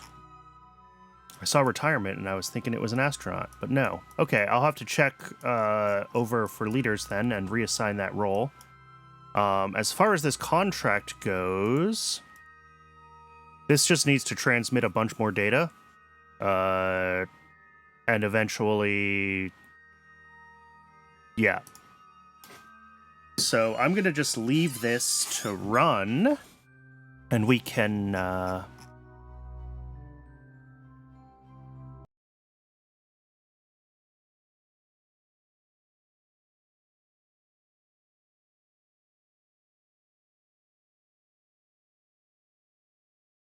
Woohoo! Well, I know spam on Twitch is my problem and not your problem, but the auto mod rule that I set up earlier in the stream absolutely just succeeded. So I'm happy. Okay. What am I missing? Oh, here we go. Leader of administration. What are our options?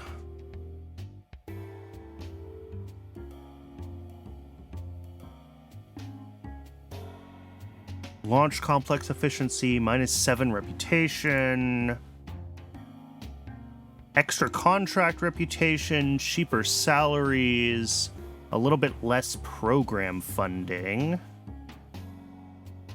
Yes, the bot's offering viewers followers.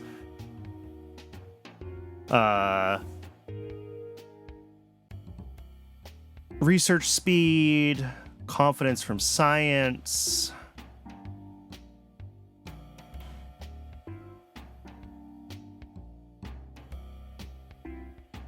Ooh.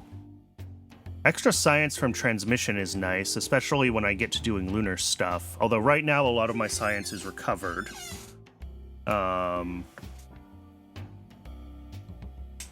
Korolev's not bad. Extra reputation from contracts, cheaper salaries, and a little bit less from program funding, but like if I'm trying to run optional contracts and keep my reputation up, then a lot of my funding should be coming from this anyway. And most of my funds go to salaries, right? So the lower salaries should counteract the program funding issue. Let's do it. Let's do Korolev.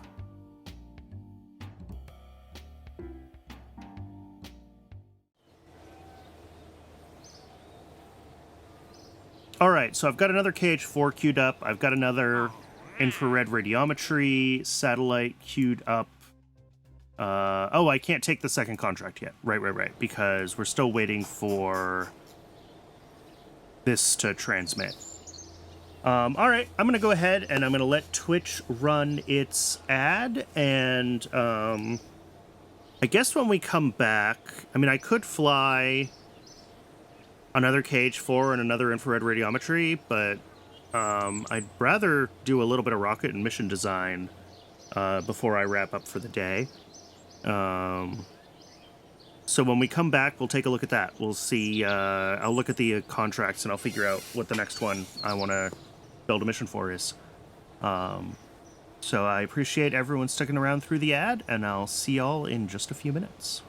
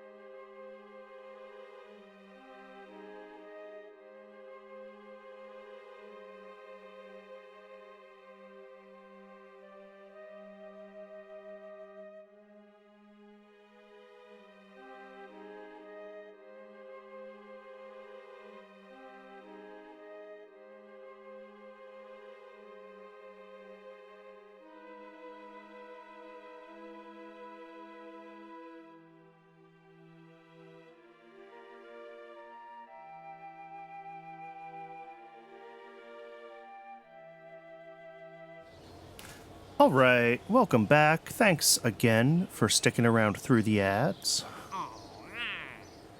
All right, so what are our... I should just grab these two as well. Okay. So looking at our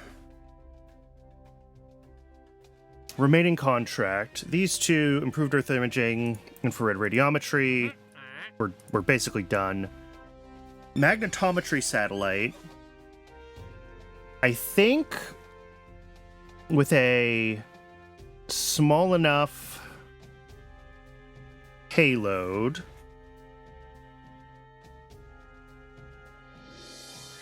we can do this, but it's going to be snug. Although we do have 1960 orbital rocketry now, so we do have improved... I think we have another bump to our able stage. Which might even technically be Delta now. The gravimetric satellite... This one I wanted to do... Yeah, this was historically done on an able star. And I wanted to do this one because I suspected we would need multiple ignitions to get...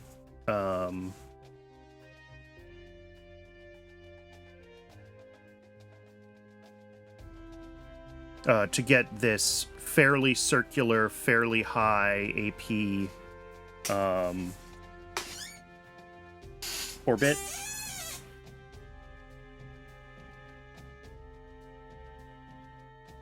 And then, what's this one? Beyond Cherenkov, Beyond LEO. This one shouldn't be too bad. Like, this one really just needs to, like, lob itself into a... any orbit, and then have a big kick stage. So I think we can probably make this one work without too much effort. So let's go ahead and get this one done. And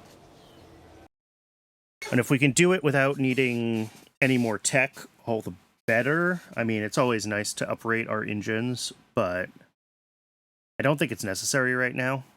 And if we can get away with what we have, then we'll save a little bit of money, a little bit of tooling costs. But I do want to check. If we check this AJ-10 early. 142, yeah, Delta! We do have... That's a 1/52nd... Wait. Alright, slightly more. 0.9 more kilonewtons of force at the same burn time. So...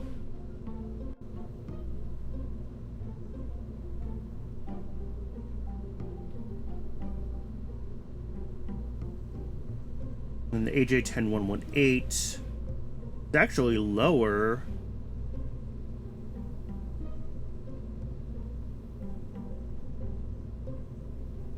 Yeah, it's the 118D that gets us up to the longer rated burn time, the extra 30 seconds. So these are all comparable.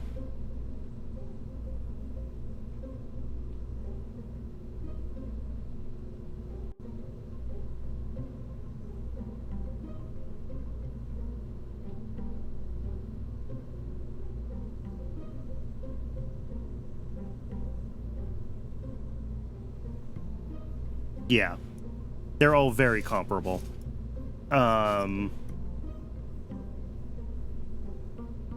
Let's see, Thor, Delta.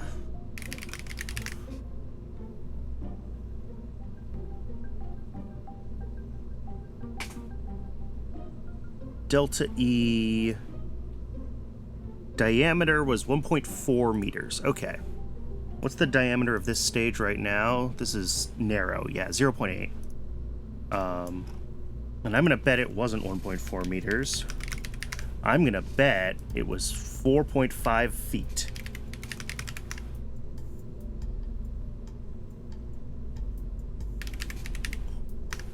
which is 1.37 meters for a delta.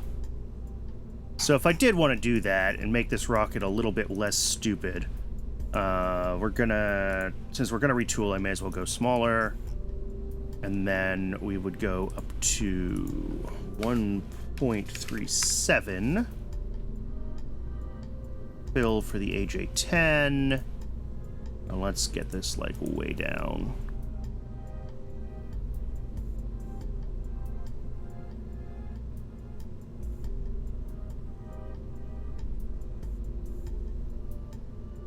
Yeah, something like that.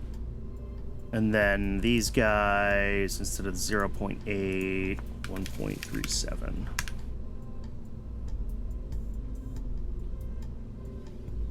There we go. So this would be more of a delta than what we had before. But doing this, one, we really don't get that much extra oomph out of this thing. This is what, 3868 meters a second, and if we go back to the original Able version, 3839. So it's only like 30 meters a second more.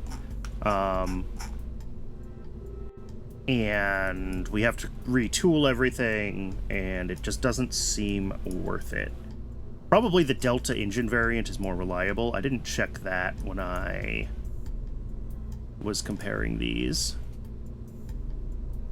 So if we look at this one, and we go up to Delta,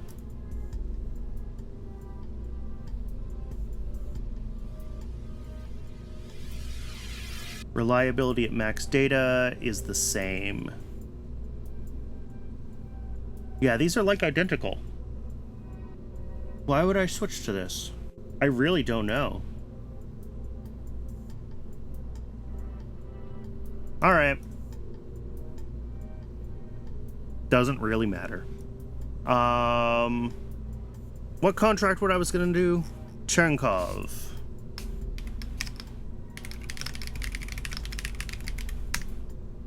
All right.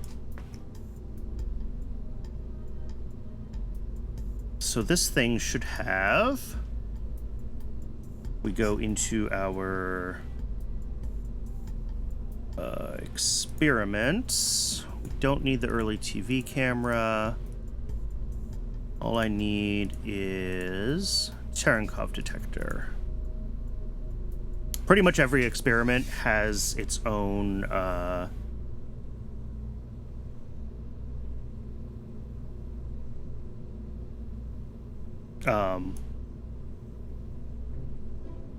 pretty much every experiment has its own contract at this point, so I'm not adding sensors that have other contracts available, basically. And then if I just like slap an Altair on this,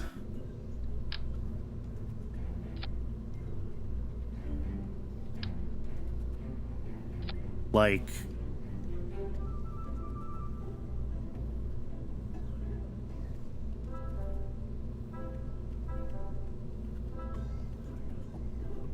yeah, that's an extra 4,000 meters a second of delta V.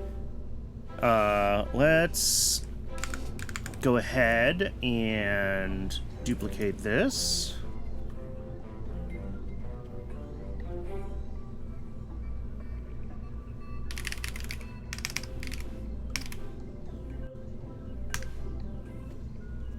Okay. No, this is exactly the same script even, except we want our target inclination to be, it's the ship latitude. There we go.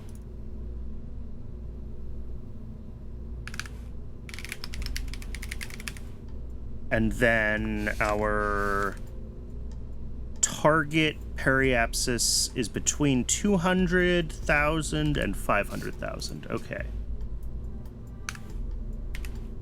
Oh, actually, we don't need to do any of this. We'll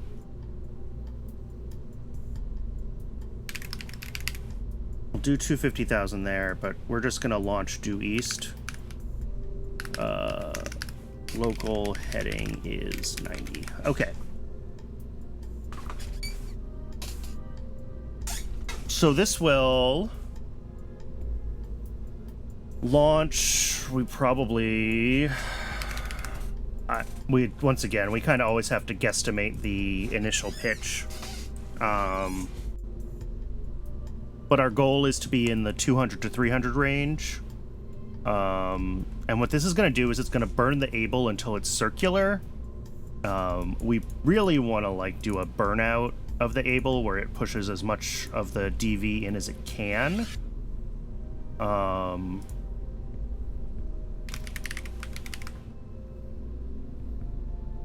I guess we can do that, right? If we do this, parameter heading, burnout is false by default.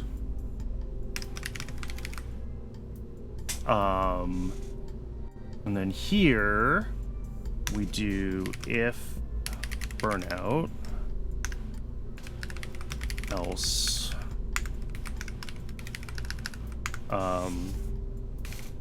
wait until ship thrust. Right, that's what we do in the Thor stage. Wait until ship thrust equals 0. Yes. Oh, no. Because this will turn the RCS when our engine burns out. It'll switch to burning RCS, and that's not what we want. So what we need is to let engine equal ship parts dubbed. What is that? Name tag ROE-AJ10 early.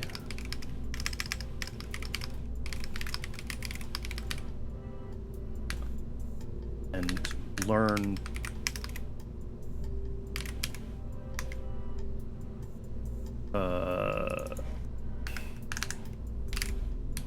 someday I will actually write CurboScript instead of Rust, but today is not that day. And then engines, I should be able to just like check. Yes, engine.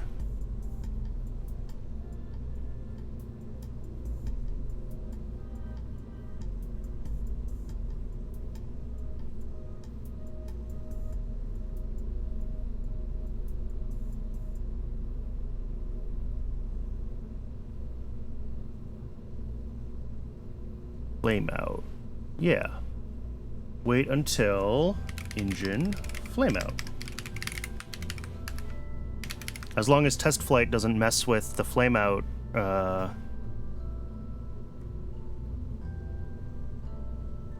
flag. Okay.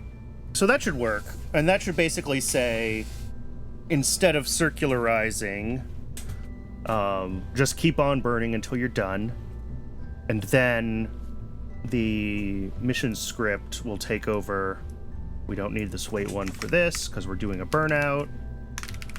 And it'll just fire that kick stage. So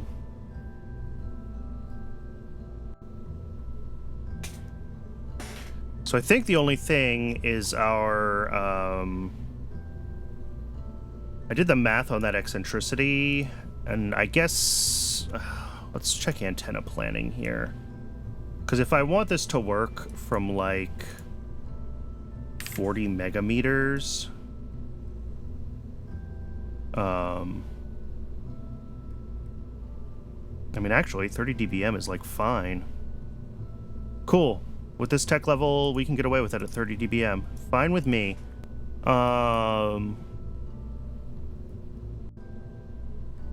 Let's reread boot folder.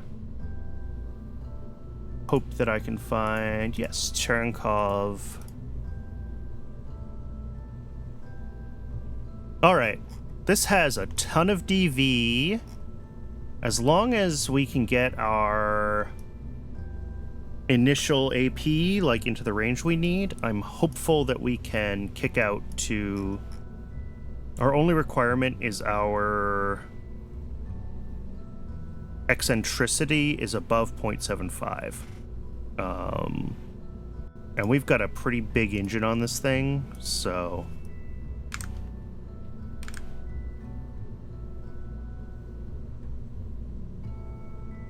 I don't know. Let's try it. Altair might not be the best choice for the solid. I can play with some other solids, but, like, it's the most modern kick stage that I have unlocked. So I'm going with it as my default, and we'll see how it behaves. Because I think when I was playing with testing this before, the GCRC wasn't quite enough oomph, so I'm hoping the Altair is.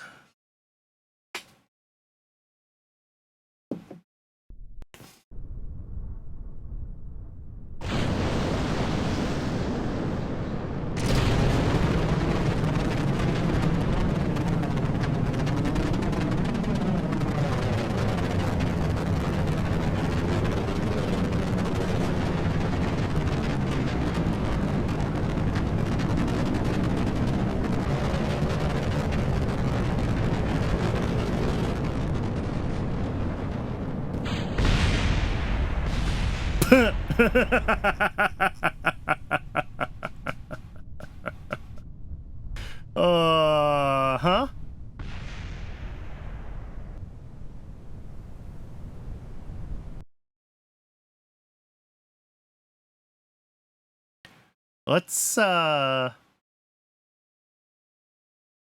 Let's rotate this.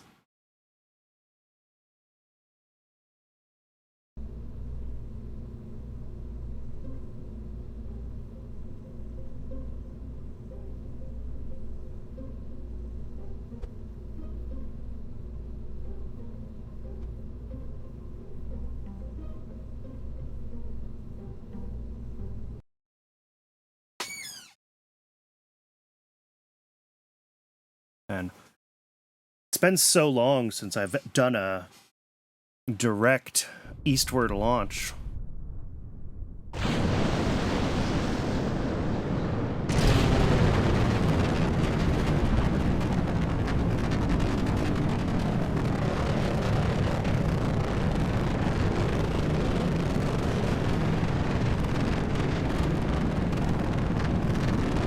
$13K of DV is a lot, yes.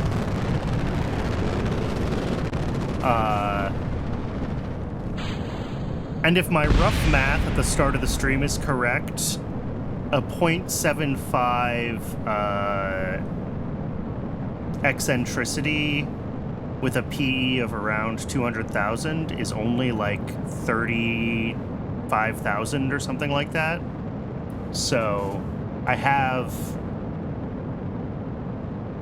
should have plenty.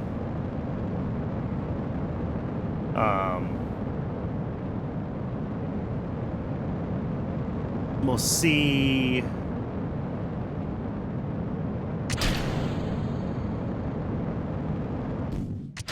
What else I need to do for that, but...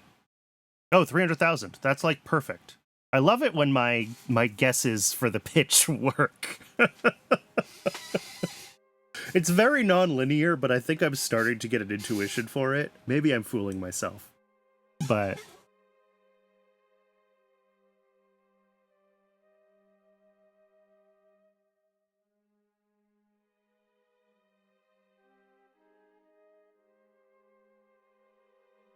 Alright, so we've got one change to the Able script, which is that it's going to try to burn out all the fuel when it comes online, instead of aiming for a target velocity of any sort. And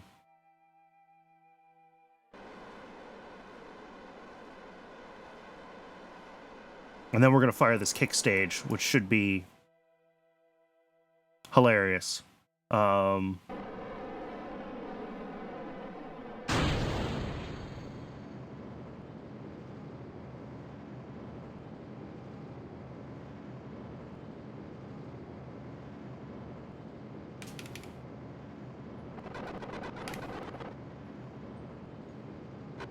All right, looking at this. This should have no trouble.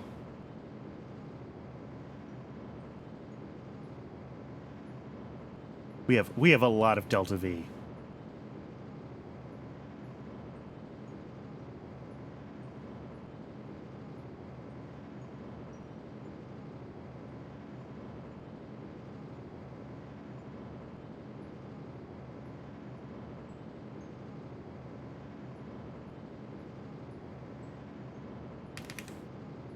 Just make sure as we pass through here. Yep, we're just turning around.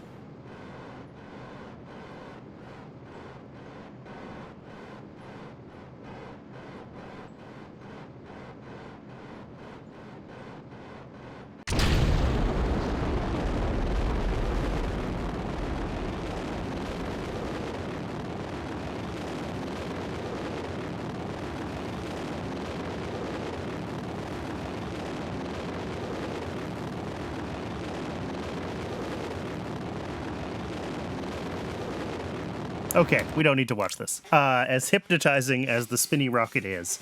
What's going on?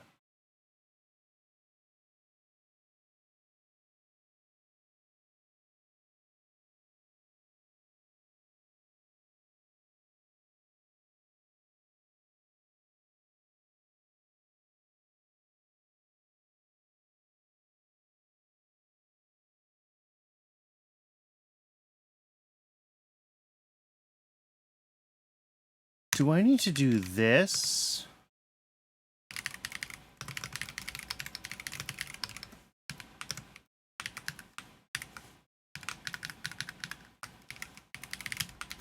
Is that the problem? Was it reevaluating this expression? I'm never quite sure how locks work.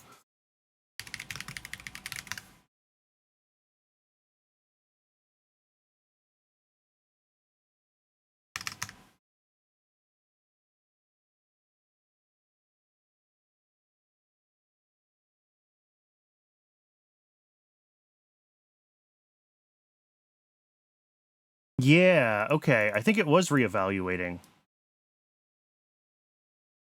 So I think I did need to do this.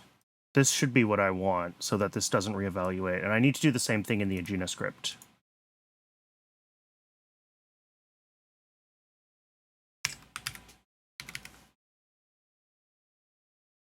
And that should keep it burning more or less.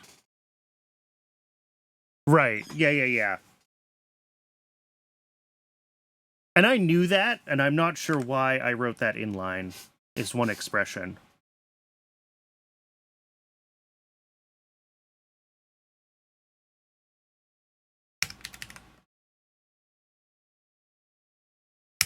Okay. This should be what I want. Because, yeah, what happens is as soon as the AP is on the other side of the planet, or as the, I guess, the PE swings around, our true anomaly changes very quickly, right? And then the ship tries to flip itself around. So that also explains, I think, a little bit of what the Able stage was doing when it didn't cut off the throttle correctly. I think we were seeing the same thing. We were seeing it start to follow that steering lock. All right. Let's give this another try.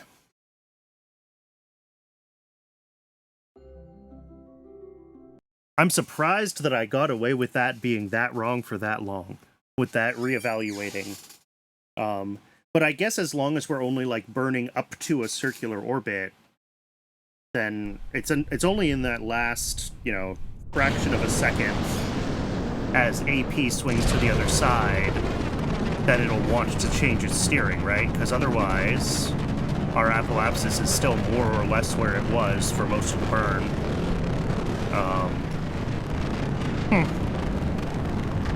Again, surprised I got away with it, but...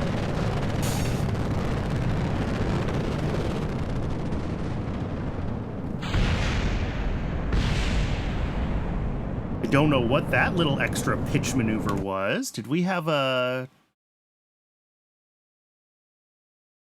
Nope. I'm not sure. We didn't have an engine underperformance, but it did a little dance there when it staged. I'm not sure what exactly that was.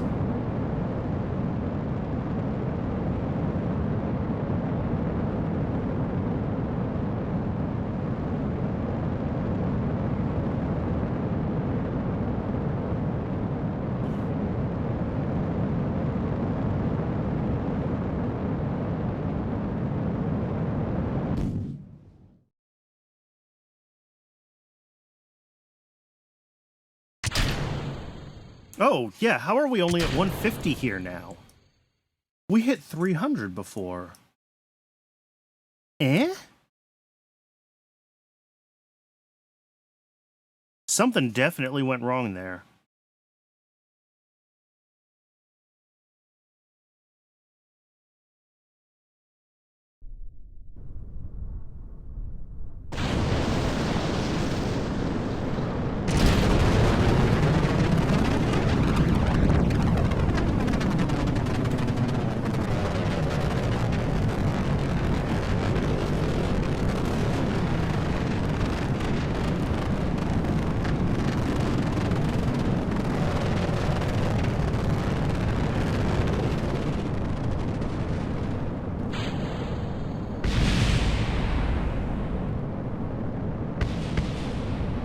Well, it seems to be fine this time.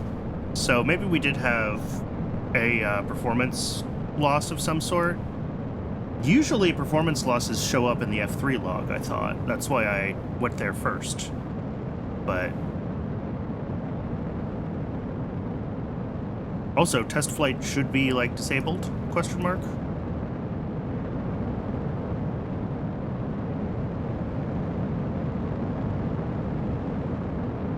But yeah, this time, we're pushing right up to, yeah, 270, that's fine, right? Because our target is, yeah, between 200 and 500, so this 250 to 300 range is beautiful. I love it.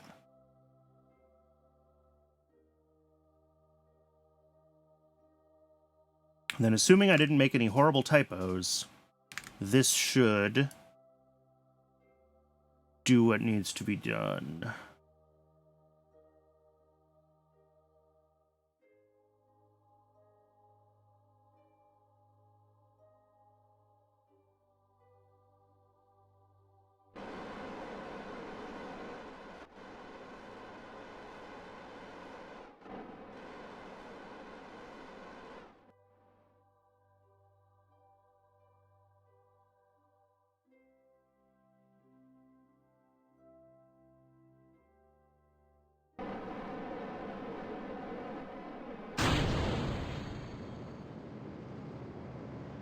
Okay, so we did see that we were successful at completely burning this stage out. It just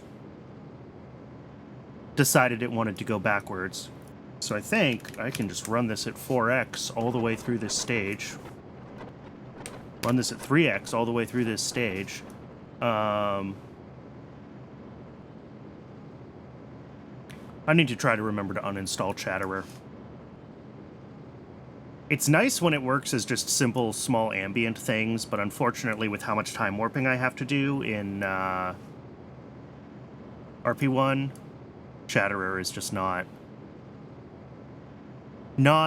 does not spark joy.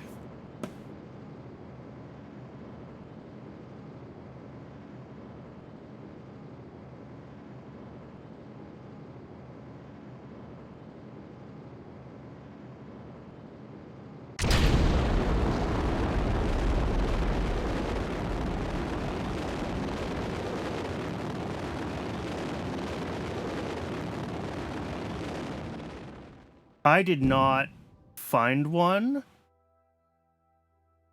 a setting to mute it during. Oh, we are, yep. We have plenty of Delta V.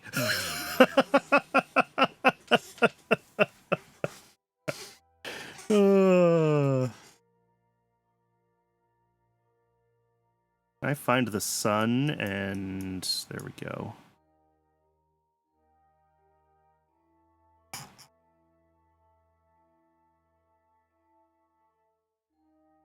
Yep, that's a solar orbit. How do I change my... One second. Let me find the Principia settings here. Plotting frame. Heliocentric inertial. There we go.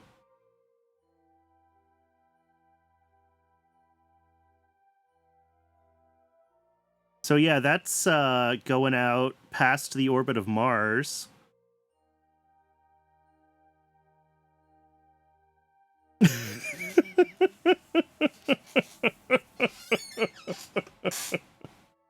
Beautiful.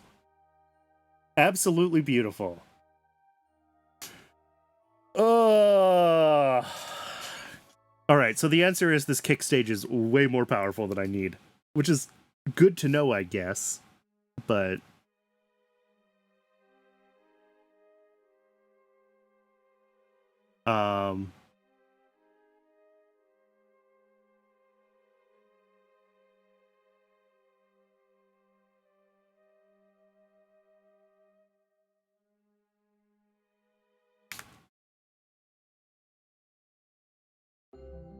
I wonder how close I get if I don't even have a kick stage. With a perfectly timed launch, I could do a Voyager-esque mission. I could. I don't think that I have the navigation in my stages to align for the first slingshot, but in theory. Okay. So I need what, like 11 or 12,000, I think, was around where we hit our target. So what does that look like with this stage just gone? That's a question. Like, can I just do this kickless?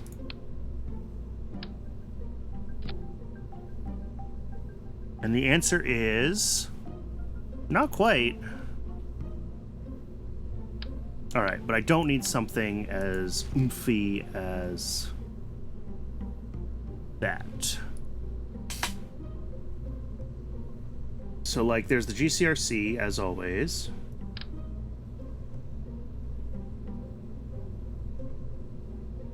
Tares is Scout.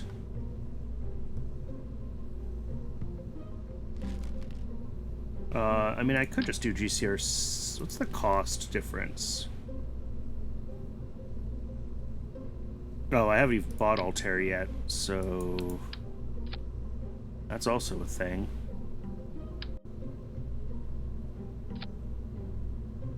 $12,787.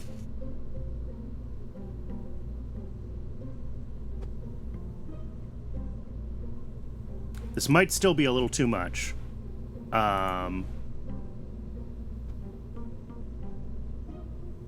can bring this overall fuel down, though.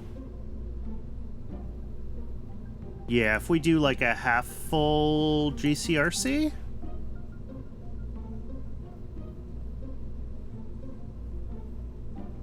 Let's take this for a spin. Let's see how it does.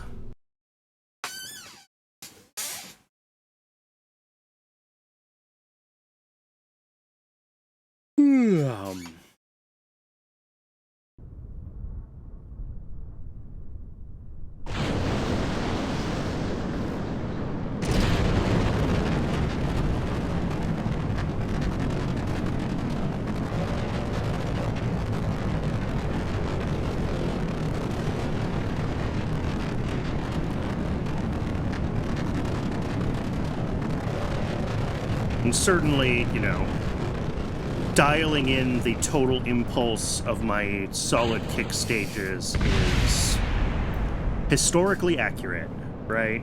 So I'm not upset about that. Done it in other missions as well.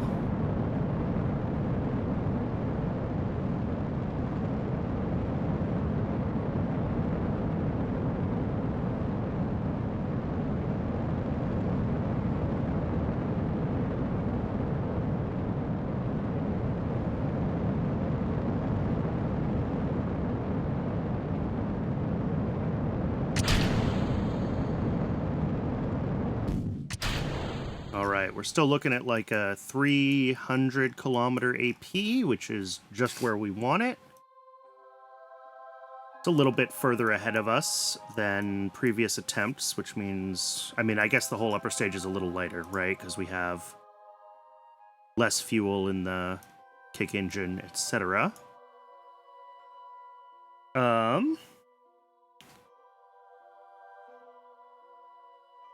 See where this ends up.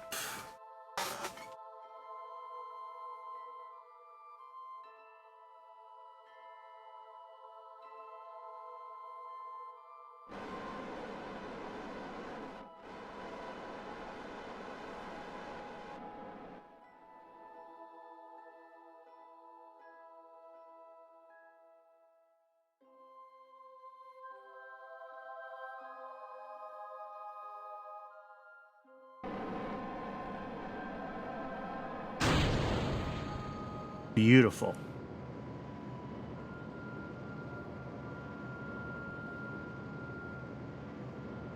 All right, and let's fast forward this. I'm just going to let this keep... It just makes such an annoying noise. I guess I could disable these RCS engines at this point, but...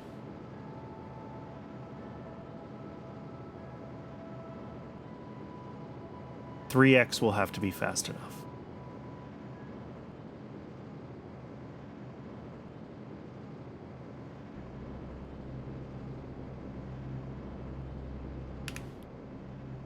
I guess technically, if I really cared, I would lock prograde for this burn, but it doesn't really matter.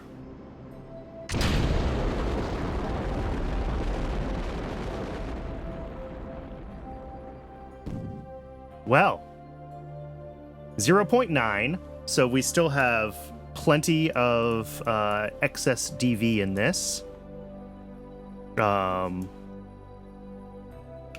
Let's get ourselves on the Earth, because I'm about to fast forward a lot.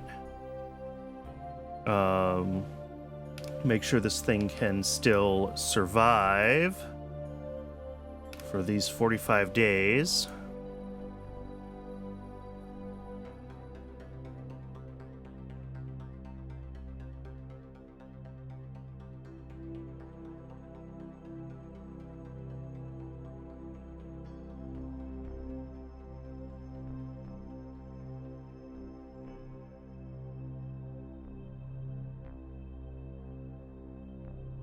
Yeah, 5 bits a second. All right. And that science normally takes how long? 90 days. So yeah, to transmit 75% of it, it's going to have to be up here for a long time. Oh, we need to be fast forwarding a lot faster than this.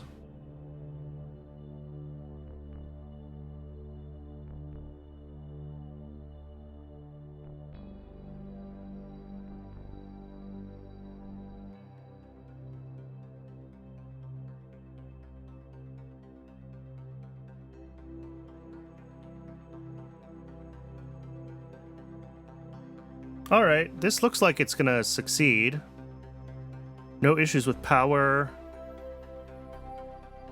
Okay, yeah, that finished the infrared radiometry satellite. That's funny. Leader unlocked. Interesting. I'm not sure why I unlocked those.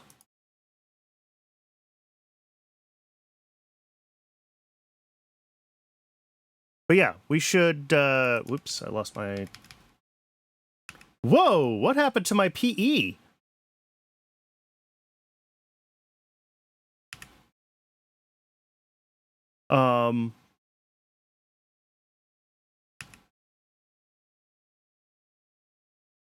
What just happened to this orbit? There's no way we lost this much energy without burning up in the atmosphere, is there?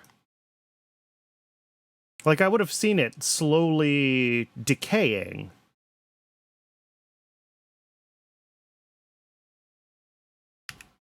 J2 and Moon? Maybe. I mean, we're pretty far... Yeah. But no, this is interesting. It still shows predicted apogee. Oh, sorry, that's 140,000 kilometers still. Yeah. Yep. Yeah, you're right. Sorry, I misread this as being like a very close to circular orbit at 140 kilometers, not 140,000 kilometers. That was my issue. Yeah. So does that mean that I want to make sure that I'm in a higher PE before we run this? Or I guess a lower ultimate AP, so that we're in a little bit more of a circular orbit. Both would be good, I suppose. All right, let's just... We've got the spare delta V in this, so we can fool around with our orbit.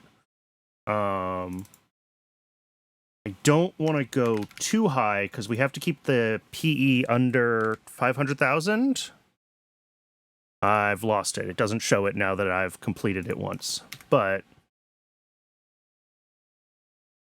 I'm surprised it dropped that far, but yeah, that does happen.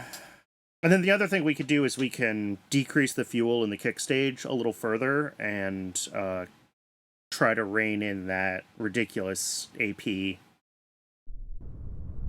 Both of which should help it.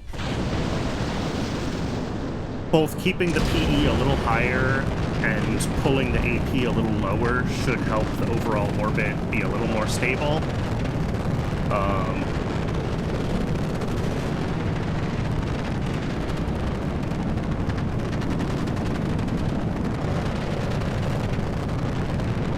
But we'll see where we end up with this profile. And what I'm worried about is that I'm going to get a good sim, and then, like, the positions of the moon and everything else mean it's going to, you know, behave differently when we actually fly it, right? And are we going to get our 45 days?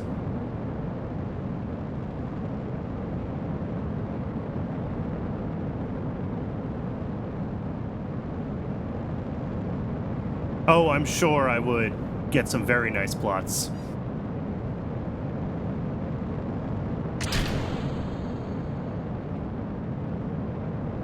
300, ooh, all right. So this is right on the edge of acceptable.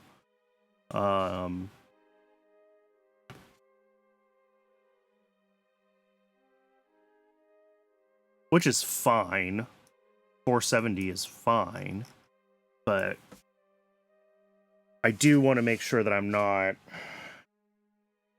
gonna exceed it in practice.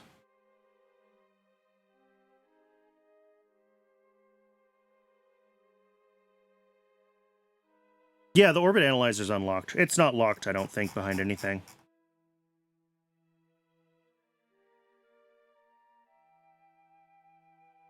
So yes, I can run the orbit analysis when we get back into orbit before I fast forward.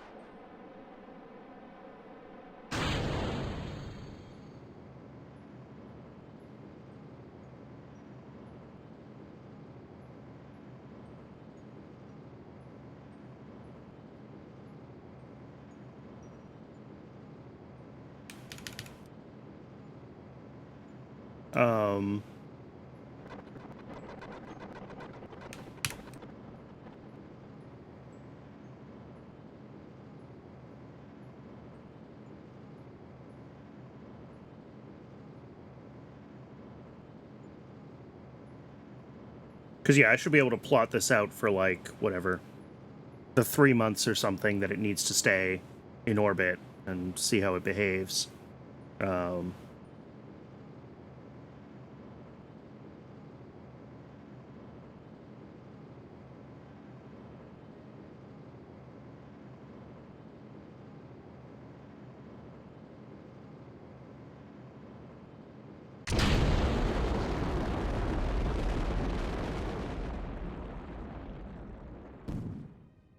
All right. Analysis. Highly elliptical Earth orbit. Out for not 7 days. Let's do like 70 days.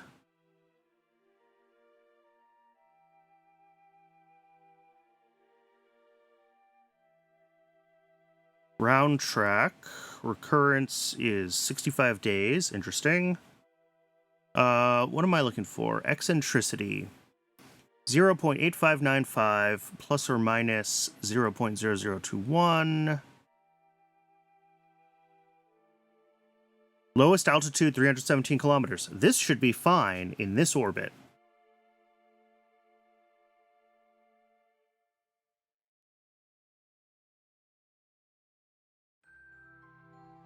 This is the number I was looking for, right? All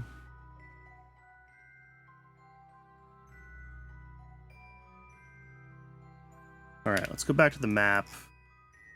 Just because if I center on the Earth, things are a little less jumpy when I fast forward that fast.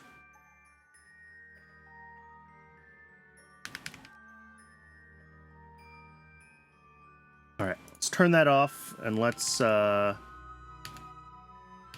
this thing up.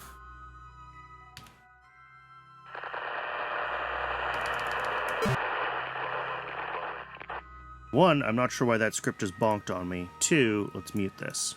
Why did we bonk? The code shouldn't have even been running anymore. Oh, called from boot sequence. Why did it rerun the boot? Shouldn't have rerun the boot. Well, it would have rerun the boot if it temporarily ran out of power. Which should not be able to happen with this probe, basically ever. Because it spends all of its time in the sun, basically.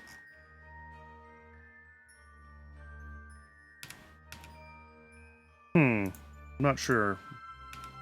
Alright, let's get this up to run for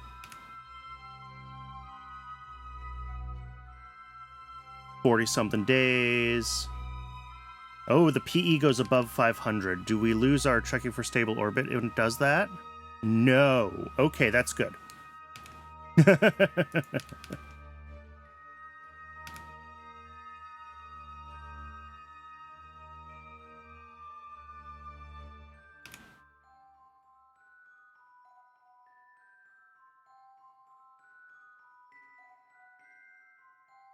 So as long as it's under 500 when we, like, enter orbit, it's okay if it fluctuates over that threshold. The way this system works.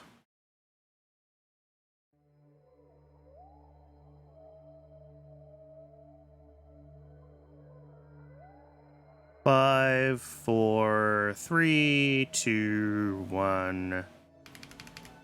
And how much of the science did we actually transmit in that time?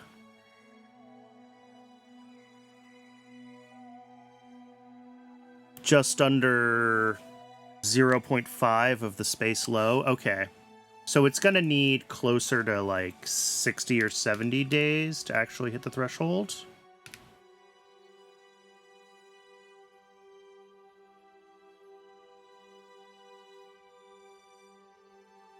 Let's see. Where do we hit 75%?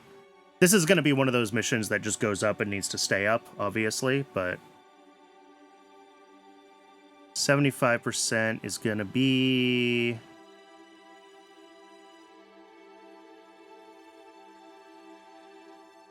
on day, what? 80? All right, a little over 80 days. But, like, this thing should still have plenty of solar capability, right? Yeah, 100%. How degraded are the solar panels after 90 days? Where 25%. Okay. All right.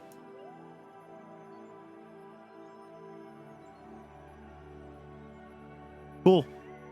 I think this should be okay as long as we can consistently hit this launch profile. I'm going to rerun it, just because the launch profiles are always a little bit variable.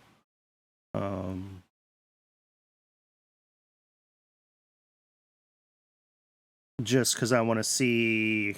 I don't know if that was like a low orbit, and like we're going to be hitting above 500 every single time, because that would be frustrating. Or if that was typical, or if that was high. So we're just going to launch this a couple more times, just because I want to get a feel for our RPE.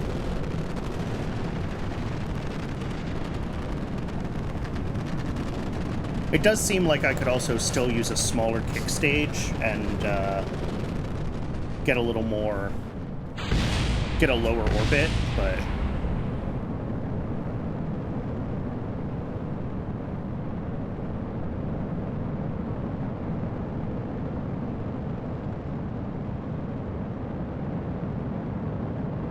I don't think that's really necessary. Ugh.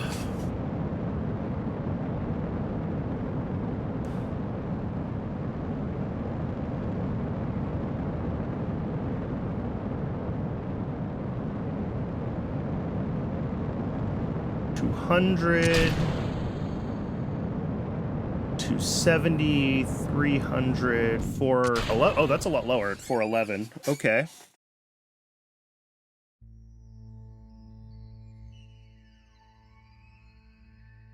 So we may have been on the high side of our range with the first test, which is good, I think.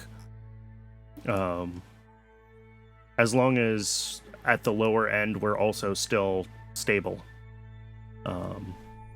We'll rerun the Principia sim when we get there.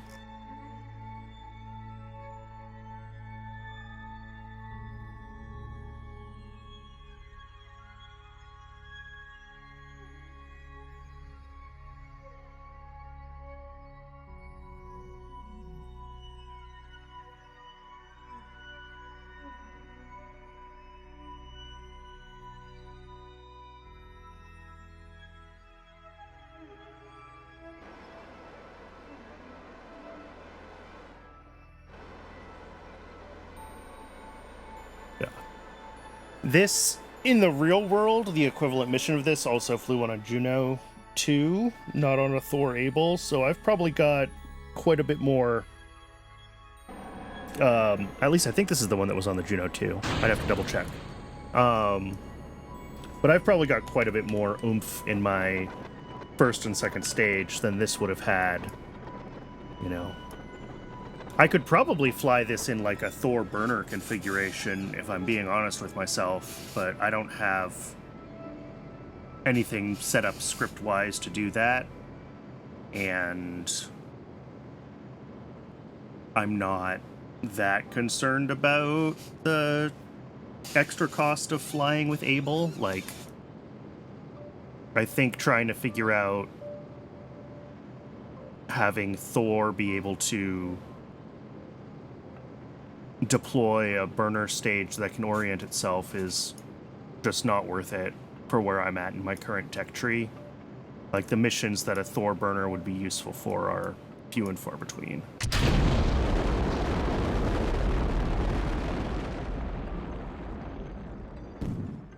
All right. Analysis over...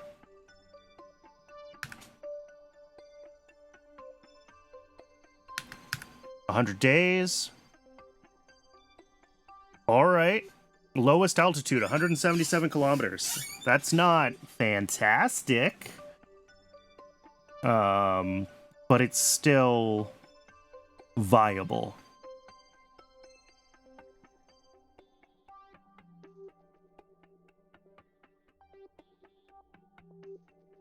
All right. Well, this is probably... We've probably seen it at about the range that it's going to get to. From like 400 PE up to close to a 500 PE. So, like... I know that it might not be stable all the way through. I don't know. I don't actually know the shape of this curve with only 2 points on it. But it's probably stable through the whole range at this point? Question mark, maybe? I mostly don't want to mess with it anymore. I think worst case, I have to fly the mission twice. That's what I think.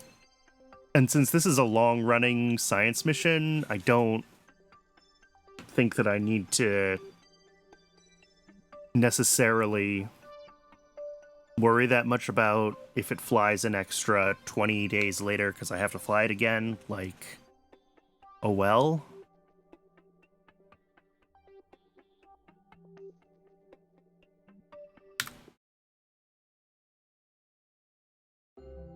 I think we can call this one ready to go.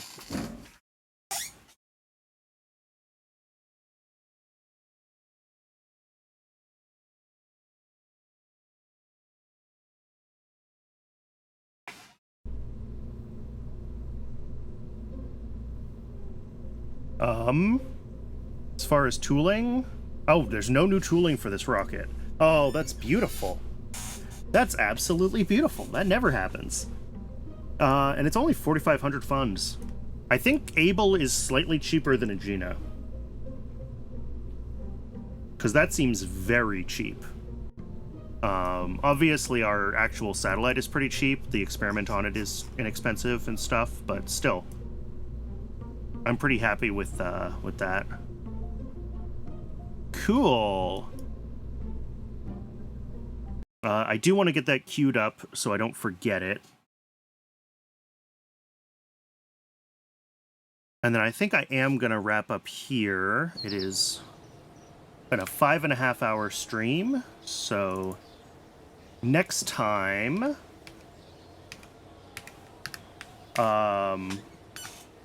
we have, 1 second. Let's get our, I have to close that so I can do this. Warp to fund target.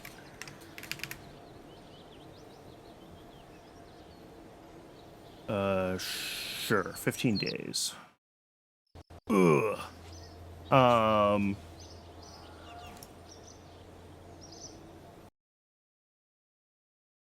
Tracking station here. I probably have some things I can delete. Remember to do that while I'm thinking about it. KH4 probe is always a terminate. And then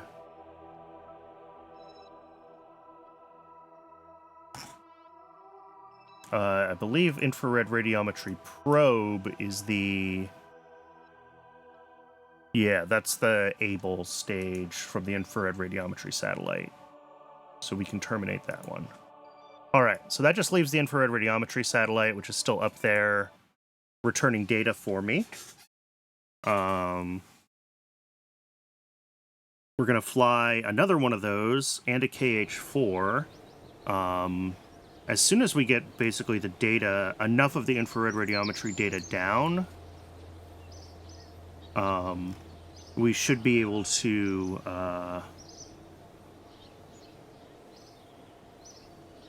complete that contract. We just need more. We need more sent down.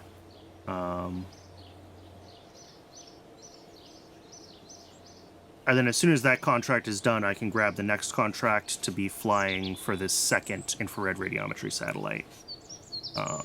And then we may or may not do the third one, just because I'm not sure if we have the Delta V in that design, and I don't feel like redoing the rocket for an optional contract. But if we can fly the third one, we will. Let's queue up.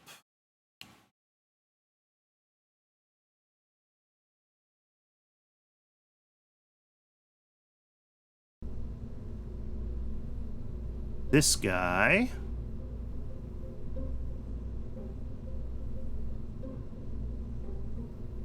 Oh. What?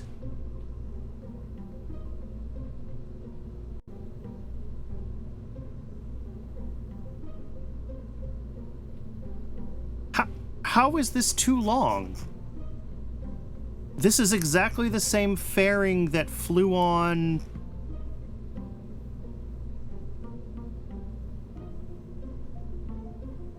infrared radiometry.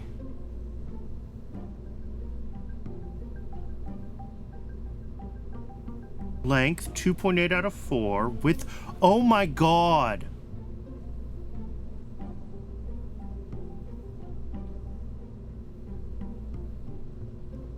I didn't even think about that.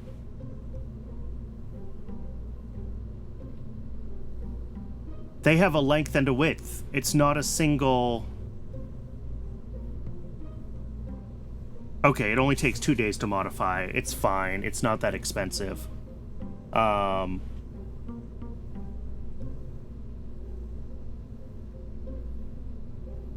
right, modify it. I didn't even think about that. Because I turned it 90 degrees, because it's going in a flatter orbit, it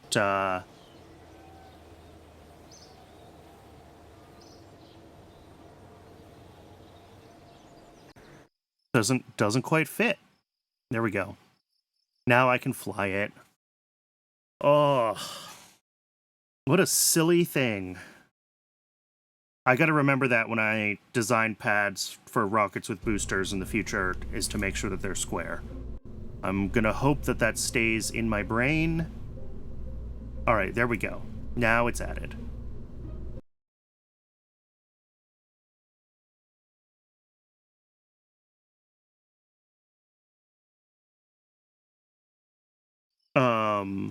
So yeah, we've got 3 more rockets through the spring into, actually almost exactly to summer, 1961, 06, 23. Very nearly the solstice. This one is required. Gravimetric is optional. Okay, magnetometry is the only remaining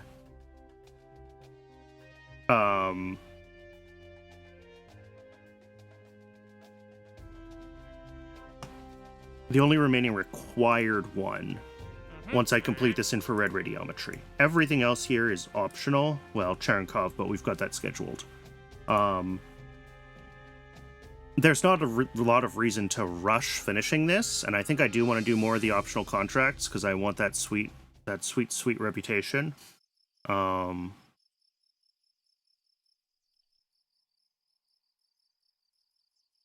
But it is something to keep in mind.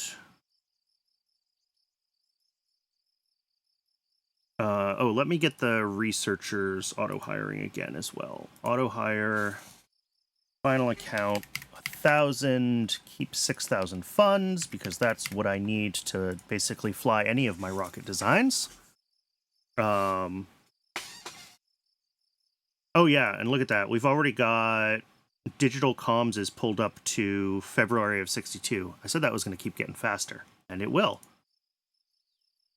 I've got 10 science. Is that enough to grab anything that I care about? No, at this point, everything is like at least 12. I mean, I could grab planes, but we're not doing planes. No planes. I guess I'm going to have to do some planes eventually if I decide I want to grab space shuttles. But that's... I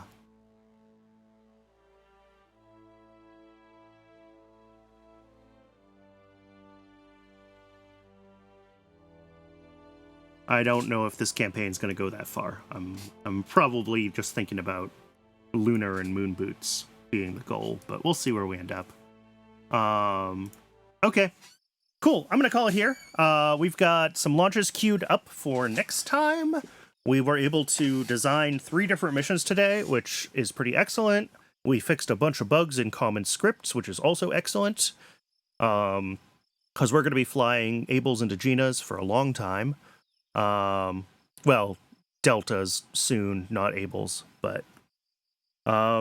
Anyway, thanks very much, everybody, for tuning in, and thanks very much to folks who watch this on YouTube. If you are watching on YouTube and want to watch me live, there's a link to my Twitch down below in the doodly-doo.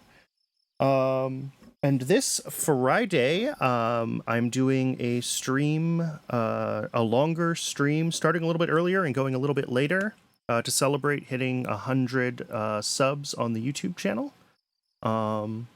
So if you want to come hang out during that, that would be great. That's 10 a.m. U.S. Pacific time, and that time is going to be localized to you in my schedule on Twitch. So yeah, thanks very much, everybody, and I'll see you all next time.